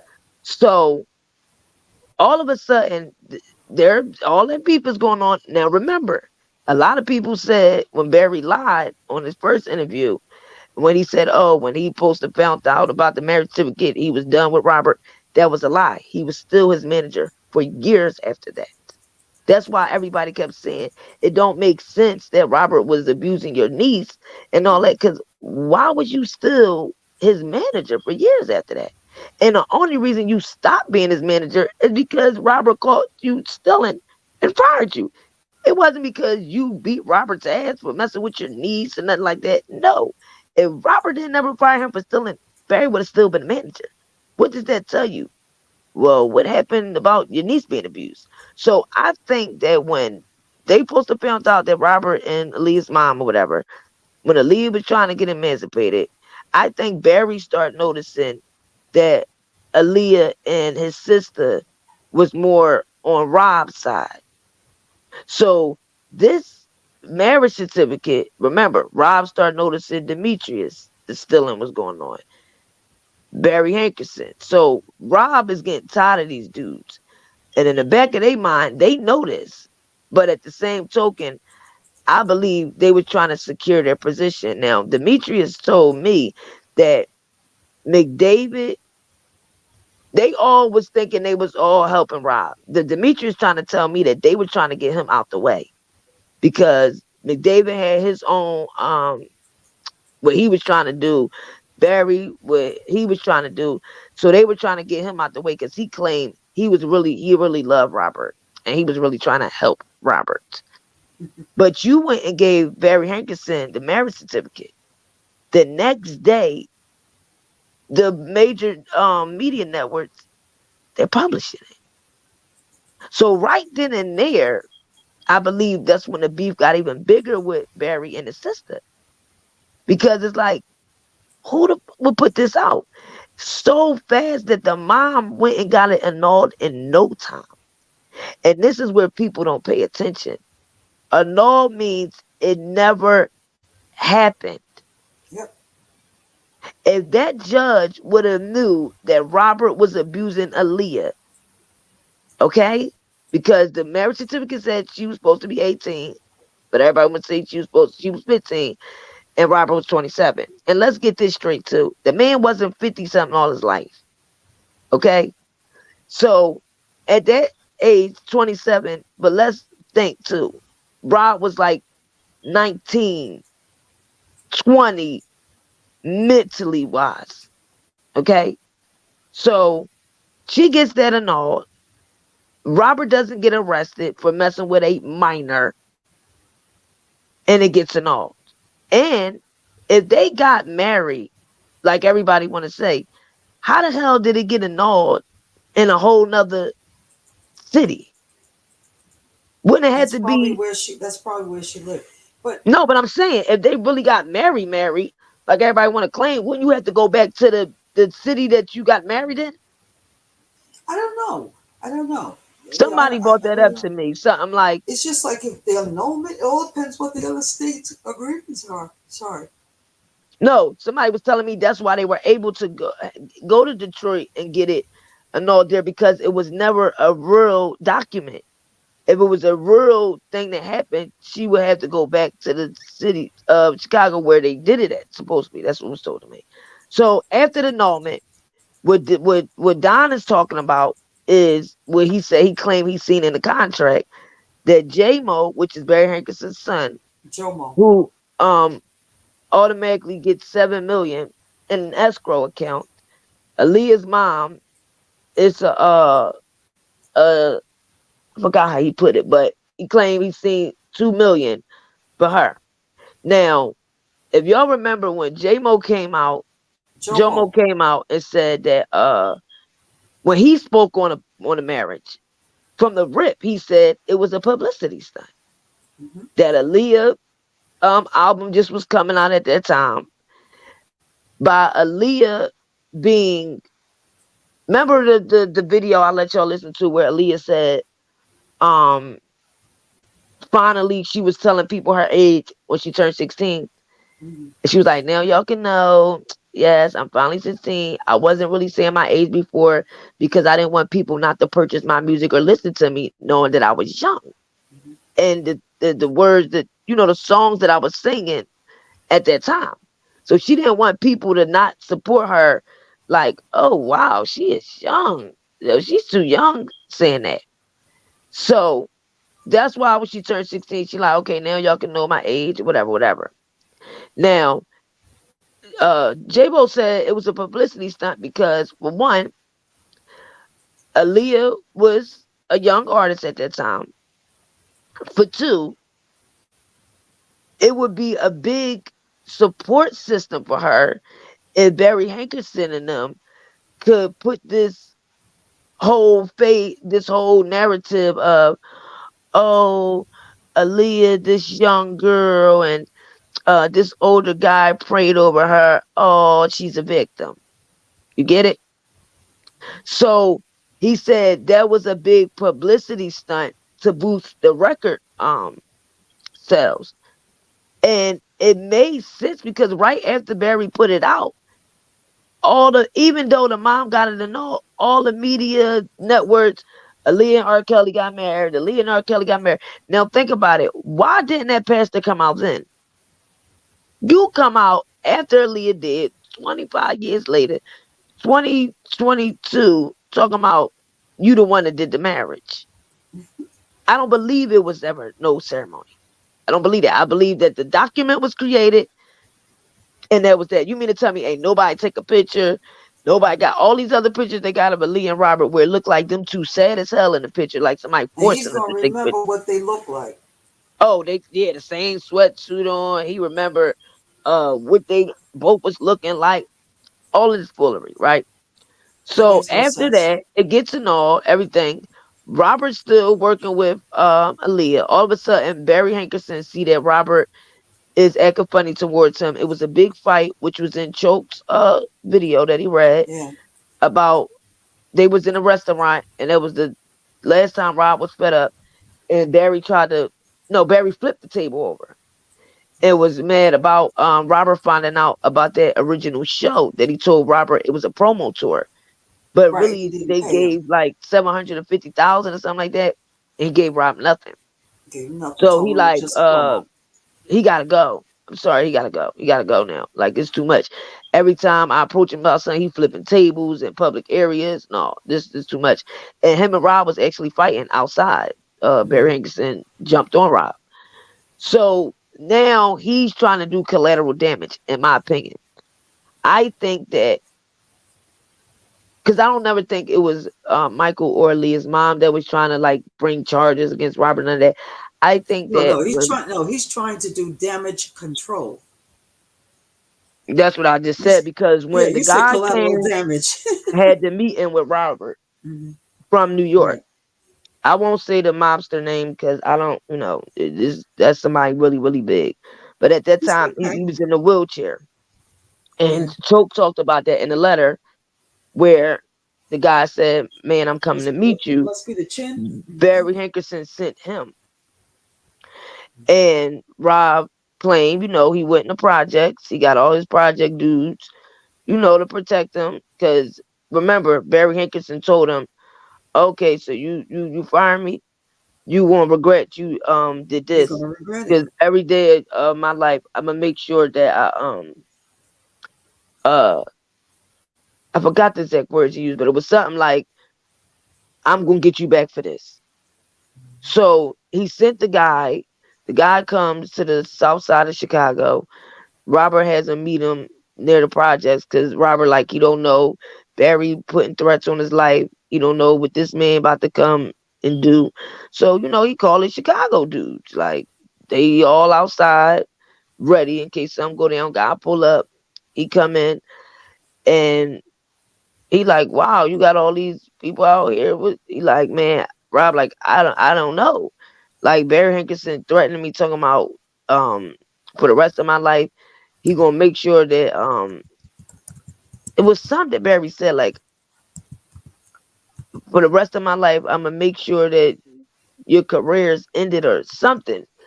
And he like, so I had to call my peoples out here. I didn't know what your angle was. So he like, oh, well, you sure you and Barry can work it out? Rob like, no, nah. Like, it wasn't no negotiating. Like, it was just like, he was like, wow, you sure? He was like, oh no. Like, not only did he threaten me, but he said, like, moving forward with my career, he's gonna always make sure that he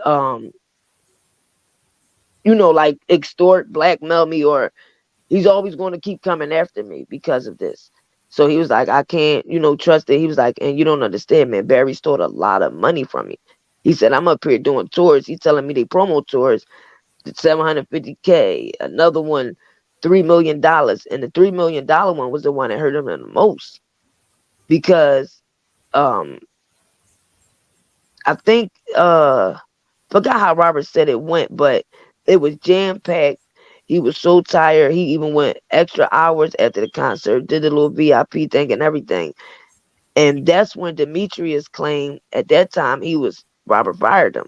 But Demetrius hired a security guard to watch Robert, like an undercover bodyguard, to watch Rob at his concerts and all that, even though Demetrius wasn't there. And the bodyguard claimed that when a concert was over, Barry would bring like 500 females from out the concert and let them go all in the back where Rob was at. So to like distract them and stuff. Like, he could keep them occupied while I guess Barry's doing the business part with the promoters and stealing the money. That was with his Rob. reward. Right, where Rob don't have to ask questions or question anything. And Demetrius claimed that's why they wanted to get rid of him. And some way, McDavid finds out that the guy was undercover, and he goes back and tell Rob. yo, Demetrius got some guy working in here, man. Paid some undercover security guard, man. He's up here at the concert. He's watching you. This guy that's in there. So Rob finds out or whatever. Rob gets mad, tell the guy, like, get out of here or whatever. Demetrius wound up getting back in that concert that night and was telling Rob, listen, man, I know you mad at me. You remember because of the credit cards and all the little money Demetrius was doing, all that shit. And he was like, but man, I'm scared for you, man, because that's what I'm about to read to y'all. Remember when Demetrius talks about the I don't know how long some of y'all been here. I can't go too far in because can't be here too long. So it was this whole thing about three people. Don't forget, we got to get a hold of that whatever document you're looking up. Right. I don't know. I already got that going on this other device.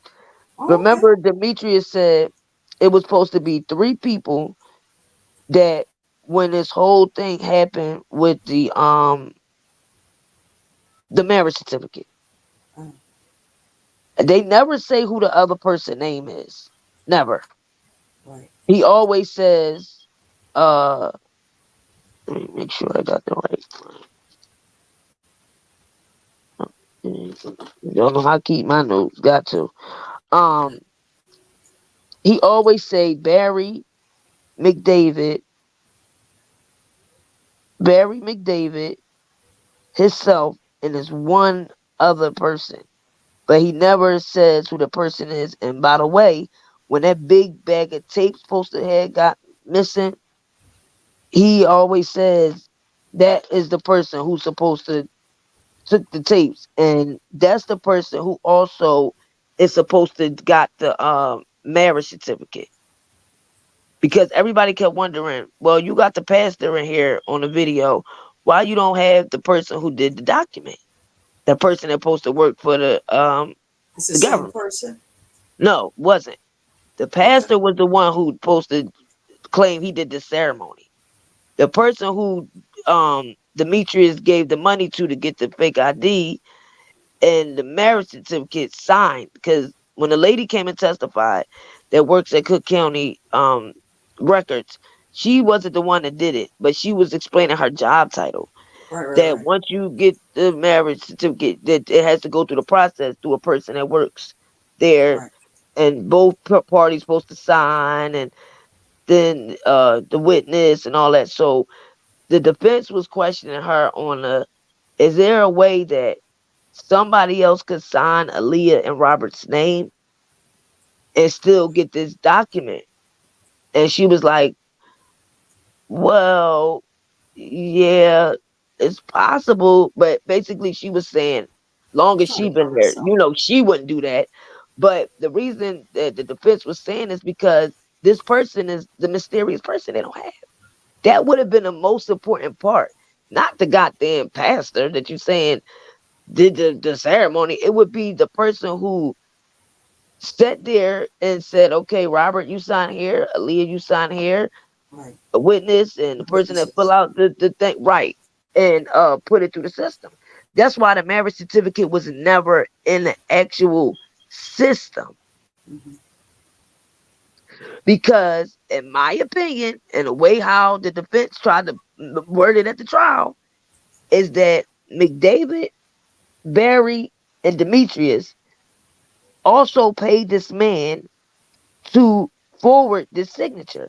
And that's why I told you Sean Harris jumped up and was like, that's not even Robert's handwriting. And when you look at the document, it looked like the same person that signed Aaliyah's name, the same person that signed Robert's name, is the same person that filled out the document. Now, what coincidence is that? All three of them would have had different handwriting. Why does all of the signature and the writing look like the same person? Well, it's from all that you're saying to me, it sounds to me as though there was something else going on. But even more than that, I have no idea why they even bothered to mention Aaliyah in this in the first place, except for to try to show there was a pattern. I told you behavior. that's what they did. A pattern. And even if they did, it's a weak pattern. Identical to the charges, because I didn't understand in New York they opened up with Aaliyah. Right. And And, they and then only got they the changed the Aaliyah age. It went from from 15 to 13. right, and they got the Aaliyah story from who? Chicago, Detroit. Yeah, but like I told y'all, that's why they changed Javante's story at the last minute, because you got to look at it like this. A jury is hearing Javante say, "Oh, I walked in on Robert having sex with Aaliyah." The first thing a jury gonna think, okay, you didn't go to authorities, you didn't go tell an adult, who were you? Why were you there? Like, you didn't go tell nobody. I mean, So who just that didn't walked make in on sense. somebody? That Who didn't make just sense. So that's why they let her change and say she also was abused by Robert. Because now it's okay, she didn't go tell because he was abusing her too. That's why they let her change at the last minute. It wasn't even in an indictment that she said that Robert abused her. Literally a day before she testified, they But the put a mother motion just into the said, judge. yeah, but the mother said she never even met Aaliyah. No, she said she never breathed the same air as her She daughter. exactly But well. if So y'all that means listen she to the was younger. video I put out when I caught Javante on live with Tiffany and Lizette, they said they were sneaking Aaliyah out of hotels. If you go back and listen to the video I got of Aaliyah, where she said you had to mature real fast at her age because you had to make sure you was in the hotel, back at hotels at a certain time. You had to make sure you stayed fit, because it was rehearsal all the time. She had to always make sure she was doing her vocals, but you had to mature. And Aaliyah says out her mouth that her and her brother are the ones who came up with age ain't nothing but a number, because her mom always told her she acted way older than her age. And the whole thing of the song was, just because I'm young, I can still put out good music. I can still do what this person do, that person do, that person do. But they She tried to saw make too it seem much. like Robert Yeah. came up with the whole idea of age ain't nothing but a number, but that was a lie. So again, they switched Javante's narrative because now it can be like, oh, okay, I can see why she's saying she walked in on them, because she also was around him because she was having sex with. Well, he was having sex with her too. That still doesn't make sense. No, but I'm not saying it's gonna make sense to us, but it Yeah. made sense for the jury, Yeah, but I mean, yeah, because because all that it's stuff like, doesn't where make is she sense. come? Okay, if she seen them doing this, why she didn't go tell a parent? Why she didn't go tell a cop? But Right. if she say, because I'm a victim, he was abusing me too, and I was a minor. Oh, she That's was too different. scared because he was No. abusing her too. That type of thing. So you got to remember, it wasn't one Aaliyah parent there, not a family member, not none of her close friends that was with her even all the way up until death. So you got one woman in here named Javante Cunningham that's speaking on behalf of um their bribery charge wrapped around Aaliyah, because that's the whole Aaliyah thing, the bribery charge. That's it. But they opened it up with the whole bribery charge exists because he was sleeping with her at 13. That's And why I that's was like, the New York damn, thing. first it was 15. Now we get into court. Let me tell They you done went something. all the way to 13. Then the I prosecutor tried to say 12. I don't even understand. They must have been a bunch of men who were the prosecutors at the No, there time. was a bunch of all dykes, Well, all then gay I don't women, understand. To be honest with you, honestly, all gay women. when you think back, and just let's be real. Think back. You 13 having sex? That's too early. Your body is going to feel like what? First of all, again, Aaliyah had a shape that was petite as hell. Small. You She was know, small. at a young She was age, when a frail. female start having sex, their bodies start changing. They get the little Well, that's happy what they weight said. on them. They get a little fatness in the face. The girl was petite like that till she was damn near 16, 17. And even when they tried to say, oh, when she got fat and she was sent away, and people try to say, oh, they sent her away for her to get abortion. Now, I won't speak on the part about why she went away. That'll come out soon, but I'm gonna just leave that part there. But majority, Even Javante came out her mouth when she was arguing with the chick Legina. Oh, if that's supposed to be your mom always had a that waistline that never changed. There's no way it was a baby in that waistline. And there's no way she was having sex at that age with that waistline, because you would have seen a change in the body. Javante Cunningham is not a good reference. No, but that's the only reference they had. Well, You gotta yeah, think he wasn't charged for having sex with her, and that's what they tried to tell the jury. I know you're but trying that's to what the jury understand. was thinking. No, they said it before the jury. Probably, yeah. They said, I know you're trying to understand why he was never charged for abusing her as a minor, but unfortunately, they tried to say the parents were paid off. The uncle was his manager. So, like, basically, he paid off all these people. Yeah, but And that's they where were they of tried to age. begin the RICO at. They began the RICO when Javante claimed that Robert invited all of them to his apartment. And she said Demetrius and Bruce and them was in the other room. And he was in the other room abusing her and multiple other young girls. So that's Who why was they in it? said What did they that. say? That's why they added Demetrius as a part of the criminal enterprise. And they said, see, this is where we're showing you that this enterprise started all the way back 1990. I think it was 1995. So are you saying, just so I can be clear, are you saying that they tried to say that Demetrius and Bruce were a part of the activity? They said this was a, They all listen, were. the RICO, they had to try to Right. show that Demetrius was a part of this criminal enterprise. So with And the doing the bribery, same thing that yeah, they but accused Rob of. no, listen. Okay. With the bribery, yes. Okay, they trying to say he obtained this ID because Robert was messing with this minor, and to cover up that she was a minor, he tried to marry her. So later on she couldn't press charges against it, whatever. Okay, boom. So they tried to say that was Demetrius a part, that's a part of the thing, how far they would go to hide his behavior, whatever. Okay.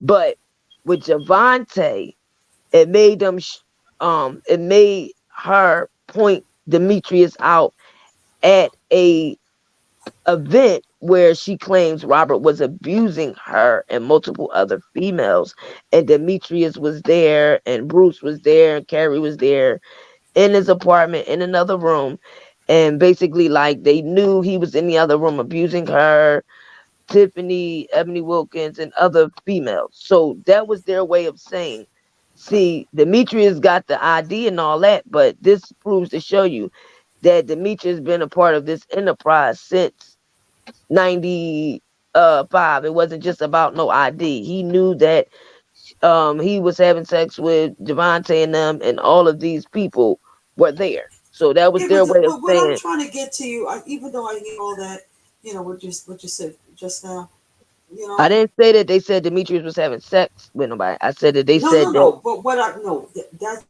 that's what I'm saying.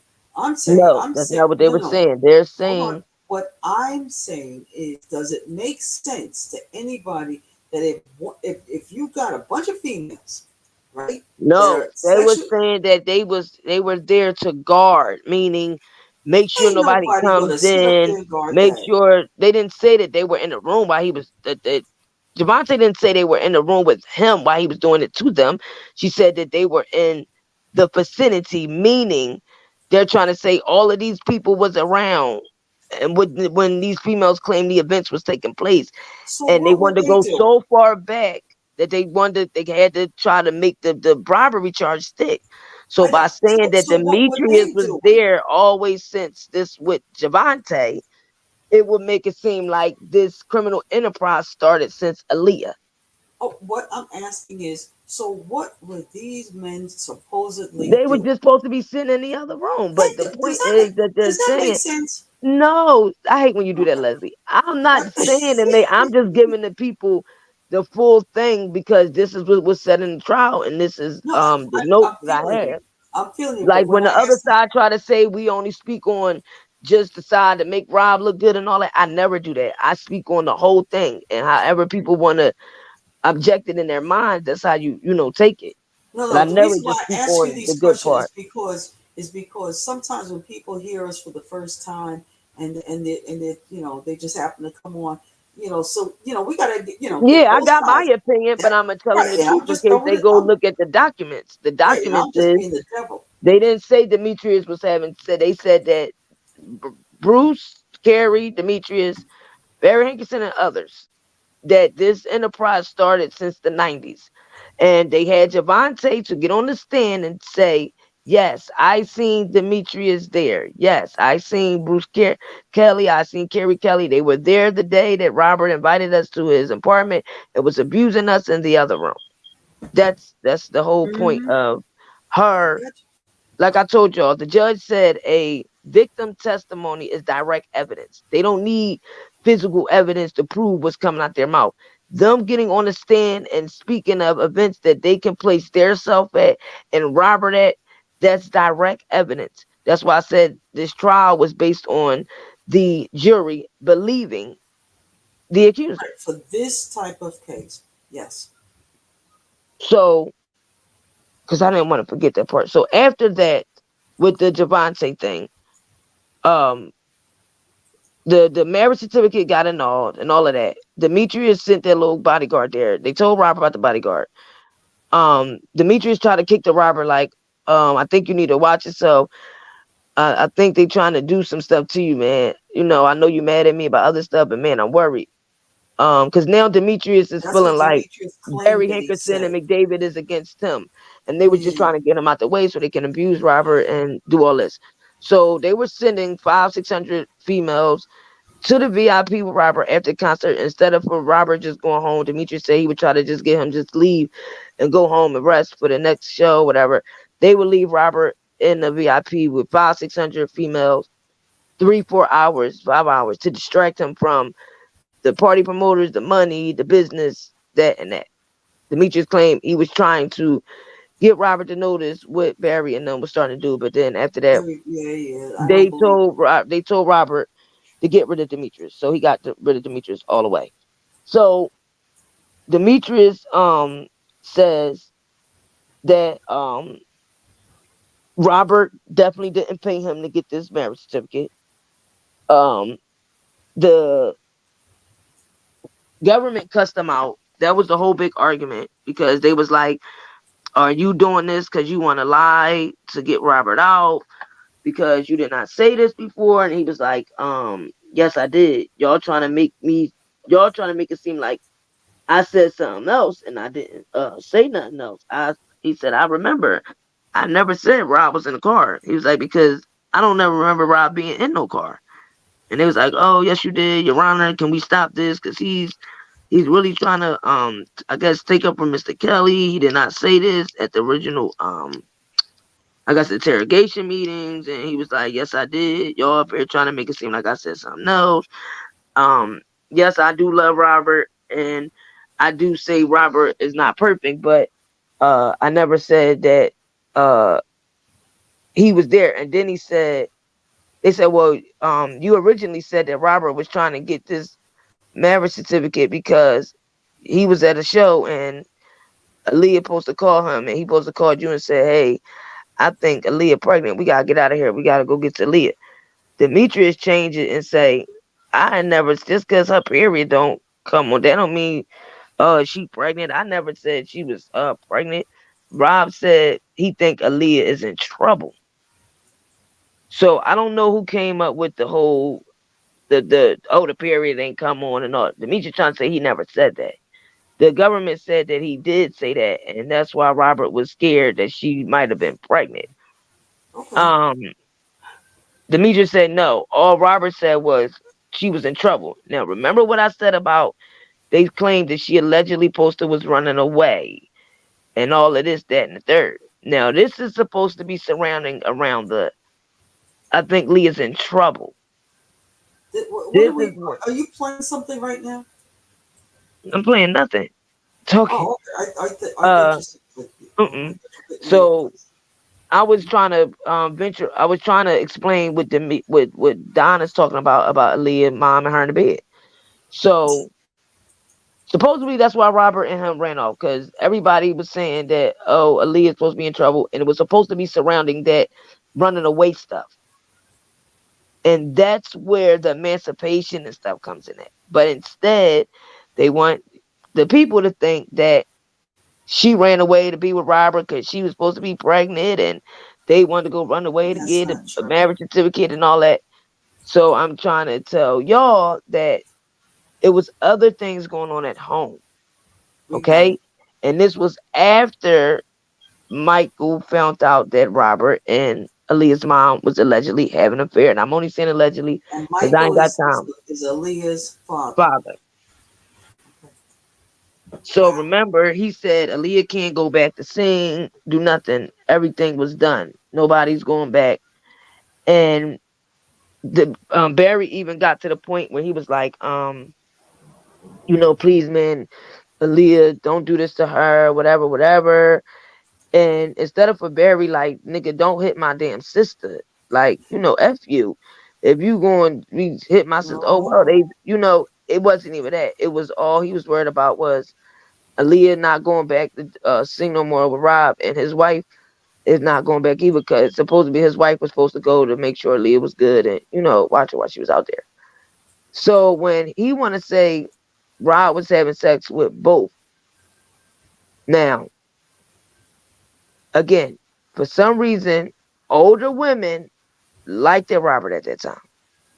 What do you mean for some And reason? it's a What's known not to fact. like? What's not to like? No, I ain't saying it ain't Now, nothing why are you like. I'm saying it just like saying because Don said Robert was in the bed having sex with Aaliyah and her mom at the same Wait a time. minute. Wait. Hold on, young blood. Hold on a minute. Now, it seems to me he might be younger. Seems like all his pipes are working. Ain't nobody complaining. He might be hitting it, and No, that's rather not than what I'm missing saying, it. sis. What I'm saying So is Don why is wouldn't they saying that like? this man was in the bed having sex with Aaliyah and her mom at the same time in the bed, and they were laid up in the bed with him together. What I'm What? saying is Rob was not his type at that time was women that was 10, 15, 20 years older than him. He was not messing around with nobody that was younger than him. All of his women were 10, 15, 20 years older than him. He always So said. He always said. when Remember, you used to show. Excuse me. I'm when sorry. I spoke to the individuals that slept at Aaliyah's house during the sleepovers and all that before they shut it down and she wasn't able to have company and sleepovers no more. Aaliyah's mom and Robert, a bunch of people witnessed and noticed Aaliyah's mom was very flirtatious to him. And like I said again, when you in a situation that you're trying to get out of and all you see is in their eyes, in my opinion, Robert was there like shining armor. He's our way out. Same way you got this mother coaching Azriel to do this, do that, do that, do that. Instead, this mother was like, shit, I'm taking that as my own hand.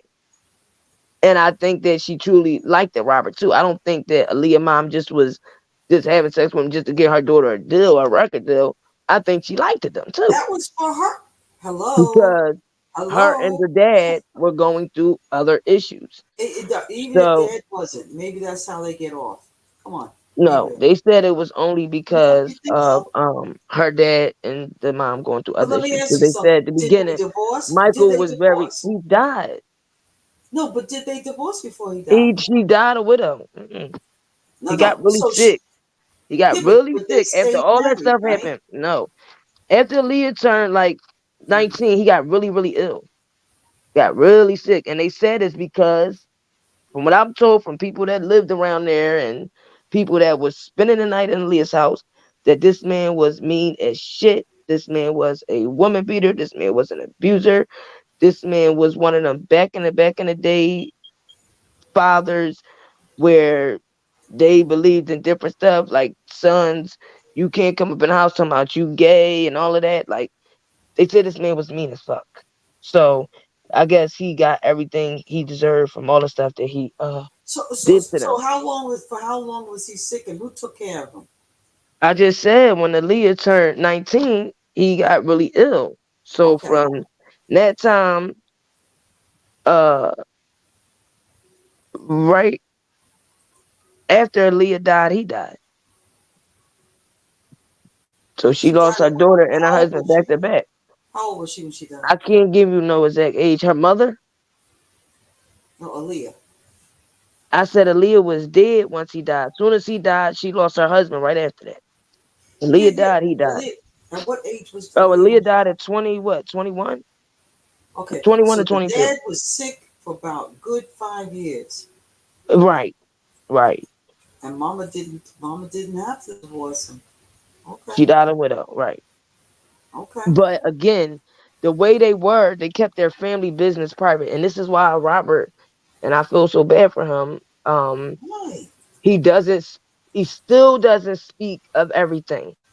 Because Lisa Van Allen want to say, oh, he told me they had this bond where like needles and eyeballs and needles, like even if somebody put needles in their eyeballs, they would never share everything, because Lisa Van Allen said that Robert told her that Aaliyah was pregnant and all of that, and that he was having sex with her and the mom.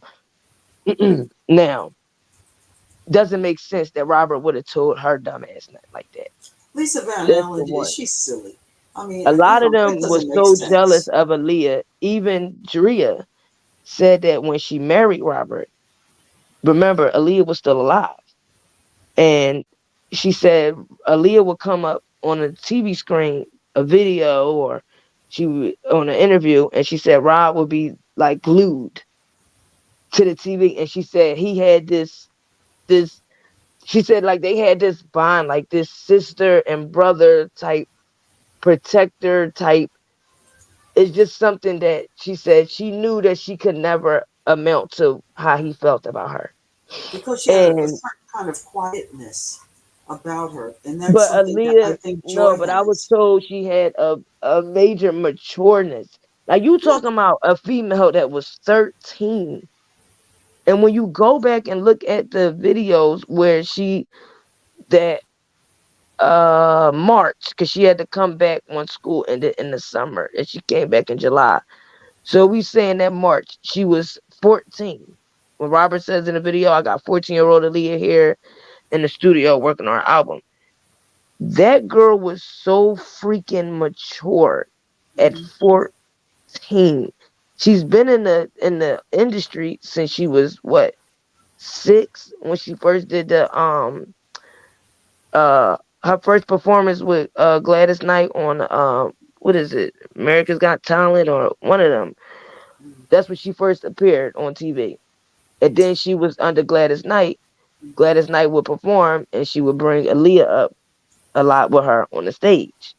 So that's how also a lot of people were recognizing her stuff from Gladys Knight. And then when her and Barry Hankinson went through what they went through, Gladys Knight didn't like split from Aaliyah, but remember he had her for their son for ransom. And then he had tied up Gladys Knight and what it was they called, tied her up and beat her and all that dumb ass shit for money. So once she finally got away from Barry Hankinson and got her son back and all of that, it wasn't that she split from Aaliyah and her mom and them, but it was like Detroit said Barry couldn't come back to Detroit or they would kill him. So that's why he ventured Chicago, LA, New York. He couldn't come He's a back to Detroit. politician. Right. And I didn't even know he was married before Gladys Knight. The first wife in Detroit was the school teacher. Then it was Gladys Knight. And then after Gladys was the girl car he blew up. So he definitely was a problem, and a lot of people were scared of him. And like a lot of people told me from New York, because he's originally from New York, Aaliyah from New York, come on. That if Robert was abusing his niece, like they want to say 12, 13, 14, 15, the person that Barry was at that time, you had dudes scared to walk past him. Okay, because he was a businessman, but he also was known to be, you know, amongst a lot of major street guys that were gangsters. Period. Ain't no way to go around it. So this man blew up his own wife car. This man held his own son for ransom and had Gladys Knight tied up from mouth, feet, all of that. Okay. You think that if Robert just abused his niece and just treated her like trash and just was abusing her behind her back and all that, that Barry was just going just let this man just go do what he want, just give me some money? Hell no. At that time, Barry would have did what he did and went to jail. That's how bad it would that he was at that time. So this is how you know it was more of him and his sister. And this is why he collected $98 million from Aaliyah's wrongful death suit. And that's why nobody seen them until Robert's trial. Now he want to release his Aaliyah music because he has no more money. And that man said that he was with Barry. Wait, can you say a little bit? You say it once more. What? Where's the I said he got the $98 million from the wrongful death suit of Aaliyah.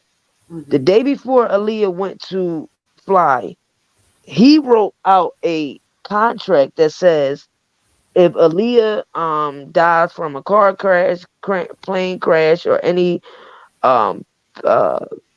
terrible death from traveling or anything in Jamaica, and it has nothing to do with the label.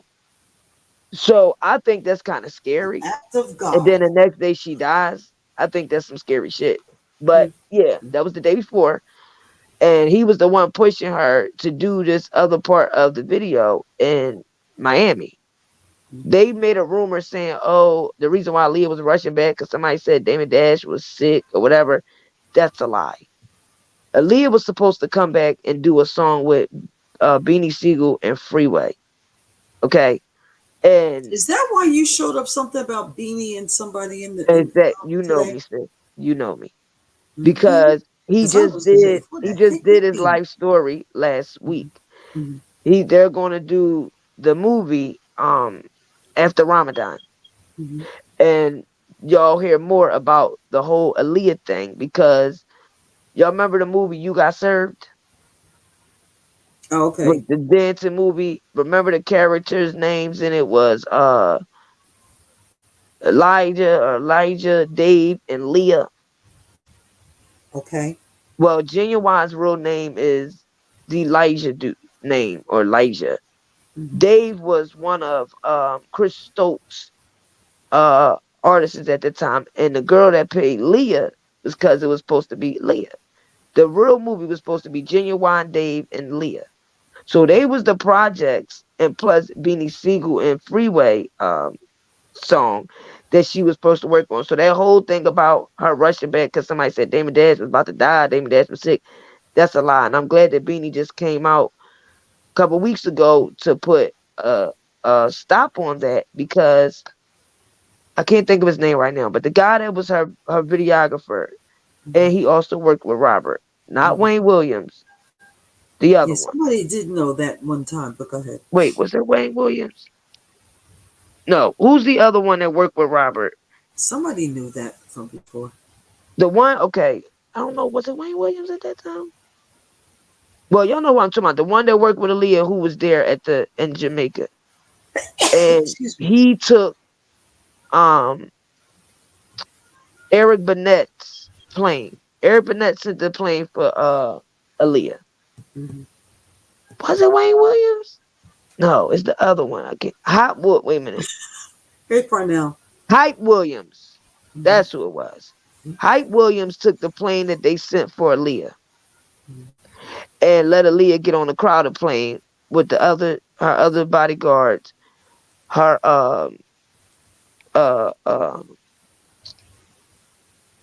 wardrobe designer, her stylist. Because 3 dancers survived. The 3 ladies. It's like 5 survived, the rest all died. So Hype Williams took the plane that they sent for her.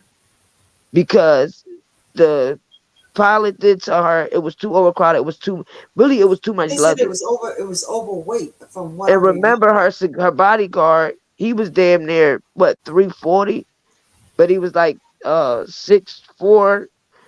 So it was a lot of that too. A lot of people that was on that was too big, and then they had too much luggage. They didn't even think about, okay, if Hype Williams getting another plane, let all that fucking luggage go with Hype Williams, because only him and 2 other people got on that one. But no, instead he was so jealous. He liked it, Leah. Hype Williams. And that's why it was this big thing when she died, and with him and Robert, because remember, Hype Williams worked with Robert too. But they claimed that Hype Williams was a part of this thing with Barry Hankerson. Because again, I don't understand, if Eric Bennett sends her a plane, why would you take that plane?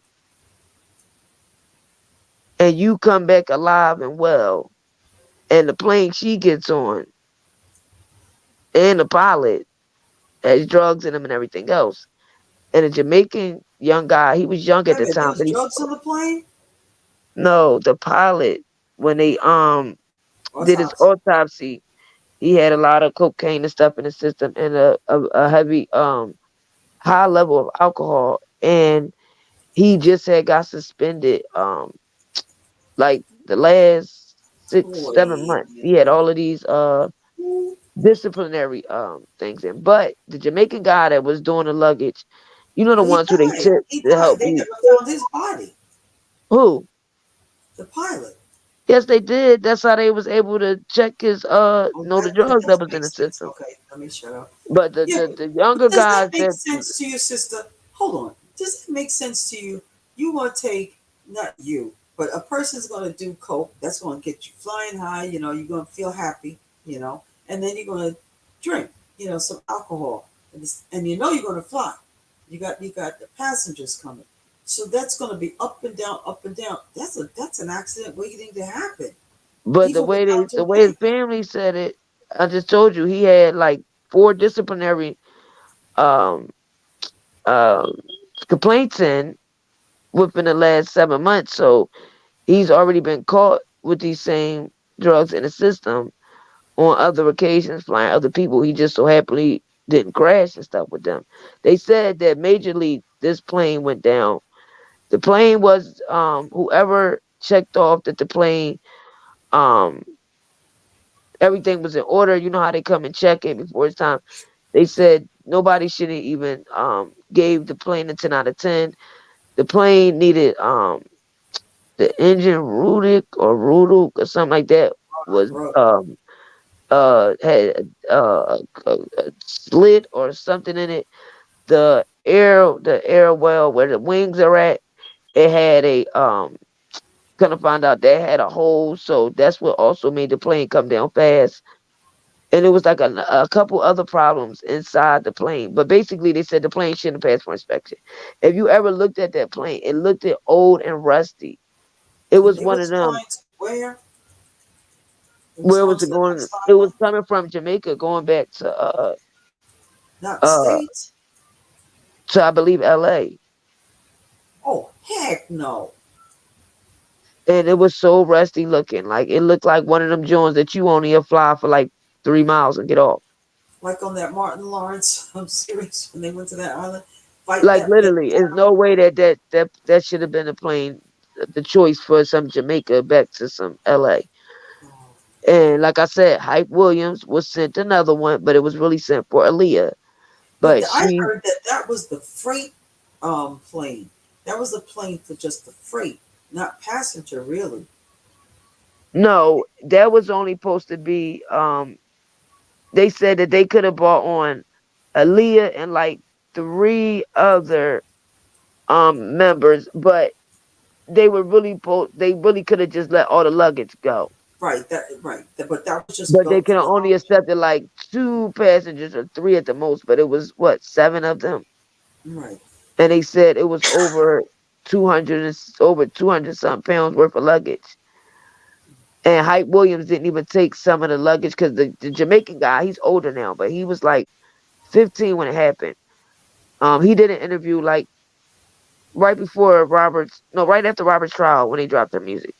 He's the one that said that Aaliyah was high and that they had to like drag her on it.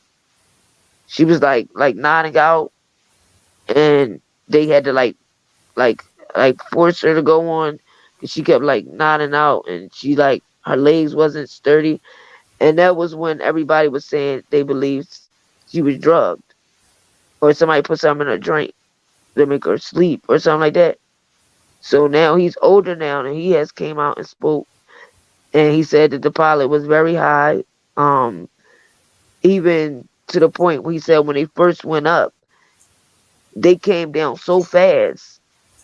It was like 9 minutes later, or like not even like over 7 minutes or something. Yeah, he said it was so quick. He said as soon as they went up, you just see that he was twirling, like he was going spiral up instead of for like you know how when you on the you listening to the, I forget what they call it, and they telling you southwest, northeast, southwest, all that. He was going like spiral up. Like you don't drive no plane like that. And he said then you can couldn't see get the altitude. I remember. And he said you could see like soon as he went further up, he said you could see like the distance wasn't like you could tell. He said the way the distance was, like it wasn't moving fast and none of that, because they could actually still see the plane as it's going down, and you could tell how, I guess they said the speed of it was slower and slower and slower down, that they could tell it was going to come down. And he said they believe that they died really because of how fast it came down, and then of course once it hit, it caught on fire. So that was the worst part of it all, because they believed that if it didn't catch on fire, that they would have still died from the impact of it coming Had the down so fast. pilot been not been inebriated, had not been drunk or high, he probably could have done a hard landing. No, they said it would have came down automatically, He because wouldn't have done it the way he wouldn't have. nobody. They said it would have came down automatically. There's no way that plane would have been able to held all that luggage. Well, They said it was what way happens is that over when it was the captivity, and then you got to overweight. remember they added 4 extra passengers. It was only supposed to take 4. She put No, 7. my understanding is that also that the luggage shifted when he went straight up. Luggage shifts, and it was too much. No, That's that's why what they I'm couldn't telling gain you, sis. You're not altitude. listening to me. Her one Right. bodyguard, they said, was over like 290-something pounds, When the like luggage shifted, 6'5". it all went to the They tail. said the They couldn't get luggage was altitude. over. The luggage was over, way over 200, so close to 300-something pounds. Then it was only supposed to be 3 passengers, including the pilot, 4. But they was like, all right, 4 at the most, but we really overdoing it, because with the pilot, that's still 5. They bought 7 with the pilot, 8, plus over 300 pounds worth of luggage. And you're not talking about just Aaliyah luggage, you're talking about all 7 people. And then what I didn't understand about Hype Williams, why the hell would you let them fly with the video luggage and the shit that you use to do the videos, and you in a whole plane by yourself with 2 people? Because that's the plane that was supposed to have gone out. The plane was No, that was the one they sent for her, because they was saying the guy was high and all that, but he told Aaliyah, this not gonna work. It's too much luggage, it's too many people. You know how they say with Kobe Bryant, how people get with these celebrities, instead of saying, no, I'm not risking your life, my life, we're not going. I don't care how much money you got. I'm sorry, I can't do it. That people will be like, okay. And because it's a celebrity, and plus, a little extra couple dollars, and they'll do it. But they said he told them twice, nah, this is too many people. This is not going to work. And he, just like Kobe Bryant's pilot, he went over the rules that he wasn't supposed to. And Aaliyah's pilot put down 5 people luggage, including pilot, when that was a lie. Because they wouldn't have let him get cleared to go up. So he had to lie when he was talking to I forget them people that you talk to before you fly out. Yeah. And he told them 5 altogether in luggage. And that was a lie. But they said he asked twice. No, this is not going to work. They still should have inspected. But they said because of him being under the influence, that's why they believe he was encouraged to still go. So anyway, the $98 million that Barry Hankerson received and disappeared. The guy said when Barry got it that night, and some of y'all know the artist guy who was with Barry when he got it. When he won the suit that night, Barry came and got him. They went to the hotel. He said Barry got drunk as hell. They got drunk. And the first thing Barry was saying that he was going to go buy three big properties of farmland and ranches. And ever since then, the guy was with him, he said, for about 4 or 5 days. He said Barry got so fucked up. It was crazy. But he said after about 8 days, once Barry finally, went to get his farms or whatever, Barry disappeared for over 15, 18 years. This is why other artists like Genuine and the ones who was on that label, Black Ground Records, why their music didn't come out. Because Barry held it back. Even though he held back Aaliyah's, he could have released theirs. So, okay. So now what you're saying is he got the 98 million, and now you're saying he disappeared. He disappeared, but he doesn't have any more money, you said? So what happened is, of course, a lot of people were suing Barry in between because words started getting out after 10 years, 15 years. People like, oh shit, he got a $98 million settlement. And a lot of people was really upset because it's like, damn, her estate didn't get nothing. But he had, in that letter that he wrote the day before she went to fly, that remember, they're not responsible for any death or anything like that. And he told them at the court that if Aaliyah was still living, she would have made clearly over 150 million if that plane didn't crash due to her acting career, her singing career, and so on and so forth. So that's how they settled to. It really was 115 mil, but he got, I guess, after everything was settled, 98. And it didn't go to the estate because, again, she was signed to the label. And because when her dad got sick, I don't know how he did this, but he switched it whereas though he became the manager. So on paper, he made sure that Michael was off. So not only was he the manager, but he also had it down that Aaliyah didn't write none of her music. She didn't write none of her music, and she didn't own nothing. And Aaliyah, when she was alive, she had signed papers just like Robert and signed her publishing away to Barry. So that's why Aaliyah's mom wasn't able to get nothing. She wasn't able to get anything from the money. So all of a sudden, when he comes back around, 5 months before Robert goes to trial, saying he got this big announcement he wants to make, and everybody's seeing billboards. Oh, Aaliyah is coming back. Aaliyah is coming back. And I'm like, wait a minute. She died August something. I think it's August or September, one or the other. Robert's trial started August something.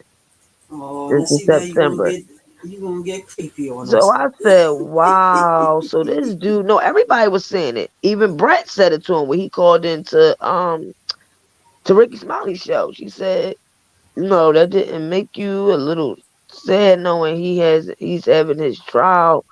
Oh no, it's just a coincidence. Everything, came out at the same time. That's a lie. You're doing the same shit you did, just like with that marriage certificate. You know Robert's going to trial. You know her name was mentioned in trial, and your ass, it was said that they even asked your ass, and you said you pleaded the fifth. You wouldn't be able to testify. None of the family testified. Nothing. And you want people to think that it's a coincidence that you brought her music out during the same week of Robert's trial, and she was one of the alleged victims in the trial, and the bribery charge about the marriage certificate. It was a whole nother publicity stunt. Oh, let's feel bad for Leah. Oh yeah, he's in trial. To get Oh that yeah, sympathy, and exactly. So remind the that's how jury. themselves troomed up. No, I ain't talking about just the jury. I'm talking about his whole reason of Everybody. why he dropped the music during that week. It was a big ass, big picture of Aaliyah down Manhattan, New York, during Robert's trial. So that's automatic. He's having a trial. Aaliyah's named in his trial as number one victim number one. And you think that that wasn't going to, but that's not a publicity stunt for people to go buy the record. But he tried to say, oh, it's just a coincidence. So the mother was upset about it. That's why he said on the interview when they said, well, wait a minute, did you and the estate come to an agreement about this? He said, to tell you the truth, I haven't talked to my sister since my niece died. Like, damn. And what made me really upset was when this dumbass dude said, I didn't even reach out to her or nothing about this. He said the only reason I didn't put the music out all this time because who would want to hear their daughter voice on the radio and stuff, knowing that, your daughter passed away. But everybody like, but why the hell would you do it now, knowing that Rkelly's trial is going on, knowing that this government is naming her as one of their victims in the case, the number one, the first victim in the case, and you gonna go drop. First of all, it wasn't even like it was all new stuff. This dude took her old music. Some of it had features on it with other artists, and he opened up that new platform where you can hear all the artist music, and you pay like this one fee, and you can remix it. You can put beats on it and some shit, but it's like a subscription, and you can get all the merch and all of that. It was no new stuff, so that let people know. Oh, when Aaliyah finally got rid of your ass, you didn't have her new music. After Rock the Boat and all of that, he didn't have none of that other stuff that she supposedly that said that she supposedly wrote. So it is true that her brother Rashawn and her mom got that. Because when he released that music, I'm like, wait, this is the old stuff. All he did was put new features on it, changed up, remix it a little bit, but no, it's all the old stuff. All right, so go ahead. So when the mother, it made sense when she came out and said she was against it. And he said he didn't even ask. He just hoped that she liked it. And she wasn't even going to get paid off of the sales. So I'm like, this nigga ain't shit. Even after 25 years, you taking 98 million, you're going to release the music. Won't even say, well, I want all proceeds to go to my sister. No.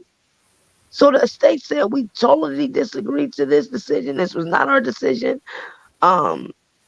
We wish that, like, they didn't even want it to come out.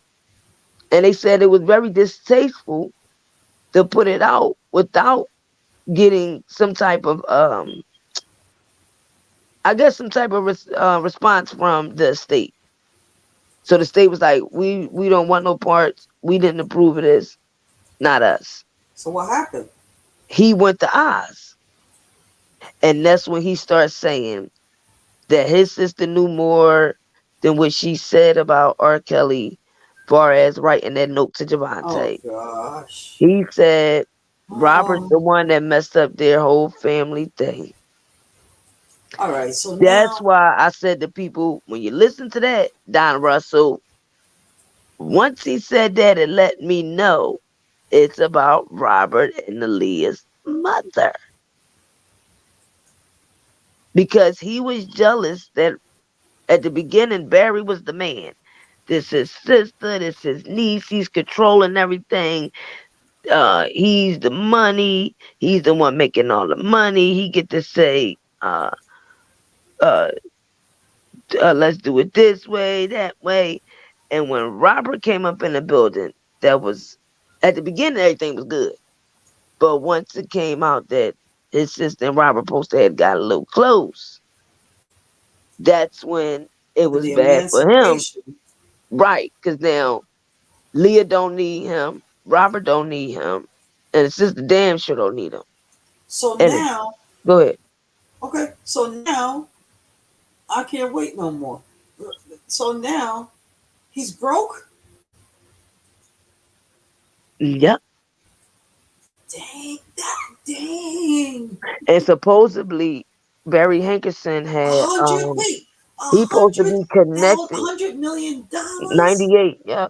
He's supposed to have been connected with some real big time gangsters, like some, I forget, I ain't gonna get into names, but I'm gonna just say mobs, the ones that's over, the ones that y'all think in charge of the music industry, the ones over them.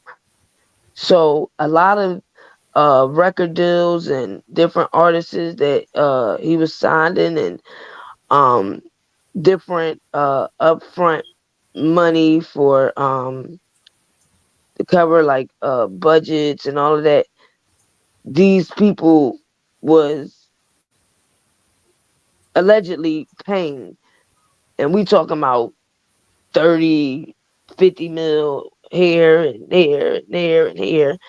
And he was doing a lot of other things in the mix to the streets and everything else.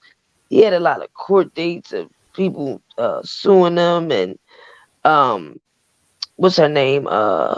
Tony Braxton, Okay. her sister, because Tony Braxton was the major one that sued him first.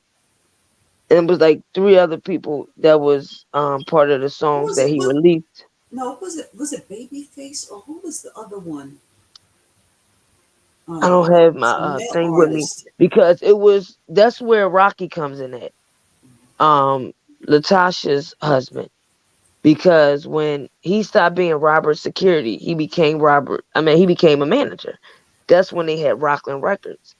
Robert was a part of Rockland Records, meaning an investor in it, not as a artist in it. So all of a sudden, Rocky and Barry Hankerson, they come and take Rockland Records over. Remember when I let y'all hear Teddy Riley, and he talked about how Barry Hankerson was him and Aaron Hall's manager first. Then all of a sudden, Barry Hankerson comes at Robert and said, "You think you can pull off this style like Aaron Hall?" And told Robert to cut all his hair off. Rob came out with the cane and everything, and Rob killed it.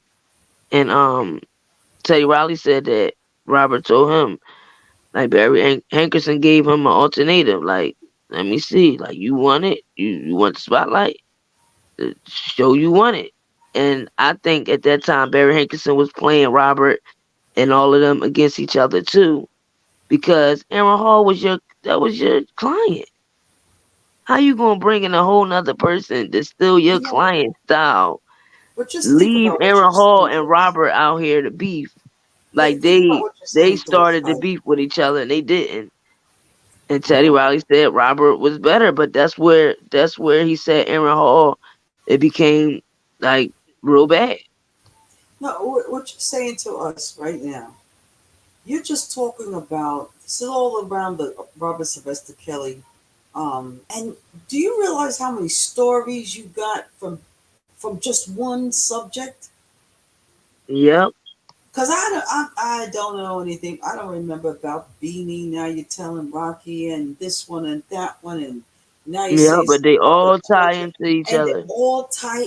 Yes, and we haven't That's why even I said, gotten wait till to y'all see my AZ. documentary. Y'all really gonna be like, wow. Wow. So, Yep. no, But see, that so goes they know all the how way to handle back it. with the whole Rocky thing and Teddy Riley.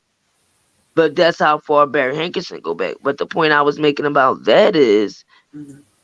that the original manager wasn't Barry. Hot dog. It's the guy who Teddy Riley was saying, the one with the blue Corvette.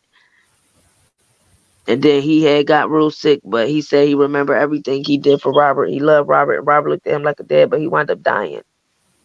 So Barry Hankerson, in my opinion, knew that the manager was dying.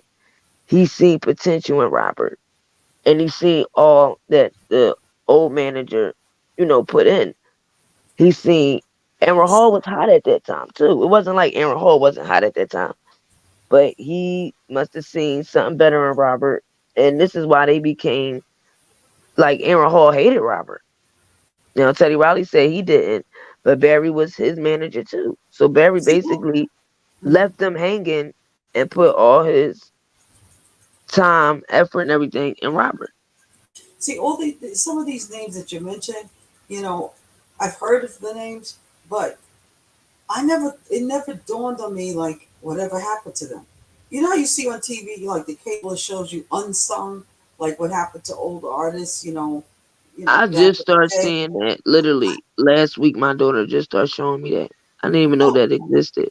oh, that's old. You got good, Because Marcus Houston, he finally is admitting that he was around his wife since she was 17, which we know she was the runaway, the girl that had ran away.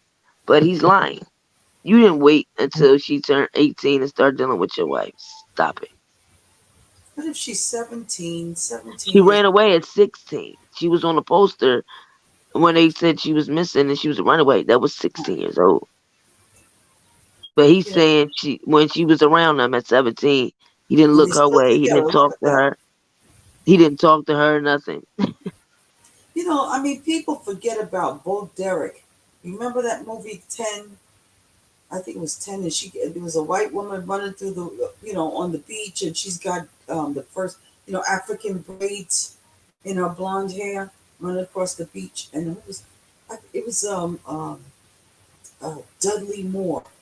Dudley Moore was the you know the comedian in it, but he had fantasy of this woman who he just fell in love with her, the way she looked, and that woman was a minor when she hooked up with the what's her name the producer or the movie director, the film director. Oh, I forget his name. Was it Derek? It was Derek, whatever named Derek, and she married him. So it's not. And another thing, I don't know if you remember, like if you see some of these old series, do you ever see Jaja Gabor, or Eva Gabor? Have you ever heard of the Gabor sisters? Gabor.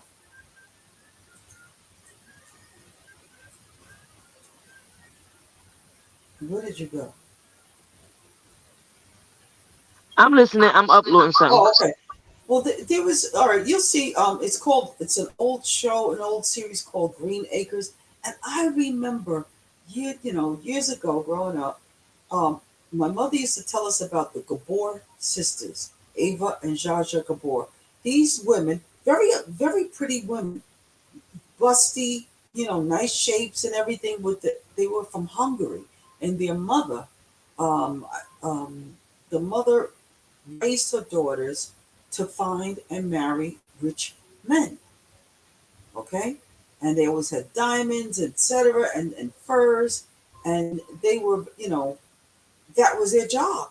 That's their claim to fame. So when you get somebody like, Robert Sylvester Kelly and these women accusing him of robbing the cradle, this is nothing new. this is nothing new about. You want the young, you know, women to chase after these older men. Now, how about Nicole Brown Simpson? I mean, of course, she was of age, but she was a young woman who married this man who had one foot on a banana peel and the other one in the grave. What are we thinking? I don't know what the Judge Ann Donnelly was thinking. I really don't know.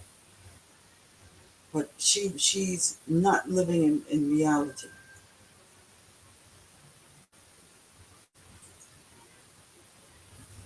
I'm listening to you.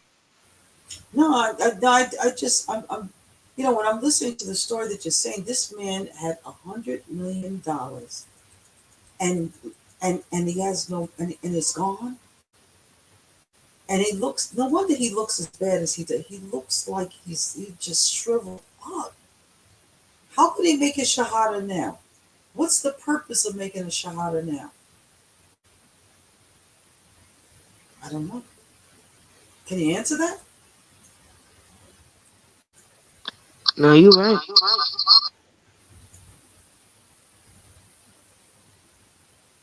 I don't. We got karma. Yeah, and then and why would you go to the nation, to do the shahada? I mean, what were you thinking all these time, all these years? Anyhow, sister, I don't want to keep going. Mr. Don Russell, I feel you, kind of feel you. All things will be. I'm gonna tell you, just like Rob said, trust the process. This is what you're into. You know the game. You know what you got to do. Don't hurt anybody's feelings. Just do what you have to do and come home. You have a chance to come home. That's easier than said than done. Well, but I do believe with his mouth, he probably, he saw something that he shouldn't have seen, and you have to deal with it. You're going to be another Barry Hankerson if you don't watch out. Everybody's doing things for money. Now, when you say it's easier What said could he than done, possibly have seen? He ain't see anything. Like everybody said, how you gonna run let me around here tell and you, say I only been around him for 8 months? things that he But hadn't seen, things that he's heard. I was told that's a lie about the whole um 8 months. the down the subway thing, because Rob supposed to be like 13 years older than him. Supposedly when Rob was down there, Don was supposed to be like 6. His sister told me. So how was you having these full big conversations with him? And that's a lie. His sister told me Don was like 6 years old. Rob was damn near 16. He said Okay. so. Rob wasn't hanging nowhere near, like they weren't hanging together or nothing like that. So I Yeah, and don't how know you gonna where be these doing stories tap that dancing Don. in the I don't know where subway these like that? stories that he came up with. See, that's the thing with Rob. They could come at him with those type of stories, and that's the sad part. And be like, "Hey, man, you remember I met you such and such, such and such," and Rob met a lot of people, so he ain't gonna be on the defense like, "I don't know you." 9 times out of 10, I'm like, oh, "Okay, yeah, I remember." Rob knowing darn well he don't remember, but he ain't going he not that ignorant person that's gonna be like, "Listen, I don't remember, I don't know you, I'm sorry." No. And that's how Levi got to him. Because he was able to tell Robert, "Oh yeah, you don't remember, man, I met you such and such, man, we used to be together all the time and all that." And Robert ain't gonna be like, "No, man, you lying, man. I don't know you, dude, none of that." Rob gonna be like, "Oh yeah, okay, yeah, I'm remembering, yeah." And that's how they slide that little stuff they want to slide in.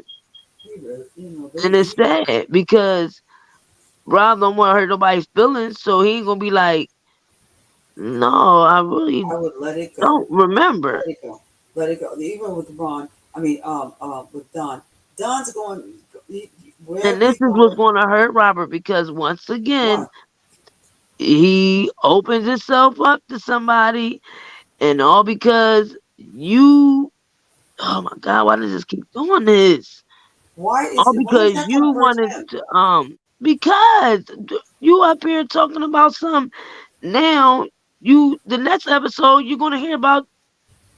You didn't hear what he said at the end? That now he believes that Robert was abusing girls. Okay, so let me tell you something. The What woman is Dom coming says, forward. huh? The woman is coming forward. That woman is from where? The same place Cash Jones is. Didn't you? I That's said the she's question I coming want to ask. forward. I didn't Wait, wait. say I know where she's That, from. wait. Didn't you ask us last time? You said, I don't know where where is she's Cash from. Jones? Exactly. He said she's coming forward.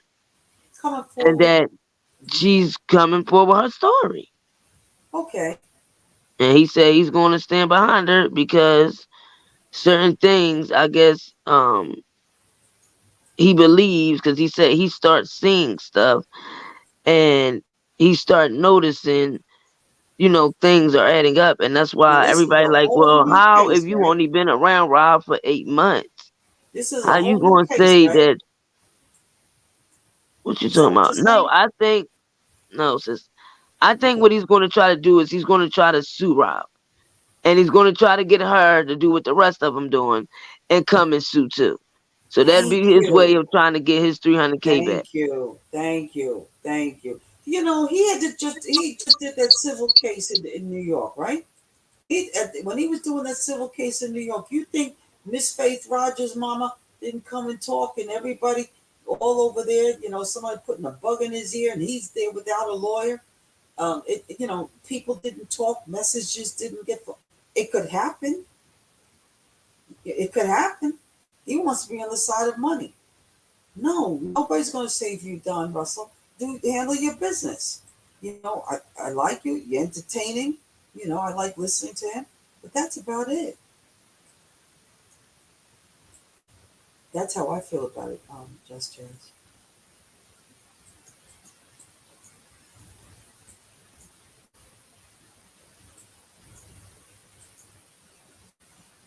What's wrong with my thing? Why is it doing this? What is it that you're trying Come to on, devil. Yeah.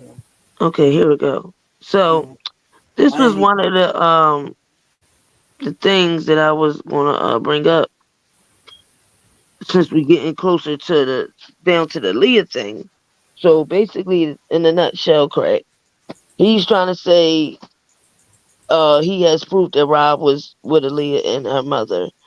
But And like wait. I said, go ahead. Okay. If he has proof that Rob was with the Lee and his mother, He can I said ask because you? the Can I? contract, and then he said he asked Robert personally, like, I ain't gonna help you if you don't tell us everything. And he said Rob told him. Okay. So if I were Leah's mother, and I would say, and so what? What's the problem? What's the deal? So what? Or if she says, I don't know what you're talking about. What is he trying to prove?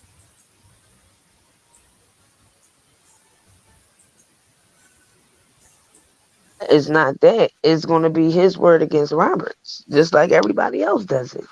Well, It's always Rob told them this, just like Lisa Van Allen. Oh no, I didn't say this. He said he was having sex with Aaliyah's mom downstairs, and then when she go to sleep, he go upstairs and have sex with Aaliyah. Not my words, his. This is what they all say. They and all even if say he and tells my them this. thing They is, all say his words. And I sat in court since 2008, and they do this all the time, and the dumb behind government believes it. And unfortunately, the jury in New York and the jury in Chicago, they believe them when they say it as well. well, I would say I don't even remember. What if she doesn't remember? Who? The mother. I don't remember. I don't remember if I slept with her or Well, not. before the New York trial, she spoke with, I'll just say this, she knows what's going on. And she was supposed to be, finally giving her side because she was upset at what her brother did with the albums and stuff. And then a lot of Aaliyah fans was upset. The way he put it out here, the music with that merch thing, and it's like some type of app. they felt like that's not That's what they were what they looking wanted to for. do. They wanted, fans wanted the new music because everybody knows that girl made up some new music other than the rock the boat stuff. But apparently he doesn't have it, and apparently the mom, she doesn't trust anybody to put it out because I guess because she was under his label and all of that, and because the mom just probably has the songs, she would have to get under a label. It's going to be a lot with that. So I guess she like, forget it. I ain't putting out nothing. But Rashad kept I wouldn't either. promising. Rashad, the brother, he kept promising um that they were supposed to do that Baby Girl album and all of that. And then for him to come out with this bull crap, like, dude, did you just put out the same music that was already out? This man had better defend himself about that. He better think about I'm that. surprised Aaliyah ain't haunting his ass. That's why he look all old like that. Aaliyah's He haunting him. looks worse. He looks like Skeletor. You know the cartoon character. He looks dried up, creepy, like the kind of ooh, don't touch me. He did not age well.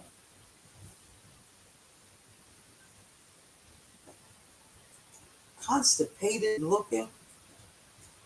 I don't know. But for Aaliyah's mother, listen.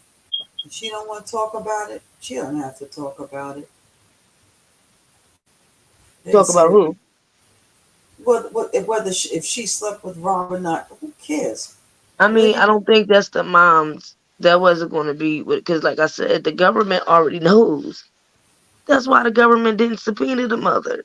That's why, because if that was the case, what government that's doing a whole trial and somebody's child is number one victim on there, and you ain't got one family member in here, you ain't got one close friend, one close employee, nobody that actually was with Aaliyah up until her passing. Like, I'm not talking about no Tiffany Hawkins and the ones that was only friendship with her during 94, 97 and never seen them again. They wasn't around Aaliyah when she was 19 to 20. You ain't never seen no Tiffany Hawkins and them around her, and they didn't even speak her name. You didn't even see them out here like, oh yeah, Aaliyah is my best. I can't believe when Javante said on Survivor Rkelly 3, Aaliyah got her style from her. Like, how can you even disrespect her like that? I am so glad I don't watch those Like, made it shows. seem like Aaliyah was corny. And if I it don't wasn't watch for them. them, they the ones who gave, like, they wanted to be her so bad. And what's crazy is if Javante was such a musician and all of this, why don't nobody know her? Because I don't know her from the 90s. Well, all she was is rude to that girl, Regina Gold. I didn't like the way she No, but I'm talked to Regina saying, Gold. nobody, only reason people know Tiffany is because she made it aware, all this Robert thing and saying he was the baby father, and you see her in the Leah little video in a small clip. But I'm saying, what music do you really can say, oh, that was Javante's song, or she was supposed to be backup singer for Sparkle? Well, they kept you in the back for a very long time because don't nobody know nothing about your musical career, your dancing, none of that. And you was never on no front line of anything. All of them are going They to want to get say they was the group with Aaliyah and all that. Where? Because you damn sure wasn't on the front case of the album, just like Andrea. The only reason I believe she be got in the front was because of all the way she started dancing. Like, she had her whole with JJ and Butt Out and Summer Bunnies. They had to put like the little black box covering like her butt part because when she bent over, you can see everything. And Wasn't that's there what Rob another? was standing in the back of her. And that's the only reason you start noticing who Drea was, because she was the most freakiest one out of the females. But they Another never had pastor's Drea in daughter. the front. Her Drea father was was a always pastor. in the back, and them light-skinned girls, them light-skinned pretty girls was in the front. Drea with the little bald head was in the back. She's got the funniest looking face that look like a smirk. But It's a shame because a lot of men say off the rip. They be like, she ugly. Rob only kept her because she got good head. Well, I guess men know. no. They say she's flexible. No, that's all that come with it. Good head, can have sex, all that come with it. And 2016 when she did that twerk contest And and did that's a that little compliment. split That's a and put her. compliment if she's listening. And she been dancing since she was like I think 2 years old or something. So she's definitely great when it's come to the ballerina stuff. I like that. I don't like this new madam dancing and putting the whipped cream all on her butt cheeks and all that. Well, You know, it's almost like it just makes sense. Like you're proving everything that was going on with Rob and around that time. She's proven with you're proving how you got the man, and you're proving that all y'all showing him threesomes and you're proving it by the way that you're carrying yourself as older lady who kids is about to be 30 soon. Like you're not 20 years old no more. And she Wait a think minute. that she got a Wait a petite minute. body. Hold on. Now I'm a toss. Yeah, she think that she got a petite body. It's like she in competition with her daughter. At what age are people supposed to stop having? No, I'm not saying it like that. What I'm saying is, I'm not about to be calling myself a madam. So all this stuff that's going on with my ex-husband, and I'm trying to make it seem like I'm a victim. But I'm at my madam shows, rubbing all of this whipped cream and stuff on my butt and shaking my. I mean, first of all, I think her butt looks really loose. I don't think it's like tight and firm. How she be trying to shake it with no panties on. It's very loose, and you could tell it's losing muscle and grip and all of that. It's getting very saggy. And then when she walk in the crowd and she gets in that pool thing, and she's doing all this sexual, to me, bedroom stuff. Like it's not no teaching young girls no, that's not that cabaret. This is to me prostitution.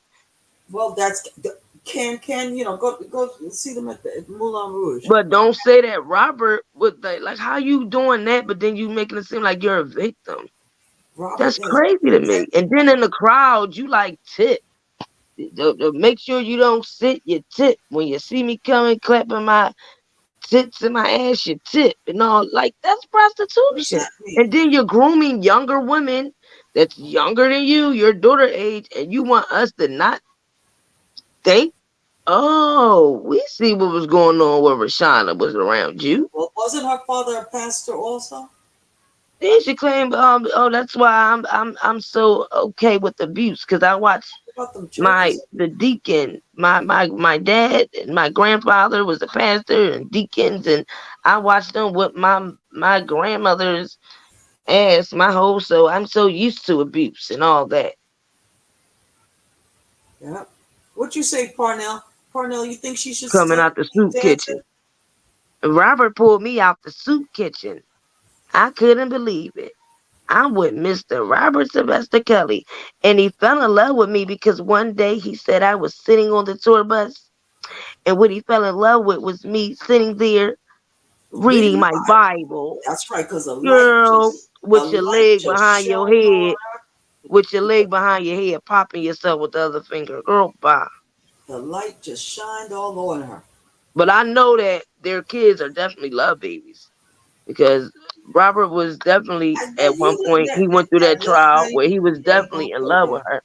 That's why they had the kids back to back. And she, said, and Robert said that he made all three of his kids off of his 12 play album. His eggs, or her eggs. Those are her eggs. I hate that bull crap. My eggs, they my eggs. But something, that's just they my eggs. That's why I'm so much against those reality shows, because some people just lose a sense of reality. When they start getting in those shows, they think anything is cool, and it's not. She's going, let her keep on fooling herself. That's her life, and she'll deal with it later. Well, I think she lost a sense of reality when she married the other guy, and in the mix of that, you had a nerve on that season to cry and say that you miss Robert and you just want him to support you the Because way she's got you to pay supported child, doesn't him, she have to pay? and nobody paid attention how she said that Robert told her, I support you, you know, I get my kids, and she said how her kids at that time was in Chicago with their father, and it wasn't about that. She wanted him to support her. And the way she is, and it's not going to Then happen. that told you that, for one, he was getting his kids. For two, he was supporting his kids without having to support her. But she was mad, like, oh no, I know he getting the kids and he got the kid, but it ain't about them. I want him to support me. But doesn't she have to pay alimony to that man she married? Yeah, and that's the karma, because Robert gave her damn near $1 million. $3 million and a whole goddamn dance studio, and she messed it all up. And then recently, when the judge wanted to do all that, Robert couldn't even give him 60,000, so he got the rest of them. Oh no, we need the whole 130 some thousand. But it was about the kids' well-being. Why wouldn't you take the 60 till he get the rest? But as soon as she got the money, she could went have agreed live to on it. Instagram and bought a goddamn Weed. a weed studio and bought her eggs, as she call it, a whole bunch of cannabis. I bought this for my eggs, something for them to invest in. And there's all these big behind bushes in the back with all of this bud, and you know they all smoke weed. So okay, I get it, whatever. But I told you that now I reality see show why will turn Rob your head. said he wasn't moving further with doing the college no more, because Rob told them, y'all can get more. You want to go to college? Okay, I'll pay more. But they wanted to drop out of the damn school. What? To smoke weed all the time?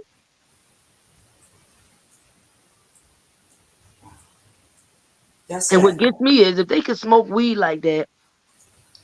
I told you the It's light skinned girl, that's their video. I guess she's the one to do all the video stuff. That's Robert's son, girlfriend.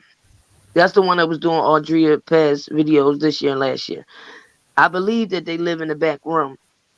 they Because when Little smoked up Rob all put the that profits. video, when Little Rob put up that video and she was doing his nails, and she the one that got all the piercings in her mouth and all, I think that's why he got all the piercings. I told y'all she's white. He did a video and he was eating her butt. Oh no, So they had strike this the is wrong, video. man. No. And then when I noticed around the time that Joanne was pregnant, and like I said, I don't know if she lost that second 8 baby, acres. if they hiding the baby, because even when her mom did that interview in Atlanta right before they little Madame show, the guy was even looking at her and was like, "Oh, I see what you've been doing lately. Woo, you've been getting busy," talking about Joanne's stomach. And then when they had finally had the show, that girl's stomach was so big. So that's why I'm like, I hope she didn't give it up for adoption. Like What? something What? happened. Yeah, you know how big she was? And do you think Let they me show would? you how big she Wait. was. Do you think? You think she would have given her up? Either that, because I don't believe Oh, she just lost the. She lost the baby the year before that. I don't right. believe that she just lost it. She was too big. I believe that with the way everything going, it could be they're not letting the baby come to the public yet. Right. That could definitely be I hope that's the definitely a case. big Yeah, reason. positive. Or I don't know. Look how big she was.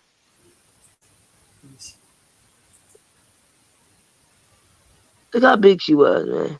Which one is she? The one with the silver and black. Oh, yeah, she got a little bump there. Man, that thing was big. I don't got the other picture. This was just a screenshot of the video. If you would have seen the video, and when her mom did the interview with the guy in Atlanta, this was a couple days before the show. But And she's hard. the guy was like, "Oh, I see what you've been doing." And he was looking down, and you could tell that Drea was telling him, like, don't say So like they were trying to surprise people and stuff. So I'm like, either they hiding the baby from the public, which I'll get. Because like I said, with all this going on with her father, any of them have kids, paparazzi's gonna be all over that. That baby's not gonna have a normal life if they bring that baby to the front. So I get it. But Drea, basically, they're all living there except for Jaya. So you letting your son have sex with this woman in your back room, and then Joanne's still living there, but she didn't have about 3 boyfriends by as of now. Pregnant twice. Then they smoking weed. They doing their little singing here and there. Joanne doing her little merch. I think she should go harder than what she's going, because when she try to say she don't get no deals because of her dad, and then sometimes she do get deals. No, she don't get deals sometimes because who her dad is. Then sometimes she don't get deals because I forgot she said it, because who her dad is, and sometimes because who her dad, and something like that. But I mean, she doesn't have a bad voice, a though. lot of us said that people probably are expecting a lot more from them because of who their father is, as far as their talent. And I feel like she don't go as hard as she used to no more. And I don't like that whole rock and roll thing. I don't think it matches her. And now Little Robert, he's doing all that rock star, the rapping thing, whatever, painting his nails black and painting his toenails and all these I mean, but again, they He better smoking get weed, they another having sex, and better they brand still of living weed. with mommy. So she's not no help to them. I get it, my eggs and all this, but keep it real. The little bit of money that your kids is bringing in, you living off your kids. Because the man even said, "Damn, Drea, you up here? I'm doing an interview about you ain't even tell me that your daughter got an album out." She was like, "She grown. I'll let her speak for herself. She could tell." He like, "Oh man, you came to tell me you having a show, but you ain't even tell me your daughter she got music out." And I thought But that you was know who she sad. reminds me of? She Like, how that reminds me man of. gonna say, "Do she got music out?" How the hell did he know her daughter got music out? She reminds me of. She has that attitude like Lisa Ray. That you know. Who, Drea? Hell Kind of, no, you know, the way you said it. We grew up around Lisa Ray and her father. Hell no. Lisa Ray, she changed, but she ain't nothing like Drea. But them two know each other very well. She the one who introduced Drea to Robert. Right, but at least But Lisa Lisa Ray. Ray used to have a great, great, great heart. And they got a I lot don't of know. turmoil in their family. A Right. lot of things. And I feel so bad because since her mom died, they never got to patch up all of that. Like her dad had a lot of money, but he was a woman's and he loved young women. And he was married to her mother, but he loved young women. The girl that killed And he him stayed married to his a all the girl. time. Yeah. But the mother, when they went to the Ayana Fix My Life, she said that the dad was using both of them as his, like, they both was fighting over him, the mom and Lisa. And she said some way he was using Lisa Ray to do his dirt on her mother. Like, it wasn't right what he was doing to her mom. And her That's mom was only staying because of the money and the stability. Like, they always had. Like, they didn't need. So, like, okay, if I'm providing you with all of these mansions, cars, I'm going to do who I want to do with. And the mom accepted that. and But the that's as mom he was does. hurt once he died, and it made turmoil with her and Lisa Ray. And Lisa Ray always took up for her dad. I But like the mother. Ayana said Lisa Ray was wrong because what her dad was doing to her mom wasn't right, because she was his wife. And the young girl that killed him, that was the other girlfriend he had that Wait a minute, he got another house with. a woman killed him. Yeah, she was only 19 years old. That was his girlfriend. And you know he was a damn woman. He was a player and was always in a wheelchair. And my mom used to always say, "Don't get Hold it on, messed up. His wait. thing worked." The And I man figured was it in a worked. wheelchair. Yeah, his thing worked though. I'm telling you, No, it no, worked because I them take your women word used for to it. We talk don't need to about. go there. But Yeah, wait a them minute. women used to. I mean, like some of them that be handicapped, but they like spoil women, and that's why some women When be the around. But mother no, wait. Was he always in a wheelchair even when the ever mother since moved? I was young, and then I heard Lisa Well, Ray what say happened that to him? he was like that since she was like 8 or 9. So ever since I was young, that man was in a wheelchair. So I don't know, What happened to him? but I know his thing worked. My mom said. I don't know, and neither do you, because you ain't No, never my seen it. mom knew because my mom used to work at Don't a put your couple of the mother in clubs there. that because she had a couple girlfriends that was with I him. know, but just Jazz, you can't do that. Yeah, I'm just telling you the truth. He dead now. He did. I don't care. This is such a. And the crazy thing was, like I said, they always want to talk about Robert with this young stuff, and that's why I was mad when Lisa Ray switched up because I'm like, girl, you serious? Your dad was messing with nothing but 18 and 19-year-olds. He cheated on your mom with nothing but young girls, so much so that his young girlfriend is the one that killed them. Her and the little dude she was running around with, and he was head over heels over the last one that he was with. She just had turned 19. He was with her supposedly since she was 16 years old. He loved the young girls. That's why I couldn't believe when Brett and them even tried to turn their lips up to say anything about Robert. He, Lisa Ray mom, he had on the back burner, Brett mom, and he would run around with nothing but 17, 18, 19-year-olds. Period. Well, Brett So does the I didn't same understand thing. why they Yeah, ever had to Brett's say just the something. same as her father. But you can't say nothing to them about that because they will ball up and get mad and ready to fight you and everything else. But the truth is the truth. How you gonna speak on Robert, but your dad was doing nothing but messing with minors? Make it make sense. He was worse than No, he was with what? He was out in the open he with was worse than Rob. 17-year-olds and he was damn near 57. Took their youth. Please. And then he was so head over heels over the last one, the 19-year-old. She was having sex with a whole nother dude, young boy, and they not only robbed him but killed him and put him in the back of his car Did he? Did he live by out himself? the wheelchair. No, he had like 5, 6 different houses with all the different women in them. But Lisa What did Ray he do for moved. a living? He owned a lot of hotels. He owned a lot of gas stations. He was a real big businessman. Yep, he had his hands in a lot. Yep, he owned a couple clubs. That's how Lisa Ray, the whole thing with the Players Club. That's how all of that came about.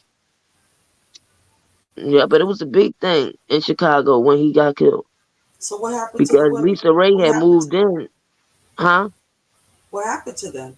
The people who killed him. How did they find They out? still had money after that, and that's why on the show Ayana Fix My Life, Lisa Ray is having problems with her daughter, and I didn't know that. Right. We never seen her She's daughter very like that pretty, in the very good neighborhood, looking girl. but then it made sense. She sent her daughter away at 16 because she claimed her daughter started having back mouth and all that. But Lisa Ray was so much on the road that she was never with the daughter. So the daughter got resentment against Lisa Ray now that she got a baby. I think her daughter is 1 or 2 now. And her whole thing is, Mom, you left me even though Lisa Ray thing is, I bought you this, bought you that, spoiled you, like gave you everything. You never wanted for nothing. But she like, but you never was there. You Yeah, sent me away when I was she gets 16 it because of back. my behavior. But she said my Reminiscent. behavior was like that because I missed you. You was always on the road. But Lisa Ray thing is, I had to go make money for our family. But you never needed for nothing. So how can you be mad? But she like, all that material stuff don't matter. I didn't have my mom there. And then you sent me 9 hours away from home. And then I think she didn't come back until she was like 18 or something like that, 19. And she just was living with Lisa Ray. I think she still is, but Lisa Ray is trying to tell her to get on her own, get her own place, and she telling her Right. I was. she said she don't wash dishes, her daughter don't clean up, this, that, and Ayana said you spoiled her. Yeah. all this life. You gave her all this stuff, and because you was a mom that wasn't home, you was on the road doing movies, shows, and all that, and you And she was expect married her. to the guy in Turks and Caicos, the But prime minister that's what there. her dad did to her, though. Hmm? Same thing. So that's why I said history repeats itself. And now that the mom going, I kind of feel bad because they never got to rectify their issues. And the daughter was saying, "Well, it don't matter. I'm going to get out of here because between me, my mom, my grandma, I can't do it." They all it's like a generation thing.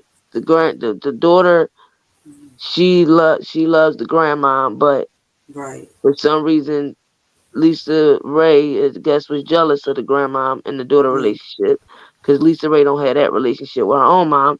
And then Lisa Ray and her mom, they can't have a relationship because they arguing every 5 seconds.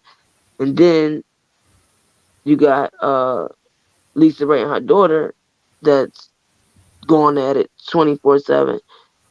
It's really really turmoil. And they said the whole thing is Lisa Ray don't respect nobody's feelings.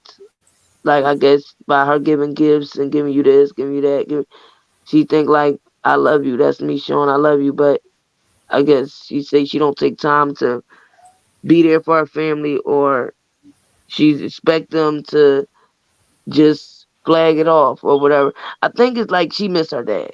Like period. Even when it come to Well, her I and think Brett. she's always been selfish. That's what Ayana trying to I mean, say. You just yeah, like your dad. You give people money and gifts to think that that's buy them all, buy off their feelings, buy yeah. them She off. said because your dad did it to you. Yeah. And she said the mom thing is you keep blaming her for your relationship with your husband. You can't do that. You married him. That has nothing to do with her. And then you Well, know the she's not Brett. married now, Who's not? Lisa Ray. You said Lisa Ray is not married? Mm-mm. I believe she's separated. No, I thought she divorced the guy from Turks and Caicos. I'm not sure. I believe they legally separated. I don't believe that they divorced that because that's what she was talking about in the show. That with her husband is turmoil because of her relationship with the father. Like I never knew that. Well, okay, for instance, you know how they say history repeats itself and all that. So with Robert, for example, he spoils his woman because he never seen a man totally do that for his mom. You understand what I'm saying? I don't think So he spoils them. I don't. not spoil him, but he just his thing is he feels that a woman should never need to have to do a whole bunch of like work and break her nails, or a woman should be taking care of home, kids, and a woman He should doesn't be know the like routine. He wasn't raised in that. yeah, but he watched his mom struggle, and I didn't know until the sentencing memo. Um, like I really burst out like crying, like it because as much as they love their mother, when I used to talk to Bruce and Carrie and little different stuff, they net like they love the ground that lady walk on. So when Robert finally opened up more to Jennifer Bonjean about his mom, it really got me because I didn't know that she stabbed Robert up. I didn't know that she was an alcoholic. I didn't know that the stepdad was because they even like you can't say nothing bad about him to Bruce and them. Like Bruce will tell you all day, every day, that's our dad. That's the only dad we got. And Robert finally had to open up to Dr. Park Diaz about the trauma at home. And at first, in the New York case, they was redacting a lot. But in the Chicago sentencing, I guess Jennifer was like, Robert, this time you gotta let it out. And that's why I think it helped a lot with Judge Leonard Weber because he spoke on that and that Robert never was able to get help for the trauma that he endured as a kid. And he just jumped right into vein where people start using, abusing That's him what Judge Lennon Webber said. again.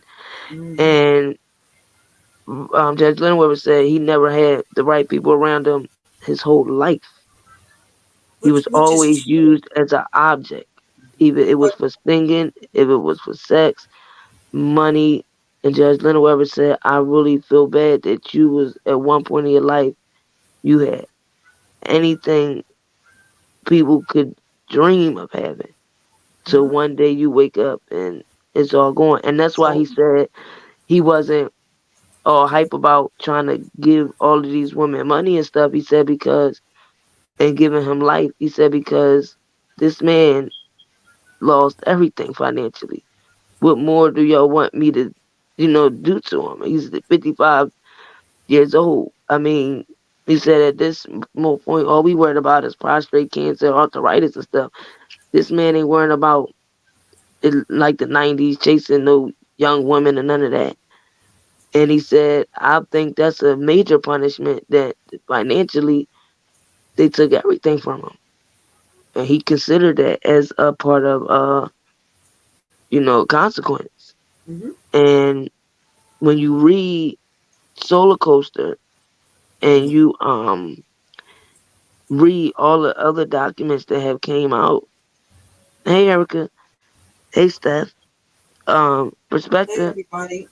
and you hear that the mom was abusing them. It's sad. And it wasn't she was abusing them regular, it was she was abusing them because of the drinking. Right, and the drinking because of the pain of being in the situation that you're in. And then And they said she was in yeah, love that's with the her life. husband, but he was abusing her too. He dragged her 3 blocks with the car, and Yeah, she but was just hanging with the car, and he just kept driving, and her whole body just dragging. And they said they just kept throwing all of these rocks and stuff to try to stop the stepdad, but he was so drunk he didn't know that he was dragging their mom um and with the car, man. And then the I mean time when she was trying every to family's argue with story. them in the kitchen, Yeah. and she was trying to beat beat them, but she grabbed the knife, and they all start running. Carrie got out, and Rob slipped, trying to get out the door, and she was able to stab him in his arm. Okay. Like, how do you defend yourself when your mom is intoxicated and she grabbed a knife You and know, you only every 9 and 10 years old? no, but large families have a history. Have everybody's family No, went I through it. get it, but I'm just saying, like, I know, but I what don't do want you to. do? You don't want to, like, punch your mom, because I'm No, like, but I don't want damn, like, if that was me, I think I would have socked my mom. to. Not like that, but I'm supposed to die? Like, you might hit the artery, and I'm like, You're you're not in nine. the right mind You're statement. 9. You're 9. You don't know. I'm think I'm gonna hit my mom with a pot or something. Mom, wake up, stop. You about to stab me. No, no. How you say no? I mean, I don't see a kid being wrong if you trying to Because that defend no. yourself. It's See, different. that's Mommy all. trying to beat you with a belt It and stuff, doesn't but when happen you go like that. grab a knife Yeah, but to things try to happen so stab fast. your kid, and I know It you're not in the right state of mind. I happened know you wouldn't do this to us fast. on a regular. No, but you're not the same And he said person he was as scared for kids. his life. He thought he was gonna die. Yeah. Okay. Who wouldn't? That's what I'm saying. I I would would have not. tried I to would not. push my mom down or something. Mom, look, you about to stab us. Well, who knows how to do? You know how Nobody's many prepared for that. situations that happens, and next thing you know, the mom is in court because she done chopped the kid up, put it in the freezer, Just as you're and thinking then as an adult, I'm but as a saying that child, happens. I know, but as a child, you Look at the don't think lady that. right now that's in court. The young girl. They charged she was found guilty of attempted murder and abuse. She got pregnant with the baby. She got pregnant at 16, 17. She had the baby in the house. Cut the baby umbilical cord and everything. Cleaned the baby all up and everything. She told the boyfriend she was pregnant, but then told him she had a miscarriage. She wrapped the baby up in a trash bag, and she went and disposed the baby. and then left. Luckily, the trash divers, they come and they hear something. This is in the mid of January, and they grabbed the baby up out of the damn trash. Because if they didn't, the baby would have died. So she was in court the other day. She went to trial, and the jury found her guilty, and they said the main thing is that we don't let these kids be responsible for nothing. We got to stop blaming the parents for 17 and 18-year-old kids' actions, because they're not toddlers. They know right from wrong. And they really said 16, 17, 18, because remember I told you the two boys who killed them 3 people in Florida, 12 years old, 17, and the other one is still on the run. But they killed a triple homicide. And that lieutenant said, oh, it ain't the parents' fault. Both of these parents worked. These boys don't need for nothing. They have their own bedrooms, beautiful homes, and they was in gangs. And they like, we gotta stop saying, oh, the parent. No, we gotta blame these kids. Yep. And the 18-year-old girl that did it to the baby, and he wound up living. He's with the dad, and she can't never see the kid again. Yesterday she was found guilty. She was crying and everything, and they was like, what are you crying for now? You really put your baby in the trash where you could have took him to the police station. And I couldn't believe she had the baby in the house. She could have dropped them off to the mother's house. I mean, the father's She told house. the baby father she had a miscarriage, so she was that's what they said in court. She had to be planning on getting rid of this baby, because why would you tell him you had a miscarriage and then didn't even go to the hospital, had the baby? She had the baby in the house. She cut the baby umbilical cord and everything. Those hormones are really something. So she was really sad today. Yesterday, I'm sorry. No, today. And Do you then feel sorry for her? her defense said, the crazy thing is, her parents paid for 3 attorneys. And I'm in my head like, well, what the hell was going on? Y'all got all this money that your daughter had the baby in the house. And I guess felt like she didn't want to have a baby. I don't know if it was the breakup with her and the guy. But I'm like, backwards. You pay all this money for defense when you should have been paying money for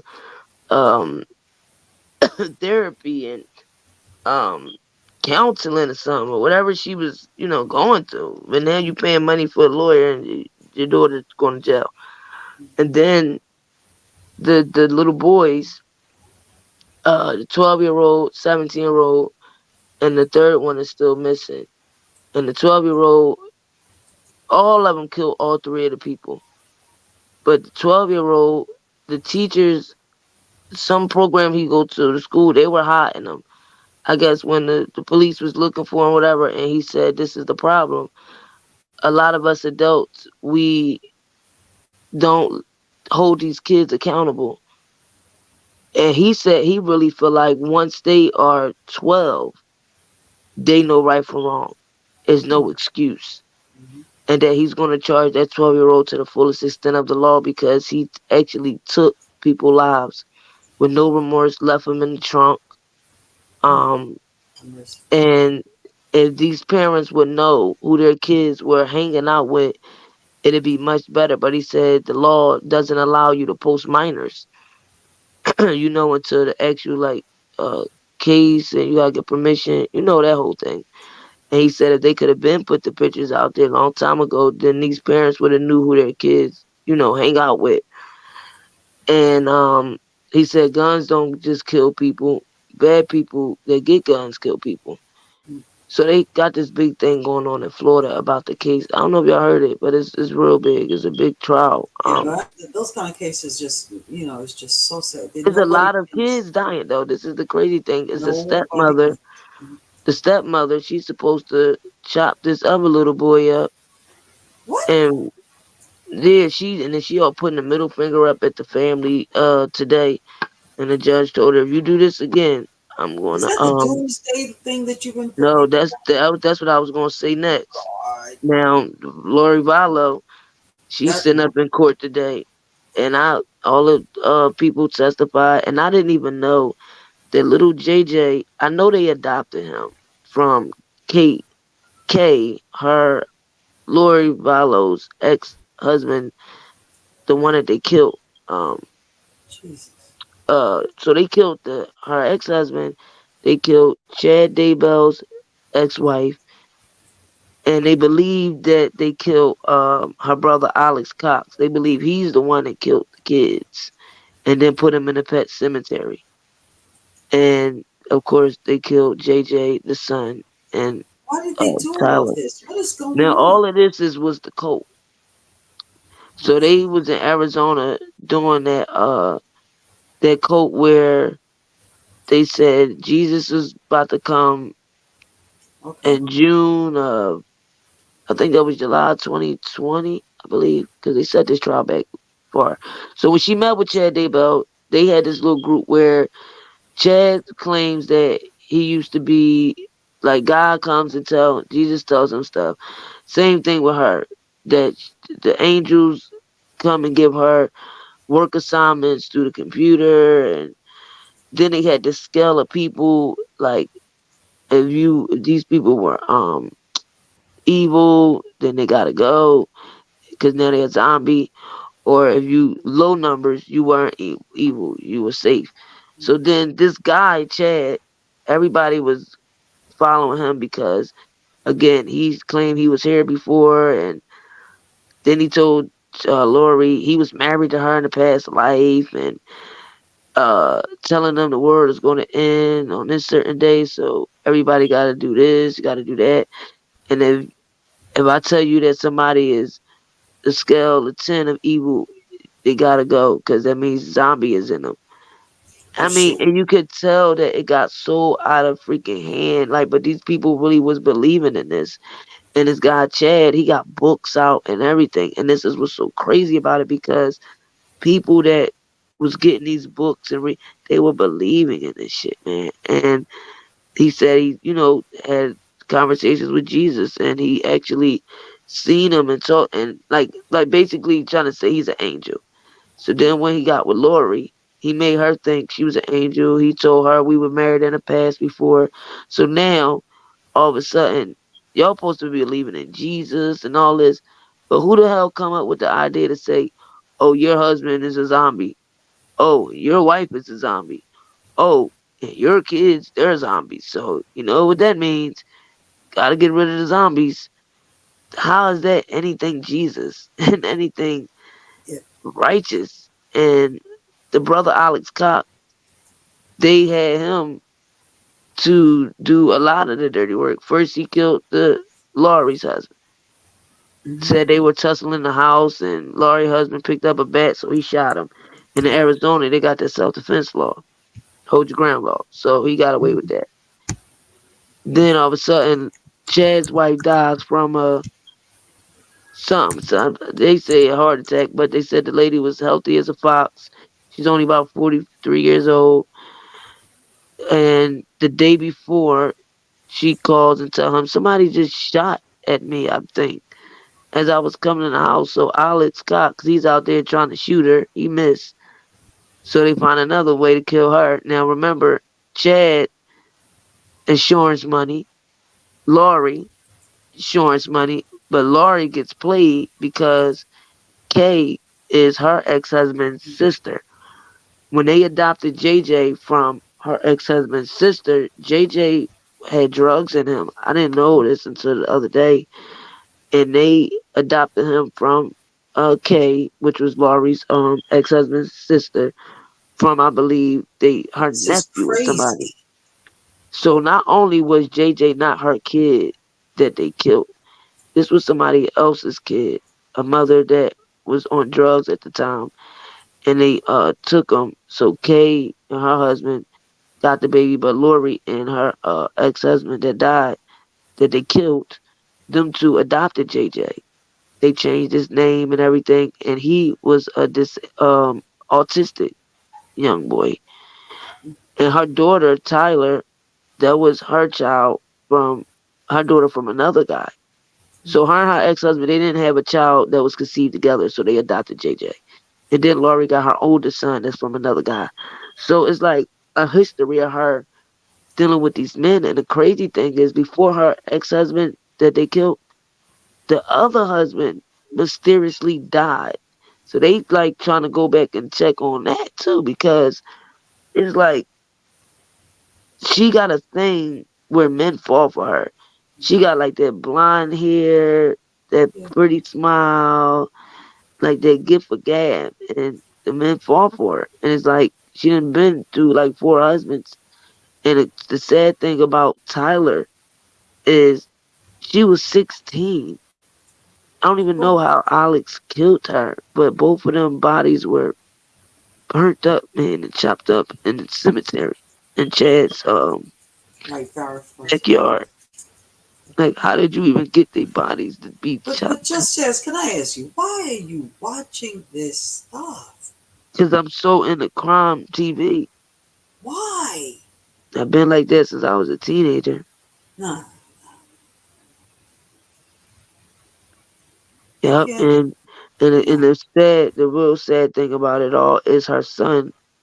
He's the only one here, and he has a daughter now, and it's so cute. Him and his wife, he got married, and they have a beautiful daughter. And he just, he mourns over his little sister and his brother, and then of course, his mom still calls him, and before they found JJ and Tyler, she just kept telling him when he said, "Mom, like, where's JJ and Tyler? Please, they're looking for them." And I'm telling you, nothing's wrong. I'm telling you, they're fine. Everything's okay. And then he said she finally like gave him this scripture about I don't know if he said it was John or I can't remember word for word, but the scripture was about something about you sacrificing your kids. And because it's some type of evil. And it was the scripture about the person sacrificing their kids from the evil so they can go be to heaven or some way. Well, that's in the Holy Quran also. No, but I don't think that it was out of. I think it was out of their little code scripture. Yeah, but they chose to focus on that part of it. But Right. So she never tells him that they were that somebody killed them or they were dead. She made it seem like we're gonna see them again. Because see, remember they thought that in July was gonna be doomsday. And that's why everybody was like, well, it's almost doomsday, so that day, July 13th, everybody kept saying, I wonder what them two thinking while they in the jail. And seeing that the world ain't ending, and they done told all these people this was the day.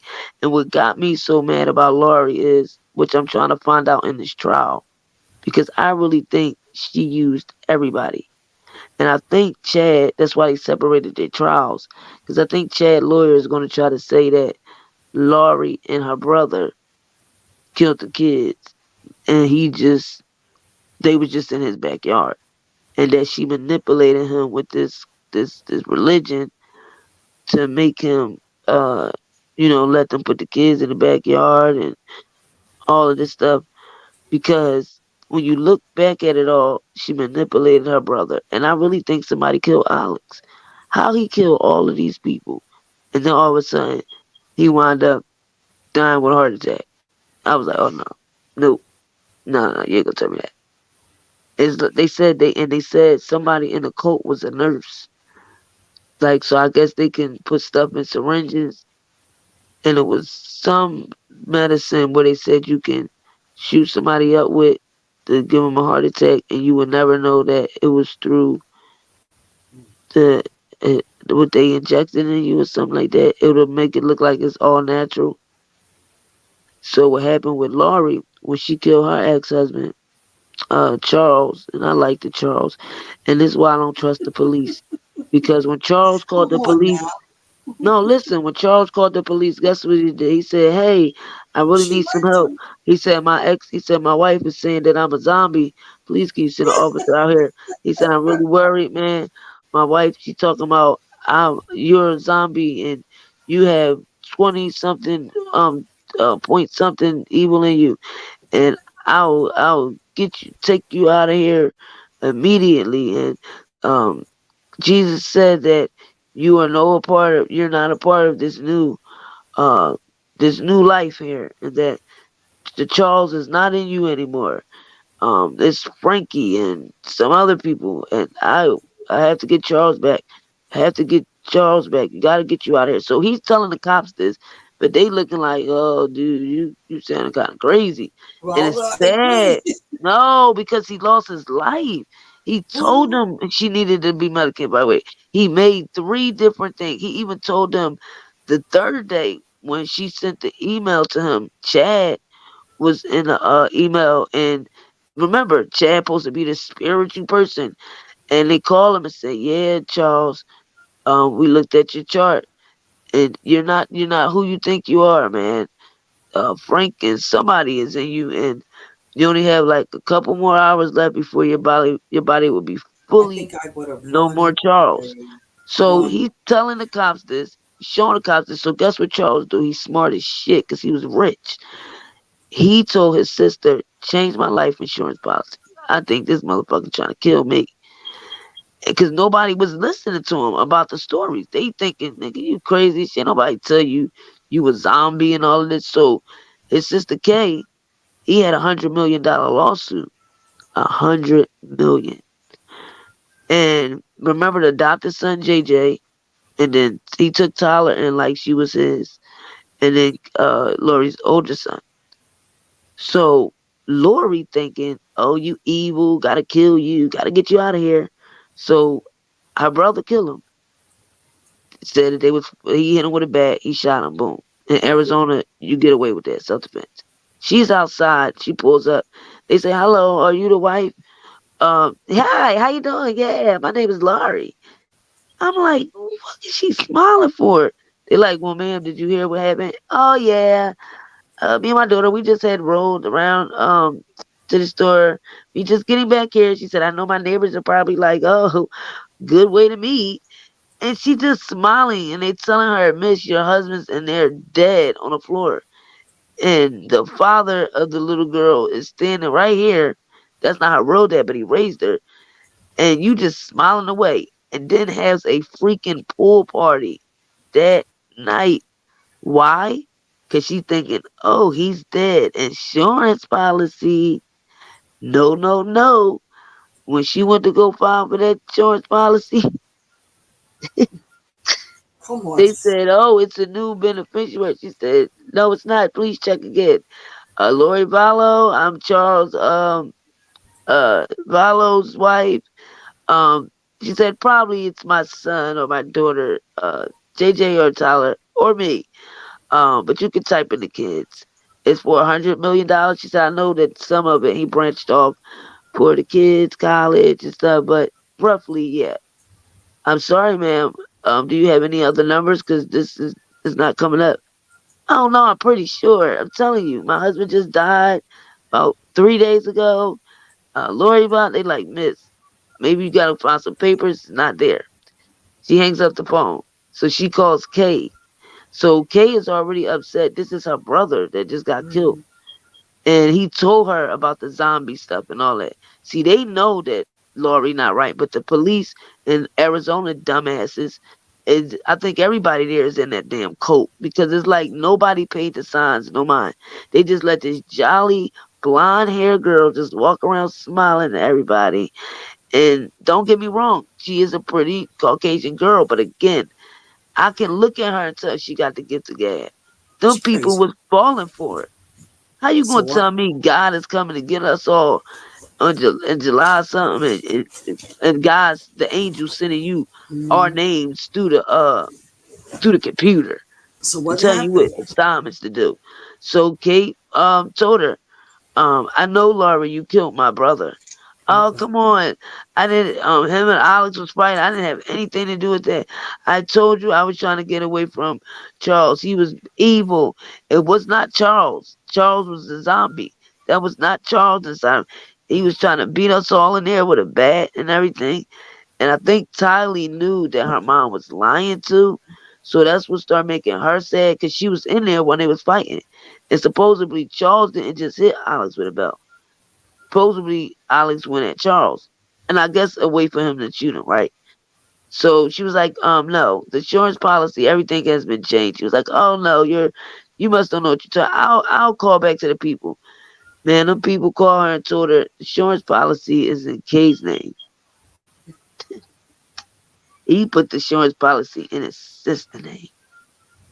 So She she was said it. now. After that, they went on a killing spree.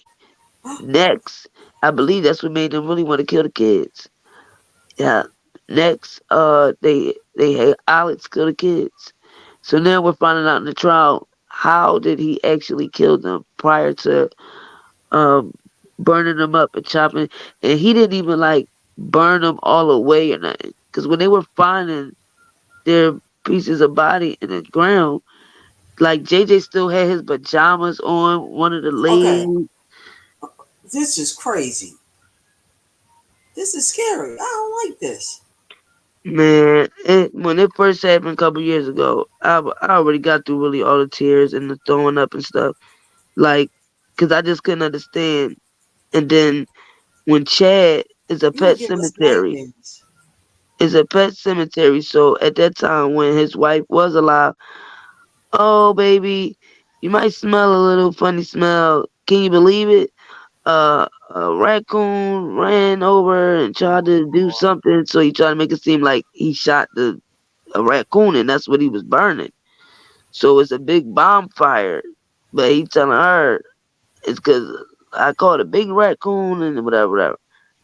But literally, it was the fucking kids, You and know what? I can't wait until they come out and say how did he kill them, because I don't want to know. not with the fire. No, that's not what I'm talking about. I'm talking about before. See, he did the No. I'm burning and trying to all say, that to put them in the cemetery.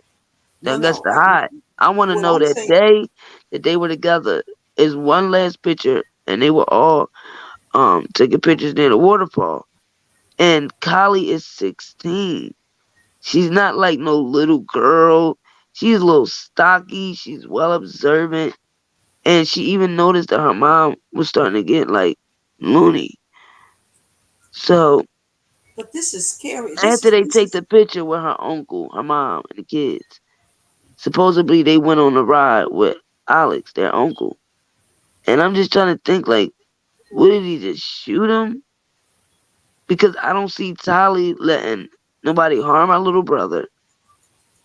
And I believe that she really started like getting jealous of Tali and having to do something to Tali, because she wouldn't have never been able to do nothing to that little boy without doing something to Tali.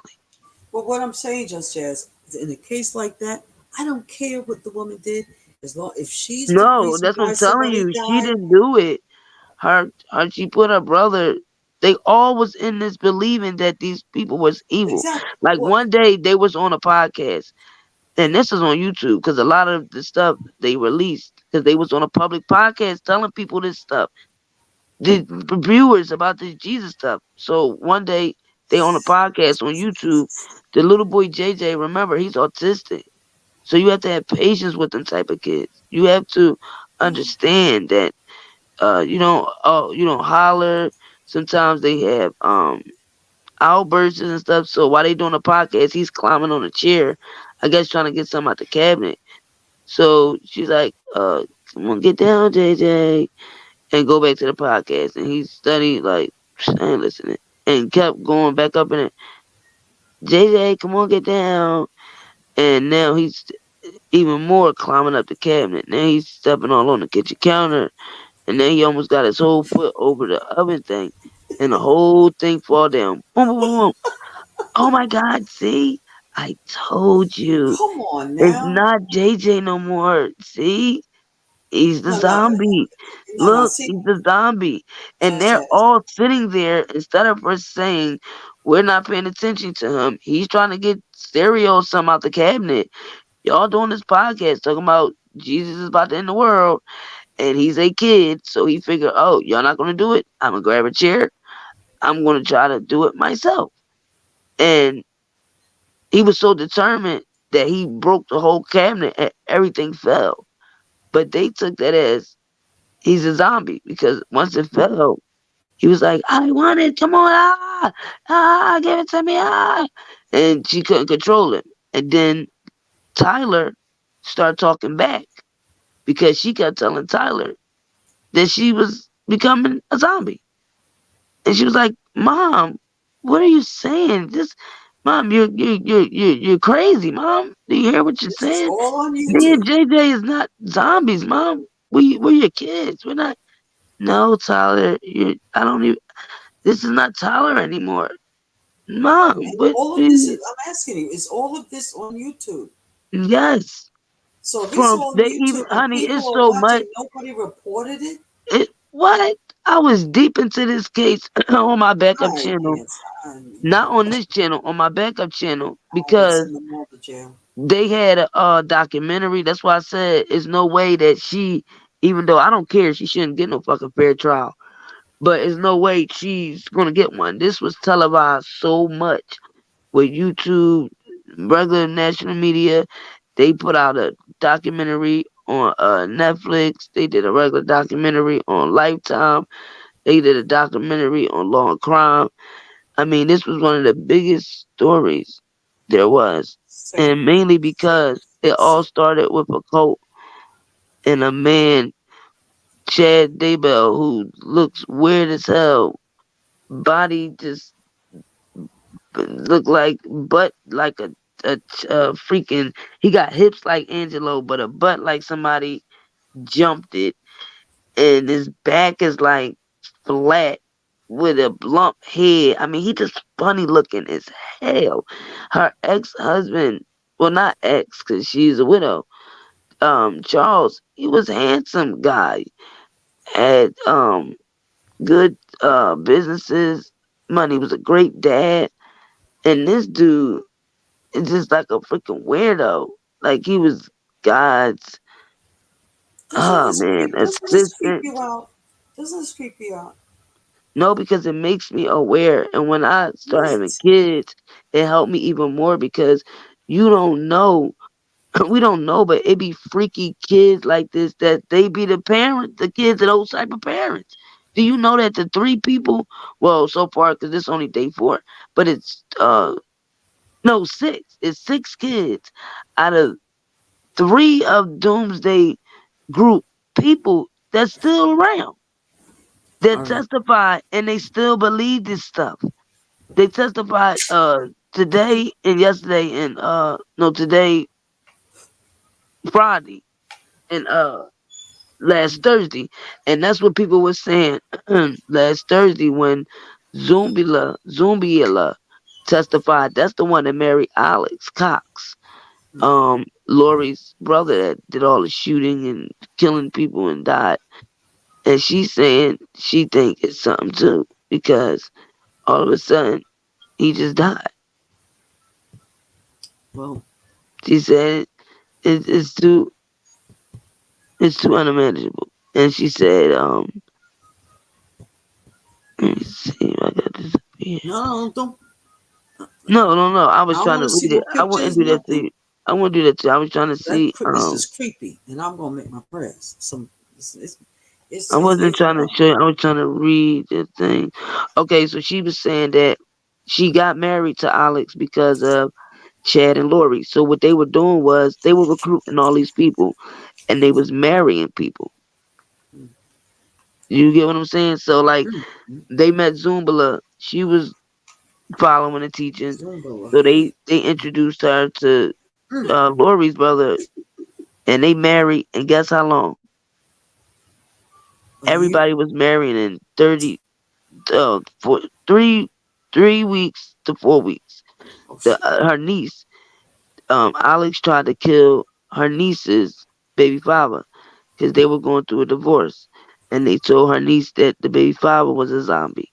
So he's getting in his car one day. Somebody with a shotgun rides past and threw 4 shotgun shells at him. Luckily, he didn't get hit.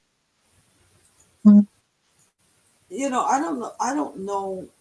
And they made the niece marry another guy that was following the cult, and they married in 3 out of 4 weeks. And the saddest thing about this whole thing too is Lori's mom, because she was like, "No, I know my daughter. No, she loves those kids. No, I don't know. I can't tell you guys what happened." This before they found the kids in the pet cemetery. The mom, and this is how parents would be with their kids. That's what I'm saying. You don't know, because that lady was going hard. Like, no, this before they found them, and she was like, "The things that y'all accusing my daughter of, these horrific things. I know my daughter. Please, no, I know my daughter." And when the documentary came out after Lori and Chad got locked up, and when it came out that they found their bodies in the pet cemetery, Chad dumbass was outside coming out his porch, and he was on the phone with Lori while she was in jail. He said, "I just want to let you know that they're in a, they're in a, they're in in the yard." She was like, "Okay, you want me to do anything for you? Everything's okay?" Uh, yeah, I'm fine. I'm just letting you know that they're in the yard. All That is right. I love you. You want me to call you back later? Uh, yeah. Just call me back later. and this That's how is they how they talk. talk. And she said, "All right, I love you."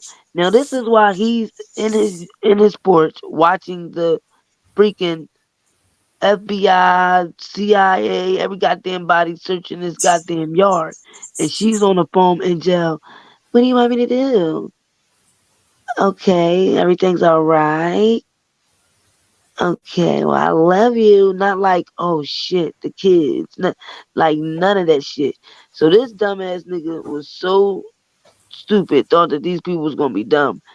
So as they keep going down in the ground, now he must knew exactly where the bodies was, because the way they did it, they like mixed one body with raccoon and tried to mix the other over the Other side animals.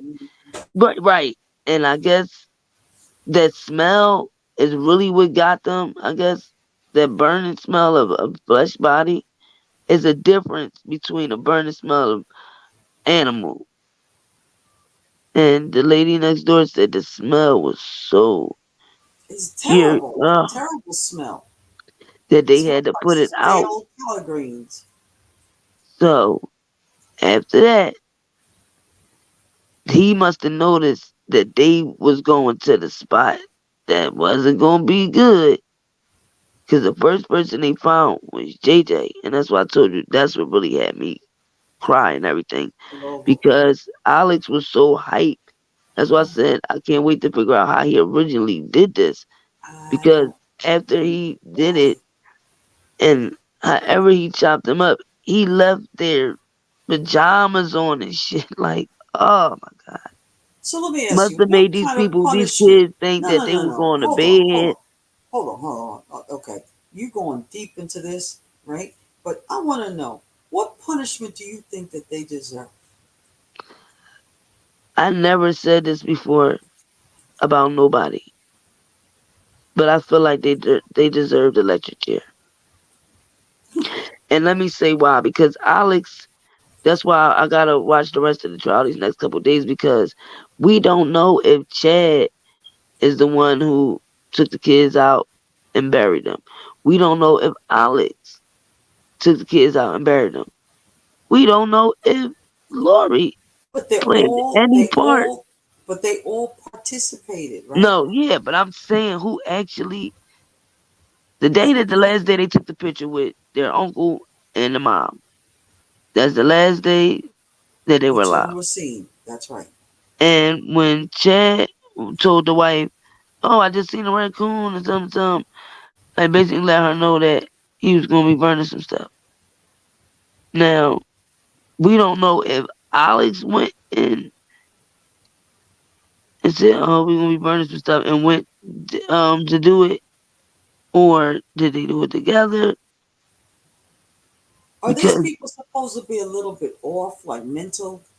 people. No, that's what I'm telling you. This thing that they have in Arizona. I used to see this when my girlfriend lived in Johnstown, um, You're talking about Johnstown, where? PA, and they used to have like these. Inbred people. It was Christians, and they would have like these different. The cults. See, they don't call them cults because I Okay, know the ones that's good people. different sects That's and the difference. yeah. And the way that these ones is, this is, I guess, what you would call a cult. But nowadays, it seems like everything. If a person, it just seems like everybody calls everything cults now. And But all Nature Boy is doing is having sex. yeah, but he was teaching some good teachings about nature, No, though. I ain't gonna lie. exactly. He was. No, If he you go on was. YouTube, not on the messy Instagram and Bigo, if No, you I go on agree. I agree. YouTube and you go just on the Nature Boy thing, oh man, I'm talking about down to the He was teaching physics and survival. gravity and when we first was born here and that's what really had me click in.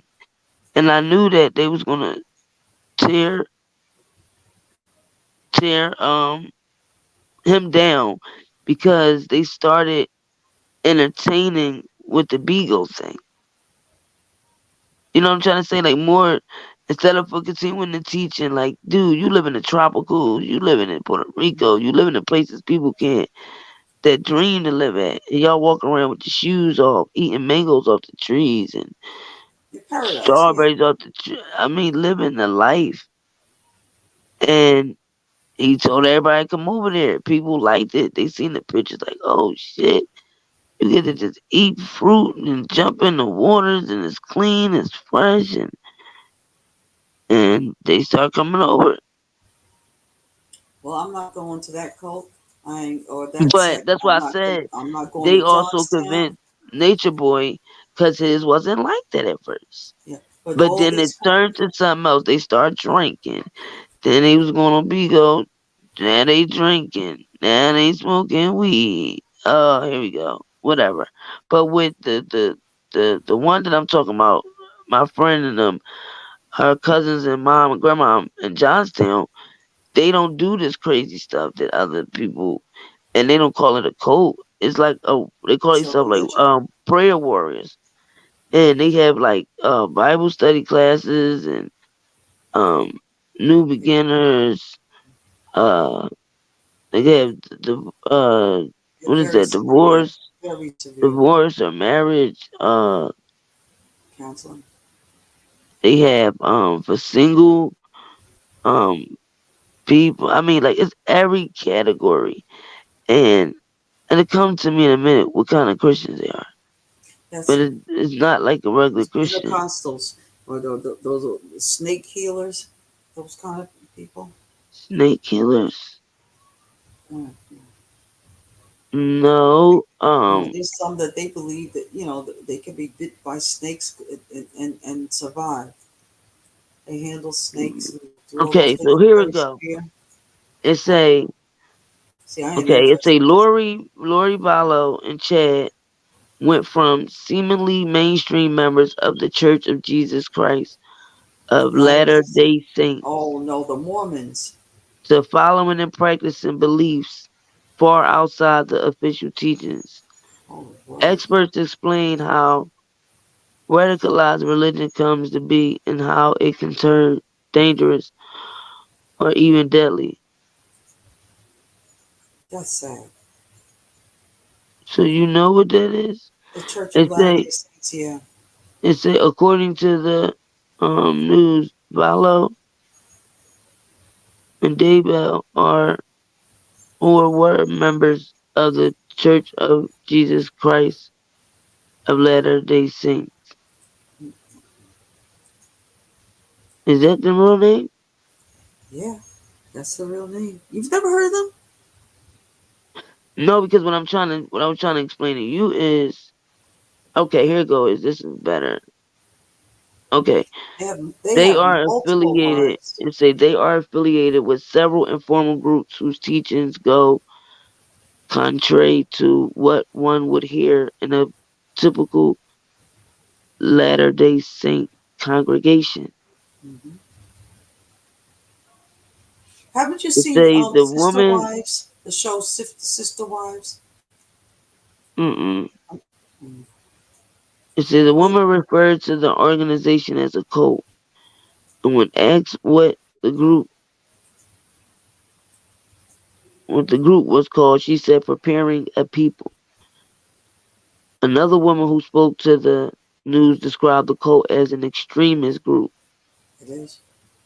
as a better term. It is extreme. She said, preparing people's mission is to prepare the people of this earth for the second coming of Jesus Christ. Right, and Following, they follow their own leader. They and say years ago following when the their leader. chain of mysterious events, Yeah. Valo and Daybell have left in their wake. The organization associated with preparing the people, called Color My Media, has attempted to distance themselves from the mysterious couple. The website clarified they are a multimedia company that put on preparing a people, which they define. That's what it's saying. Oh, Oh, which they define as a series of lecture events focusing on self-reliance and personal preparation. So basically, it sounds like, Casilla say, it is not a group and it is not a cult or something people join, but has educational lecture events that can be attended or watched on video on Facebook, Instagram, and YouTube. And then remember I told you that Chad, he had wrote a lot of books. So a lot of people was interested in his books. But I'm not. my thing is, remember that I just had it in my head. That other thing we was talking about is like similar to that, but it looks like to me they start making their own stuff up. And so just imagine if you got thousands of people, right, who's reading Chad Daybell's books, and they got kids out here that your kid might bump across and go to school with. That's my issue. That is my issue.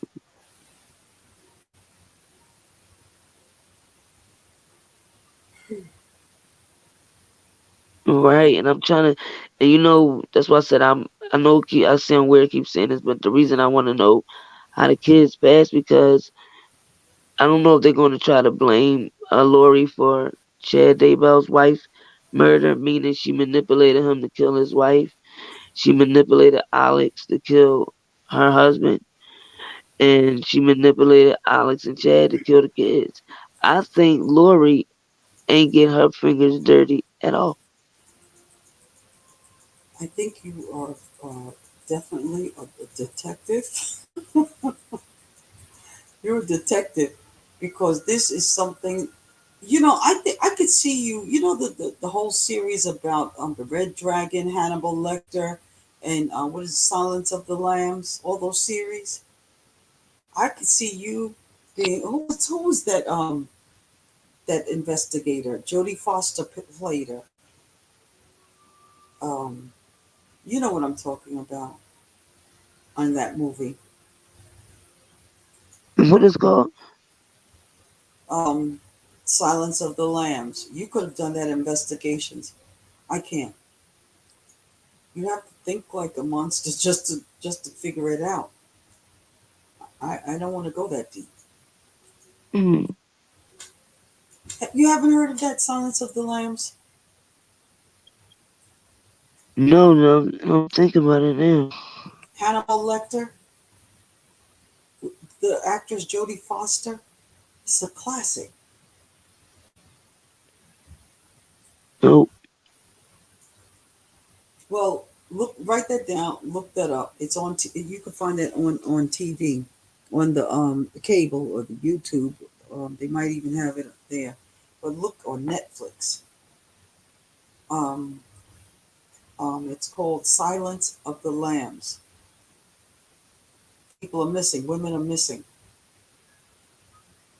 And I got it. I wrote it down. they had to use a psychiatrist who's locked up in a criminally insane asylum, in jail, to help solve the crime.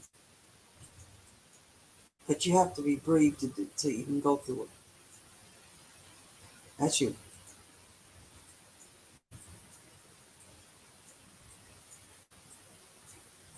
Yeah, because I don't, and that's another thing that I was thinking about too with this.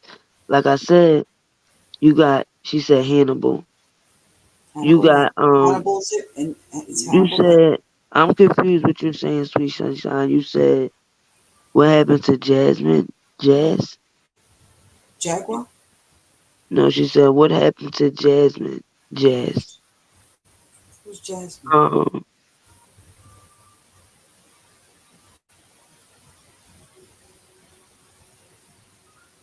Okay.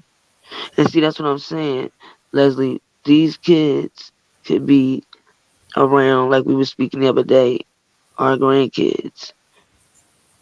And they could be going to school with one of their grandkids and can been around them with these teachings.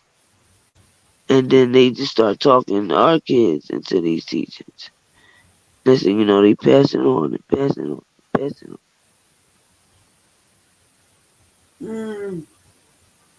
And that's what I'm scared of. I'm like, if these kids... It's not going to happen. Just keep them in the dean. No, that's what make me say to my kids' father since they was 2 years old. That's why I was so heavy on the homeschooling them. And when they did start going to... You do homeschooling for children? I did it when they was younger, and I did it during Robert's beginning of his trial in New York when the pandemic and all that came. Right. And I did it so much when they was little because they were going to Islamic place. They always been going to an Islamic in private schools all their life. So what I loved about the Islamic school is they can be in school or any given day they give you so much of the curriculum that the parents can teach them at home. So I mean, I brag on the school so much. I really love Islamic place. Like they teach your kids almost over 6 different languages. They teach them the Quran from the front to the back. They teach them all the Arabic alphabet words. And that's only if your kid is Muslim. If your kid is not Muslim, then there's a curriculum where you can, say like, oh no, I don't want my child to go to the masjid and none of that, and they'll take that out. But they'll just keep. I mean, this cool and it's worth the money, because they've been going there since pre-K, and it's definitely worth the money. Like my girlfriend, her, been going there for I think 2 years now. Well, all of her kids. Well, all of her kids now, but just our son at first. And when I first told her about it, and my other girlfriend, that her son goes to her son and her daughter, they play football and cheerleading with the kids.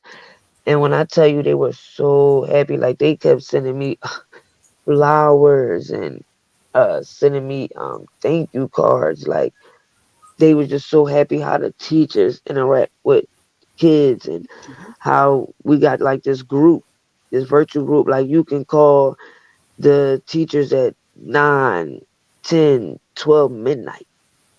And if you need to talk to them about something going on in the class, also you have this private number that you call no matter what class your child is in at that time. And they can either put it on video or audio for you to call in and check on your kids, or if you want to see what they're doing, they can swipe it on a video. And then we have this Islamic group of mothers and fathers and parents of that school, and we all have a group where we converse back and forth. Like if one parent having an issue with another parent, that we all work it out together. And one kid having an issue with another kid, well, that parent try to find that kid's mother or father and we all work it out behind the scenes where it's not being brought, in front into the school. Right. And when I say my girlfriends is like so excited, and I was telling my girlfriend's sister a couple weeks ago because her daughters just started this year, and they was never wearing their kimar overgarments. They were just wearing their regular natural hair, and they've been Muslim since they was kids. Their mother been um matter of fact, they allow kids like mine. She married her husband first, and they were both Muslim, and then had their kids. So they just was like, because they were so strung on the people they were around wearing the hair and that type of thing. So once they got there, they came home begging their mom, please, can you get us our Kimars, put our Kimars back on, please, mom. Um, we want to get our overgarments, and I mean they were begging because they seen all the other little girls wearing their little They want the a little ball. school socks with their little one piece overgarment dresses, in the way that the sister that makes the dresses is like a Shirley's. I don't know if you remember Shirley Kids back in the day. Shirley's. Mm-mm. And what was the shoe store? What was it? Buster's. Buster I think it was Brown. Buster Brown's. Okay, so it's an Islamic. It's for all the uniforms for it's in the downtown area of Philly, but it's for all like the private schools downtown. Uh, and a lot of the Islam Muslim schools that come with the logo. But the way that she make these little overgarments for the little girls, and they look like just like the little dresses with the the no sleeve. I call them overall, and you wear the shirt underneath with your arms. Then the little skirts that she make. Oh my God, her daughters were begging, Mom, please, please. She like, girl, I don't know what to do to him. She said, I done braided their hair underneath. She said, girl, every morning they begging me, Mom, did you make sure that you got my chemo out with my uniform? She said, girl, I just appreciate you, because that was her thing too. Like a lot of my the ladies who daughters that just started cheerleading like 2 years ago, it's hard for a lot of people. So they had to go through the steps of the public school system. And a couple public schools in downtown Philly, they starting to let them wear regular clothes. So it's a big problem when it's that, in my opinion, because now this one want to look better than this person, that person want to look better than that person. Um, and when they all are wearing like the same thing, it's hard to be jealous of this one or that one. Like y'all all wearing the same, unless you got on the skirt, you got on the dress, or you got the sweatsuit on, but y'all all wearing the same colors. Mm-hmm. Y'all all wearing Kimars. It's not that many that don't, but it's too cute because the ones that don't, they still pray like the rest of them. So it's a society where in Philadelphia, Delaware, Jersey, New York, I'm starting to learn that it's a different variety of Muslims. And you got your Sunni Muslims, you got your five let's say 5%, five I pillars don't know. of I don't know about. spirituality. I don't know about. Yeah, they got them. They all coming out the Yeah, but I woodworks wouldn't. in It Philadelphia, just. New York. Your Sunni, your five, The two main are the Sunni and the Shia. yeah, but The other over Philly and New just York, they starting to come out with the five percentage. that's another Uh, one. then 5%. they got the Israelites, the ones that's coming out and wearing that purple and like I think it's gold or yellow. Then they got these other ones. I don't mean to say it like that, but I don't know their religion like that. But it's Muslims, but they are they sound like Sunnah, but it's another name. But they're like real modest. Like they don't wear nothing but black and the most you might catch a color is like it got to be dark, dark, dark blue or like Are dark these in the brown. school uniforms? No, I'm talking about what I was saying is the areas of um the neighborhoods, and I was talking about like Philly, Delaware, Mm-hmm. uh Chester, New York, and Jersey. What I'm learning about the little girls is you have a lot of different um Muslims that are following their own traditions now. So the little girls are picking it up. And the other, I can't think of what they are, but they're Muslim, but they, I don't know, is they Salafi? No, they ain't Salafi. I gotta look it up, but they like the modest ones is different. These two I'm talking about, but one, like I said, you only catch it with dark, dark, dark brown or dark, dark blue. Other than that, black.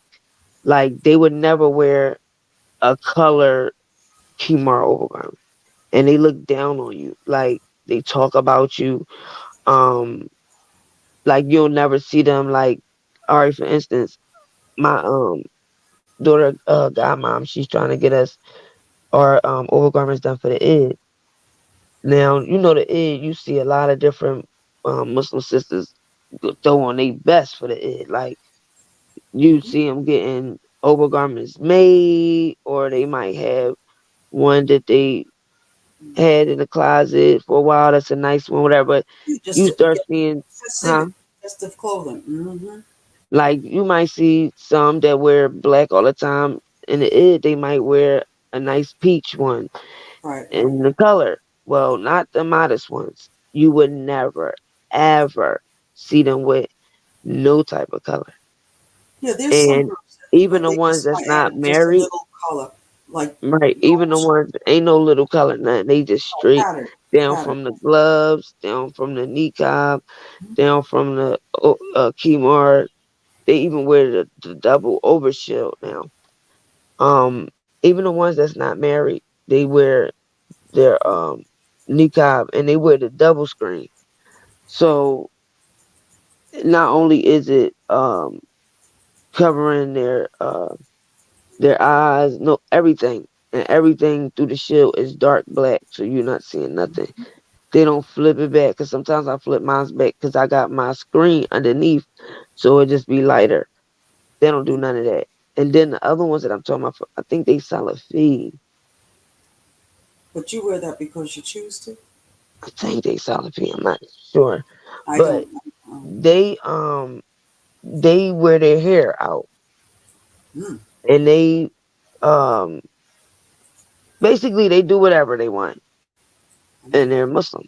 Like one day you'll see them, and they'll have like a weave in their hair and regular outfit or whatever, and they'll go to their I say sanctuaries because they don't pray in. Well, I never seen none of them in the actual mosque. They got their own thing, Oh, I but think you're talking about the group that prays three but they times, pray the same way we pray. 3 times a And day. instead of for ours are five, they pray three. So Yeah, they just yeah, that's do different. That's a different group. Fajr. They just do Fajr, Yeah, Altar, and Maghrib. yeah. I And have some friends who do that. and on Saturdays, I think But it's Saturdays because but we have Juma Friday. they follow from the Prophet Ali. No, I'm not sure. I just know that they be calling themselves Salafi. Yeah, And you yeah. know how we have Juma Fridays? They have Saturdays. These Saturdays. So they can't work. If they have a job and it's on Saturday, they can't go.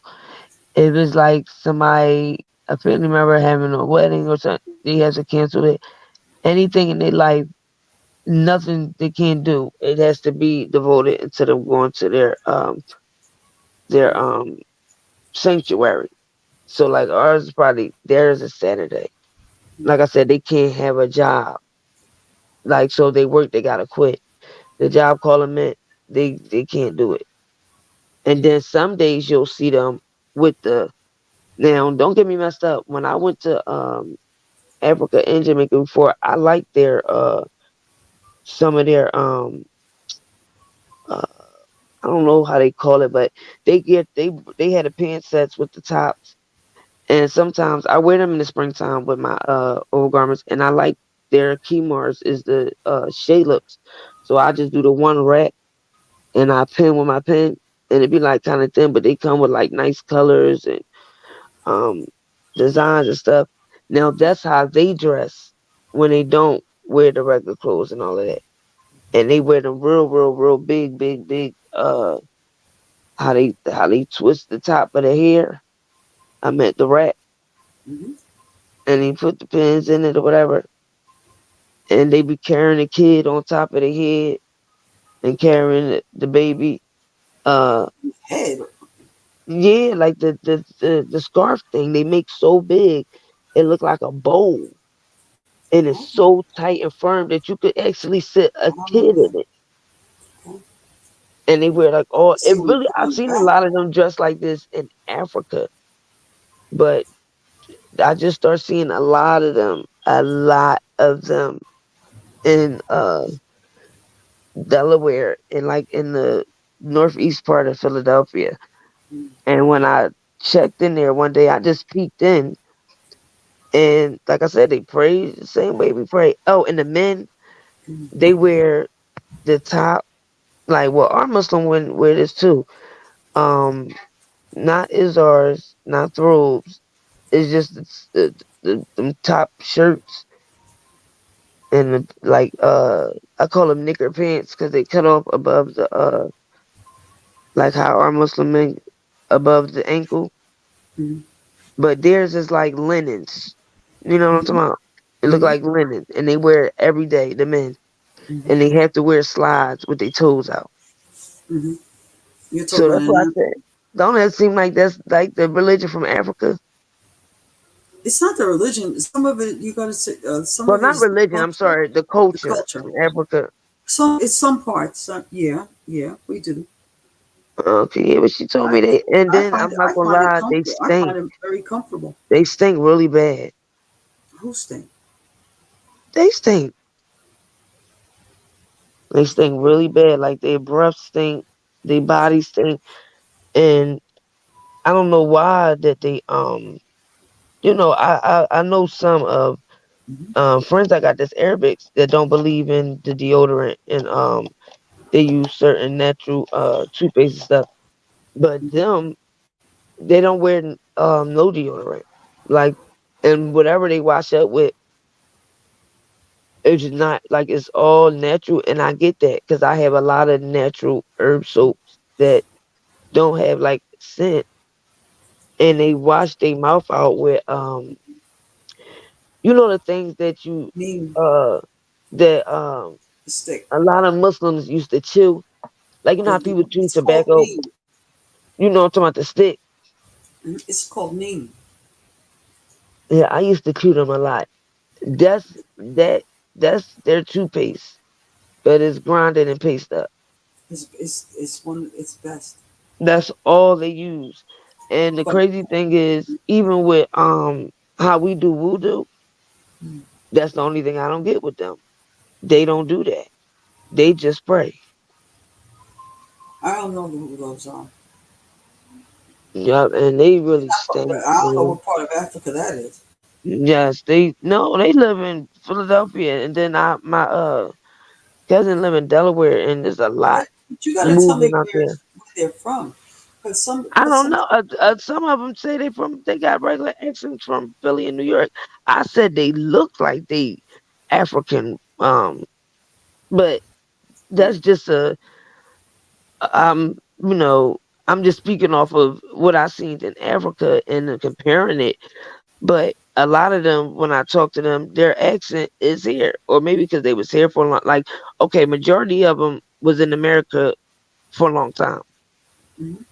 and the others, they don't say like, "Oh, I'm from Africa." And they be like, "No, I'm from northeast of Philadelphia. No, I'm from where South Philly." What I noticed, what happens is that, like you say, the smell that you smell on some people, you don't recognize what the smell is, so you don't know. It's not No, always my it's Wally not used to body tell me. odor. My Wally used to tell me, way before he Saffron. died, that Mm. a lot of them don't believe in baths. Like they'll go 3 to 4 days like that. No, I and don't I know. don't know what that is, but I don't, I'm gonna but try they to find the wash you with information out. something. They wash you Yeah, with but it's something. not a mandatory how ours is voodoo before you pray and all that. Theirs is not that. Like they can I go, don't know those people.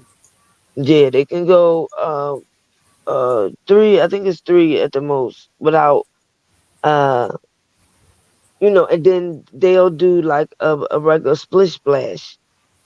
Like they'll just take regular white, that's it, and they do a lot with the one sponge now. I believe in that too because growing up we didn't have all that extra big rags and all of that. You had a lot that used to wash with just the soap. But see, that's a whole nother lie. People don't understand about that.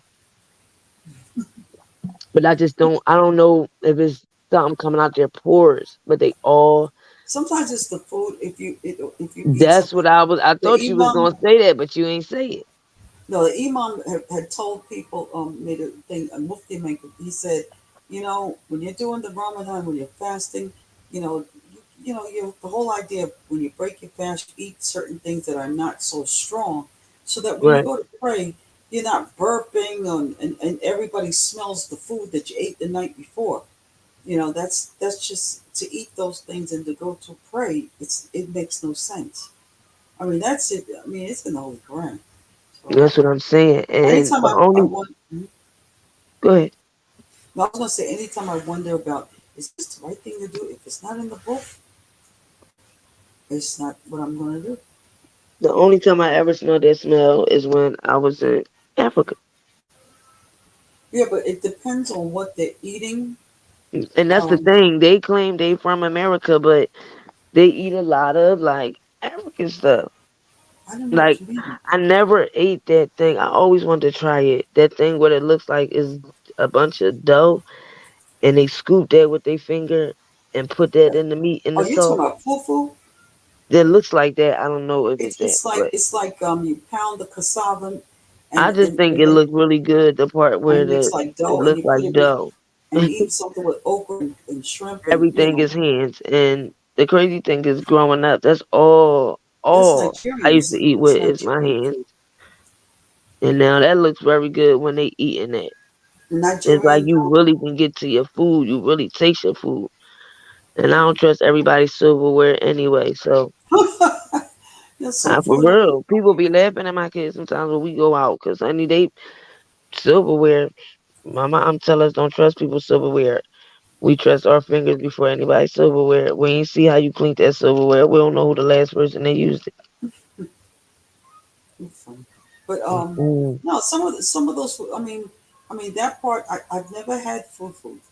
Never eaten Oh, it, you but never did either. What is that bread that they eat with the fufu? no. You pound the cassava like a yam. You That's pound what it I'm. up So what is into that powder, and dough? then you add. Yeah, and you prepare it. You could buy that in the store. It's That's all and I want is that part, the dough. yeah, but the dough is one thing. But then you gotta you take it and you put it in like Have you ever had like okra stew? Like with it has shrimp Okra, and okra. shrimp You saying okra? okra, okra stew, and palm oil, Are you saying okra? okra, Like the okra, the vegetable? vegetable. Yeah, Oh, okra I stew. just said something that's not tonight. I love okra. All right, so then you make okra stew and you eat it with that, and you take it up and like in some places it's called supa kanja. It's called kanja. Okra comes from Africa, but you spice it up a certain kind of way. It's very And the healthy. crazy thing is, my siblings they hate they hate what is it called vegetables. Period. I told you I used to go to school and they used to laugh And my mom like, is that okra in your daughter's lunch? Is your daughter really eating squash? My mom like, yes, I she like eats I it for love squash. breakfast and everything. Yeah. I used to be eating okra for lunch, and the kids was like, excuse me, can you tell her to move? She's eating snot. Like, what? Mhm. Well, a lot of people I've learned lately, a lot of people don't eat vegetables, and I'm like, how do you not Yo, eat I learned that vegetables? growing up, and it really Well, it's just it used to I bother me crazy. because Yeah. I used to tell my mom all the time. And now I see why a lot of my friends' Are sick. skin used to be like messed up, and Yeah. you could tell the way some behaviors. All that, in my opinion, matters. That's just my opinion. All of it matters. And one thing my kids can do, you don't gotta take them to get no freaking what you call that, no fast food, none of that. My babies will sit right there Mm-hmm. and eat vegetables all Right. day, every Right. day, all the time. Right. That's one thing I love about my babies. They don't, you ain't gotta get them nothing when it comes to no fast Vegetarians. food. They don't mess with that. I What mean, fast food, please? and I'm not talking about just lettuce and tomatoes. No, I'm talking about you Right, get some greens on, you get some spinach, some right. beans. Always have beans, Mm-hmm. lentils, barley. Get Yeah, that stuff going. I'm not talking about corn all the time, but I can see if you go one day and you don't have a vegetable. But right, some people don't eat vegetables at all. right. But I'm going to get off the phone, or I say phone, but I have my earbuds in. I'm about to get off the panel Yeah, I'm because I'm only gonna. getting off here soon once I We got Faja. yeah. How many more days?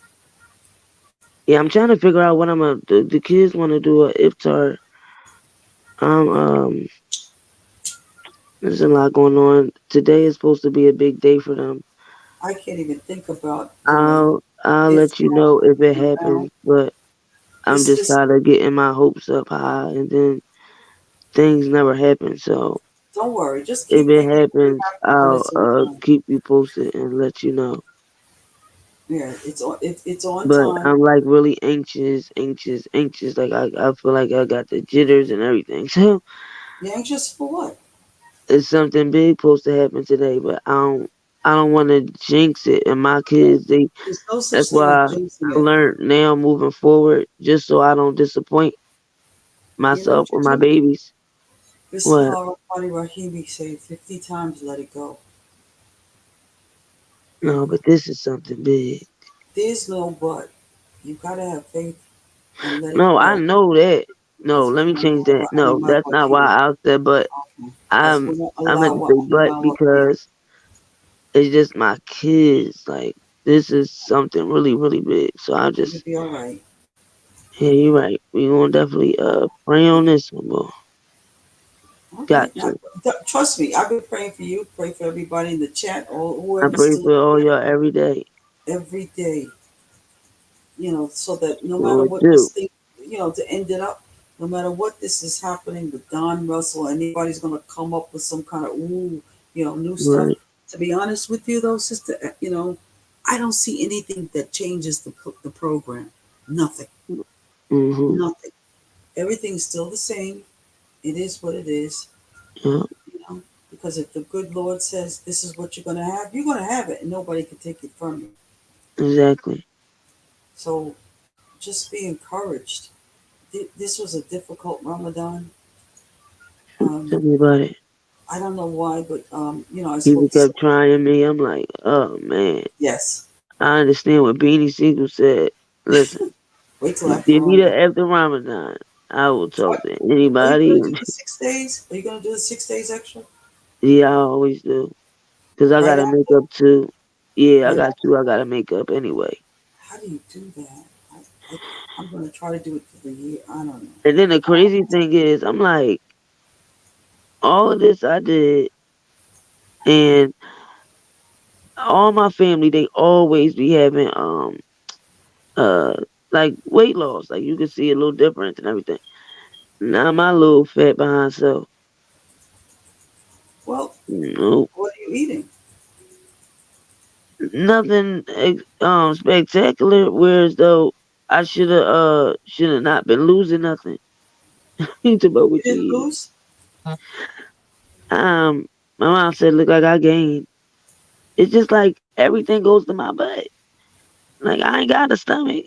That's gone. Well, you know Like what? I just got the little pudgy thing. Yeah, because we sit still a lot. You know, with the And I don't YouTube, I got no, find that. like I don't got that hanging nasty over your stomach. I don't got that. Yeah, but I don't I know. I drop down my little love side handles and all of that. It's just I cannot get rid of this butt and these damn sides. Well, you have to do It's some more nothing. walking. You don't walk enough. You drive Yes, now. I do. And that's Well, another thing that I think is my problem. I be trying to not overdo that either. And now because the weather is all hot now because of my asthma. mm, So somebody told me to put. I got these things that my girlfriend gave me, and you put them on your thighs, you wrap them, and she told me to try that for a well, couple weeks and walk with them, like put some weight wait. on Well, my no. You know what thighs. is good? Do you have any kind of like lotion, like Vaseline, or I'd say Vaseline, something that texture, or shea Yeah. butter, or something like you like? Massage. Start massaging the area that you want to focus on when you take a shower. Massage it. Just massage it more, and start Okay. massaging the muscle area, and you know, just use that. Add some aloe, and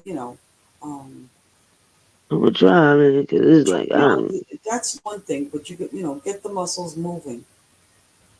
I'm like, ain't no way.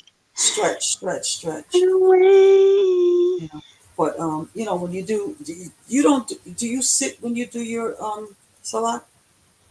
Do I sit? Hmm. What you mean? Sit in the chair? Some people do. If they have Oh problems heck with no, honey. ankles, you No, do. no, no. Well, when you No, I do do the not. salat, I get up right? When you do the salat, you focus on the and salat. I thank Allah for that because I some push people myself. can't get up. Yep, I do that. I had twisted my ankle, and it was hurting. But then I said, I'm just gonna, I'm not gonna do this chair. This I can't see myself doing this forever because I had the pain. But the more I Right. started getting back, doing this a lot the right way, the way I'm, wanted to, it helped. It helped. I told you, Mom, I'm getting old because You getting when I old? be bending my little toes back now, they be hurting. I used to can get down on my On the knees ankle. and Hmm. put my toes, I mean, sharp, Yeah. and I'm going back. But I could tell now I'm getting old. Yeah, well, no, that's the only thing I might do is just like I have to kneel on, like sit on my feet, you know. But I'm Would gonna you go. fold yours to the side? Mm-mm, Uh, no, only like if I'm just doing zikr or something like that, I sit and do zikr reading, But I do, um, I'm whoever's listening to chat, excuse us for this thing. But the thing about the Arabic writing, that's what we're doing now. Reading in Arabic. I Do you don't read think in nobody Arabic? listening to us. Hmm. Do Cause you we read just sick of Arabic? you. Yeah, I told you my kids know better than me. And Good. the crazy thing is, I've been learning Arabic since I was 6, Yeah. and now they got me Get beat. into it. So I Get said, it. "Oh nope, I gotta get back." Get into These it. kids is like I sponges. can recognize Aleph. These kids is like sponges, boy. I'm talking about you Yep. can't. You tell them something on Thursday, about Saturday they got it down pat. Well, I think that's that's good. beautiful though about kids. Okay. Assalamu alaikum. Walaikum salam. Good night, everyone. Or good morning. She said good night to you, everyone. Yeah. Oh wait a minute, you said good night. You meant to say good morning. And so I'm like, good night. Wait a minute, what time is it? It's about to be time to make budget. It's about to be time to make budget.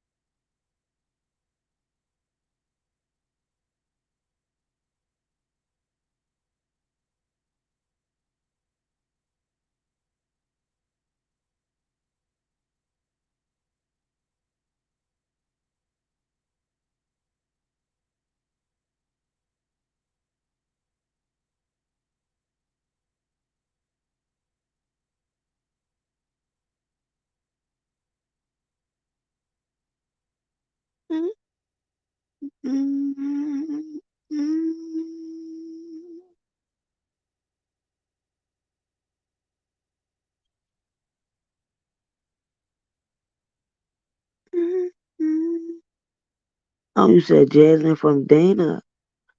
Um,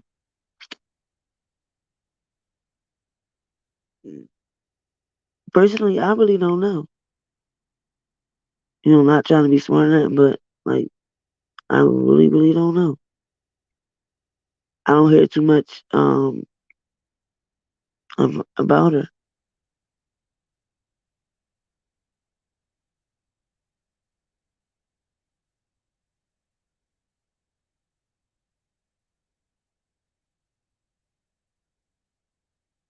But she probably, no telling, she probably sitting in the back listening to people's lives. People think she far away. Nah, right around listening.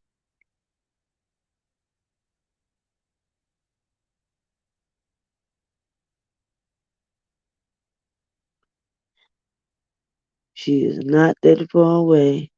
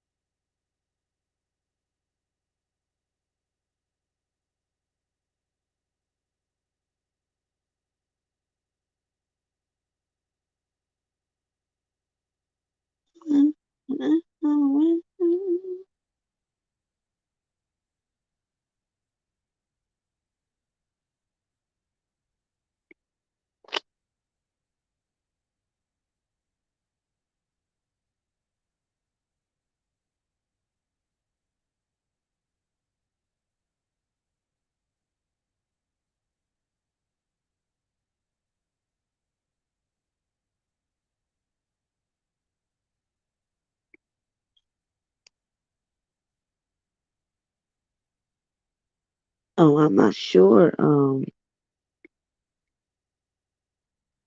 Steph, I'm up here trying to see if I see anything on this Pacers for y'all.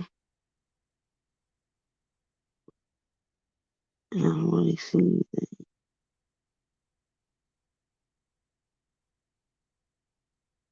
I do know. That's what I do know.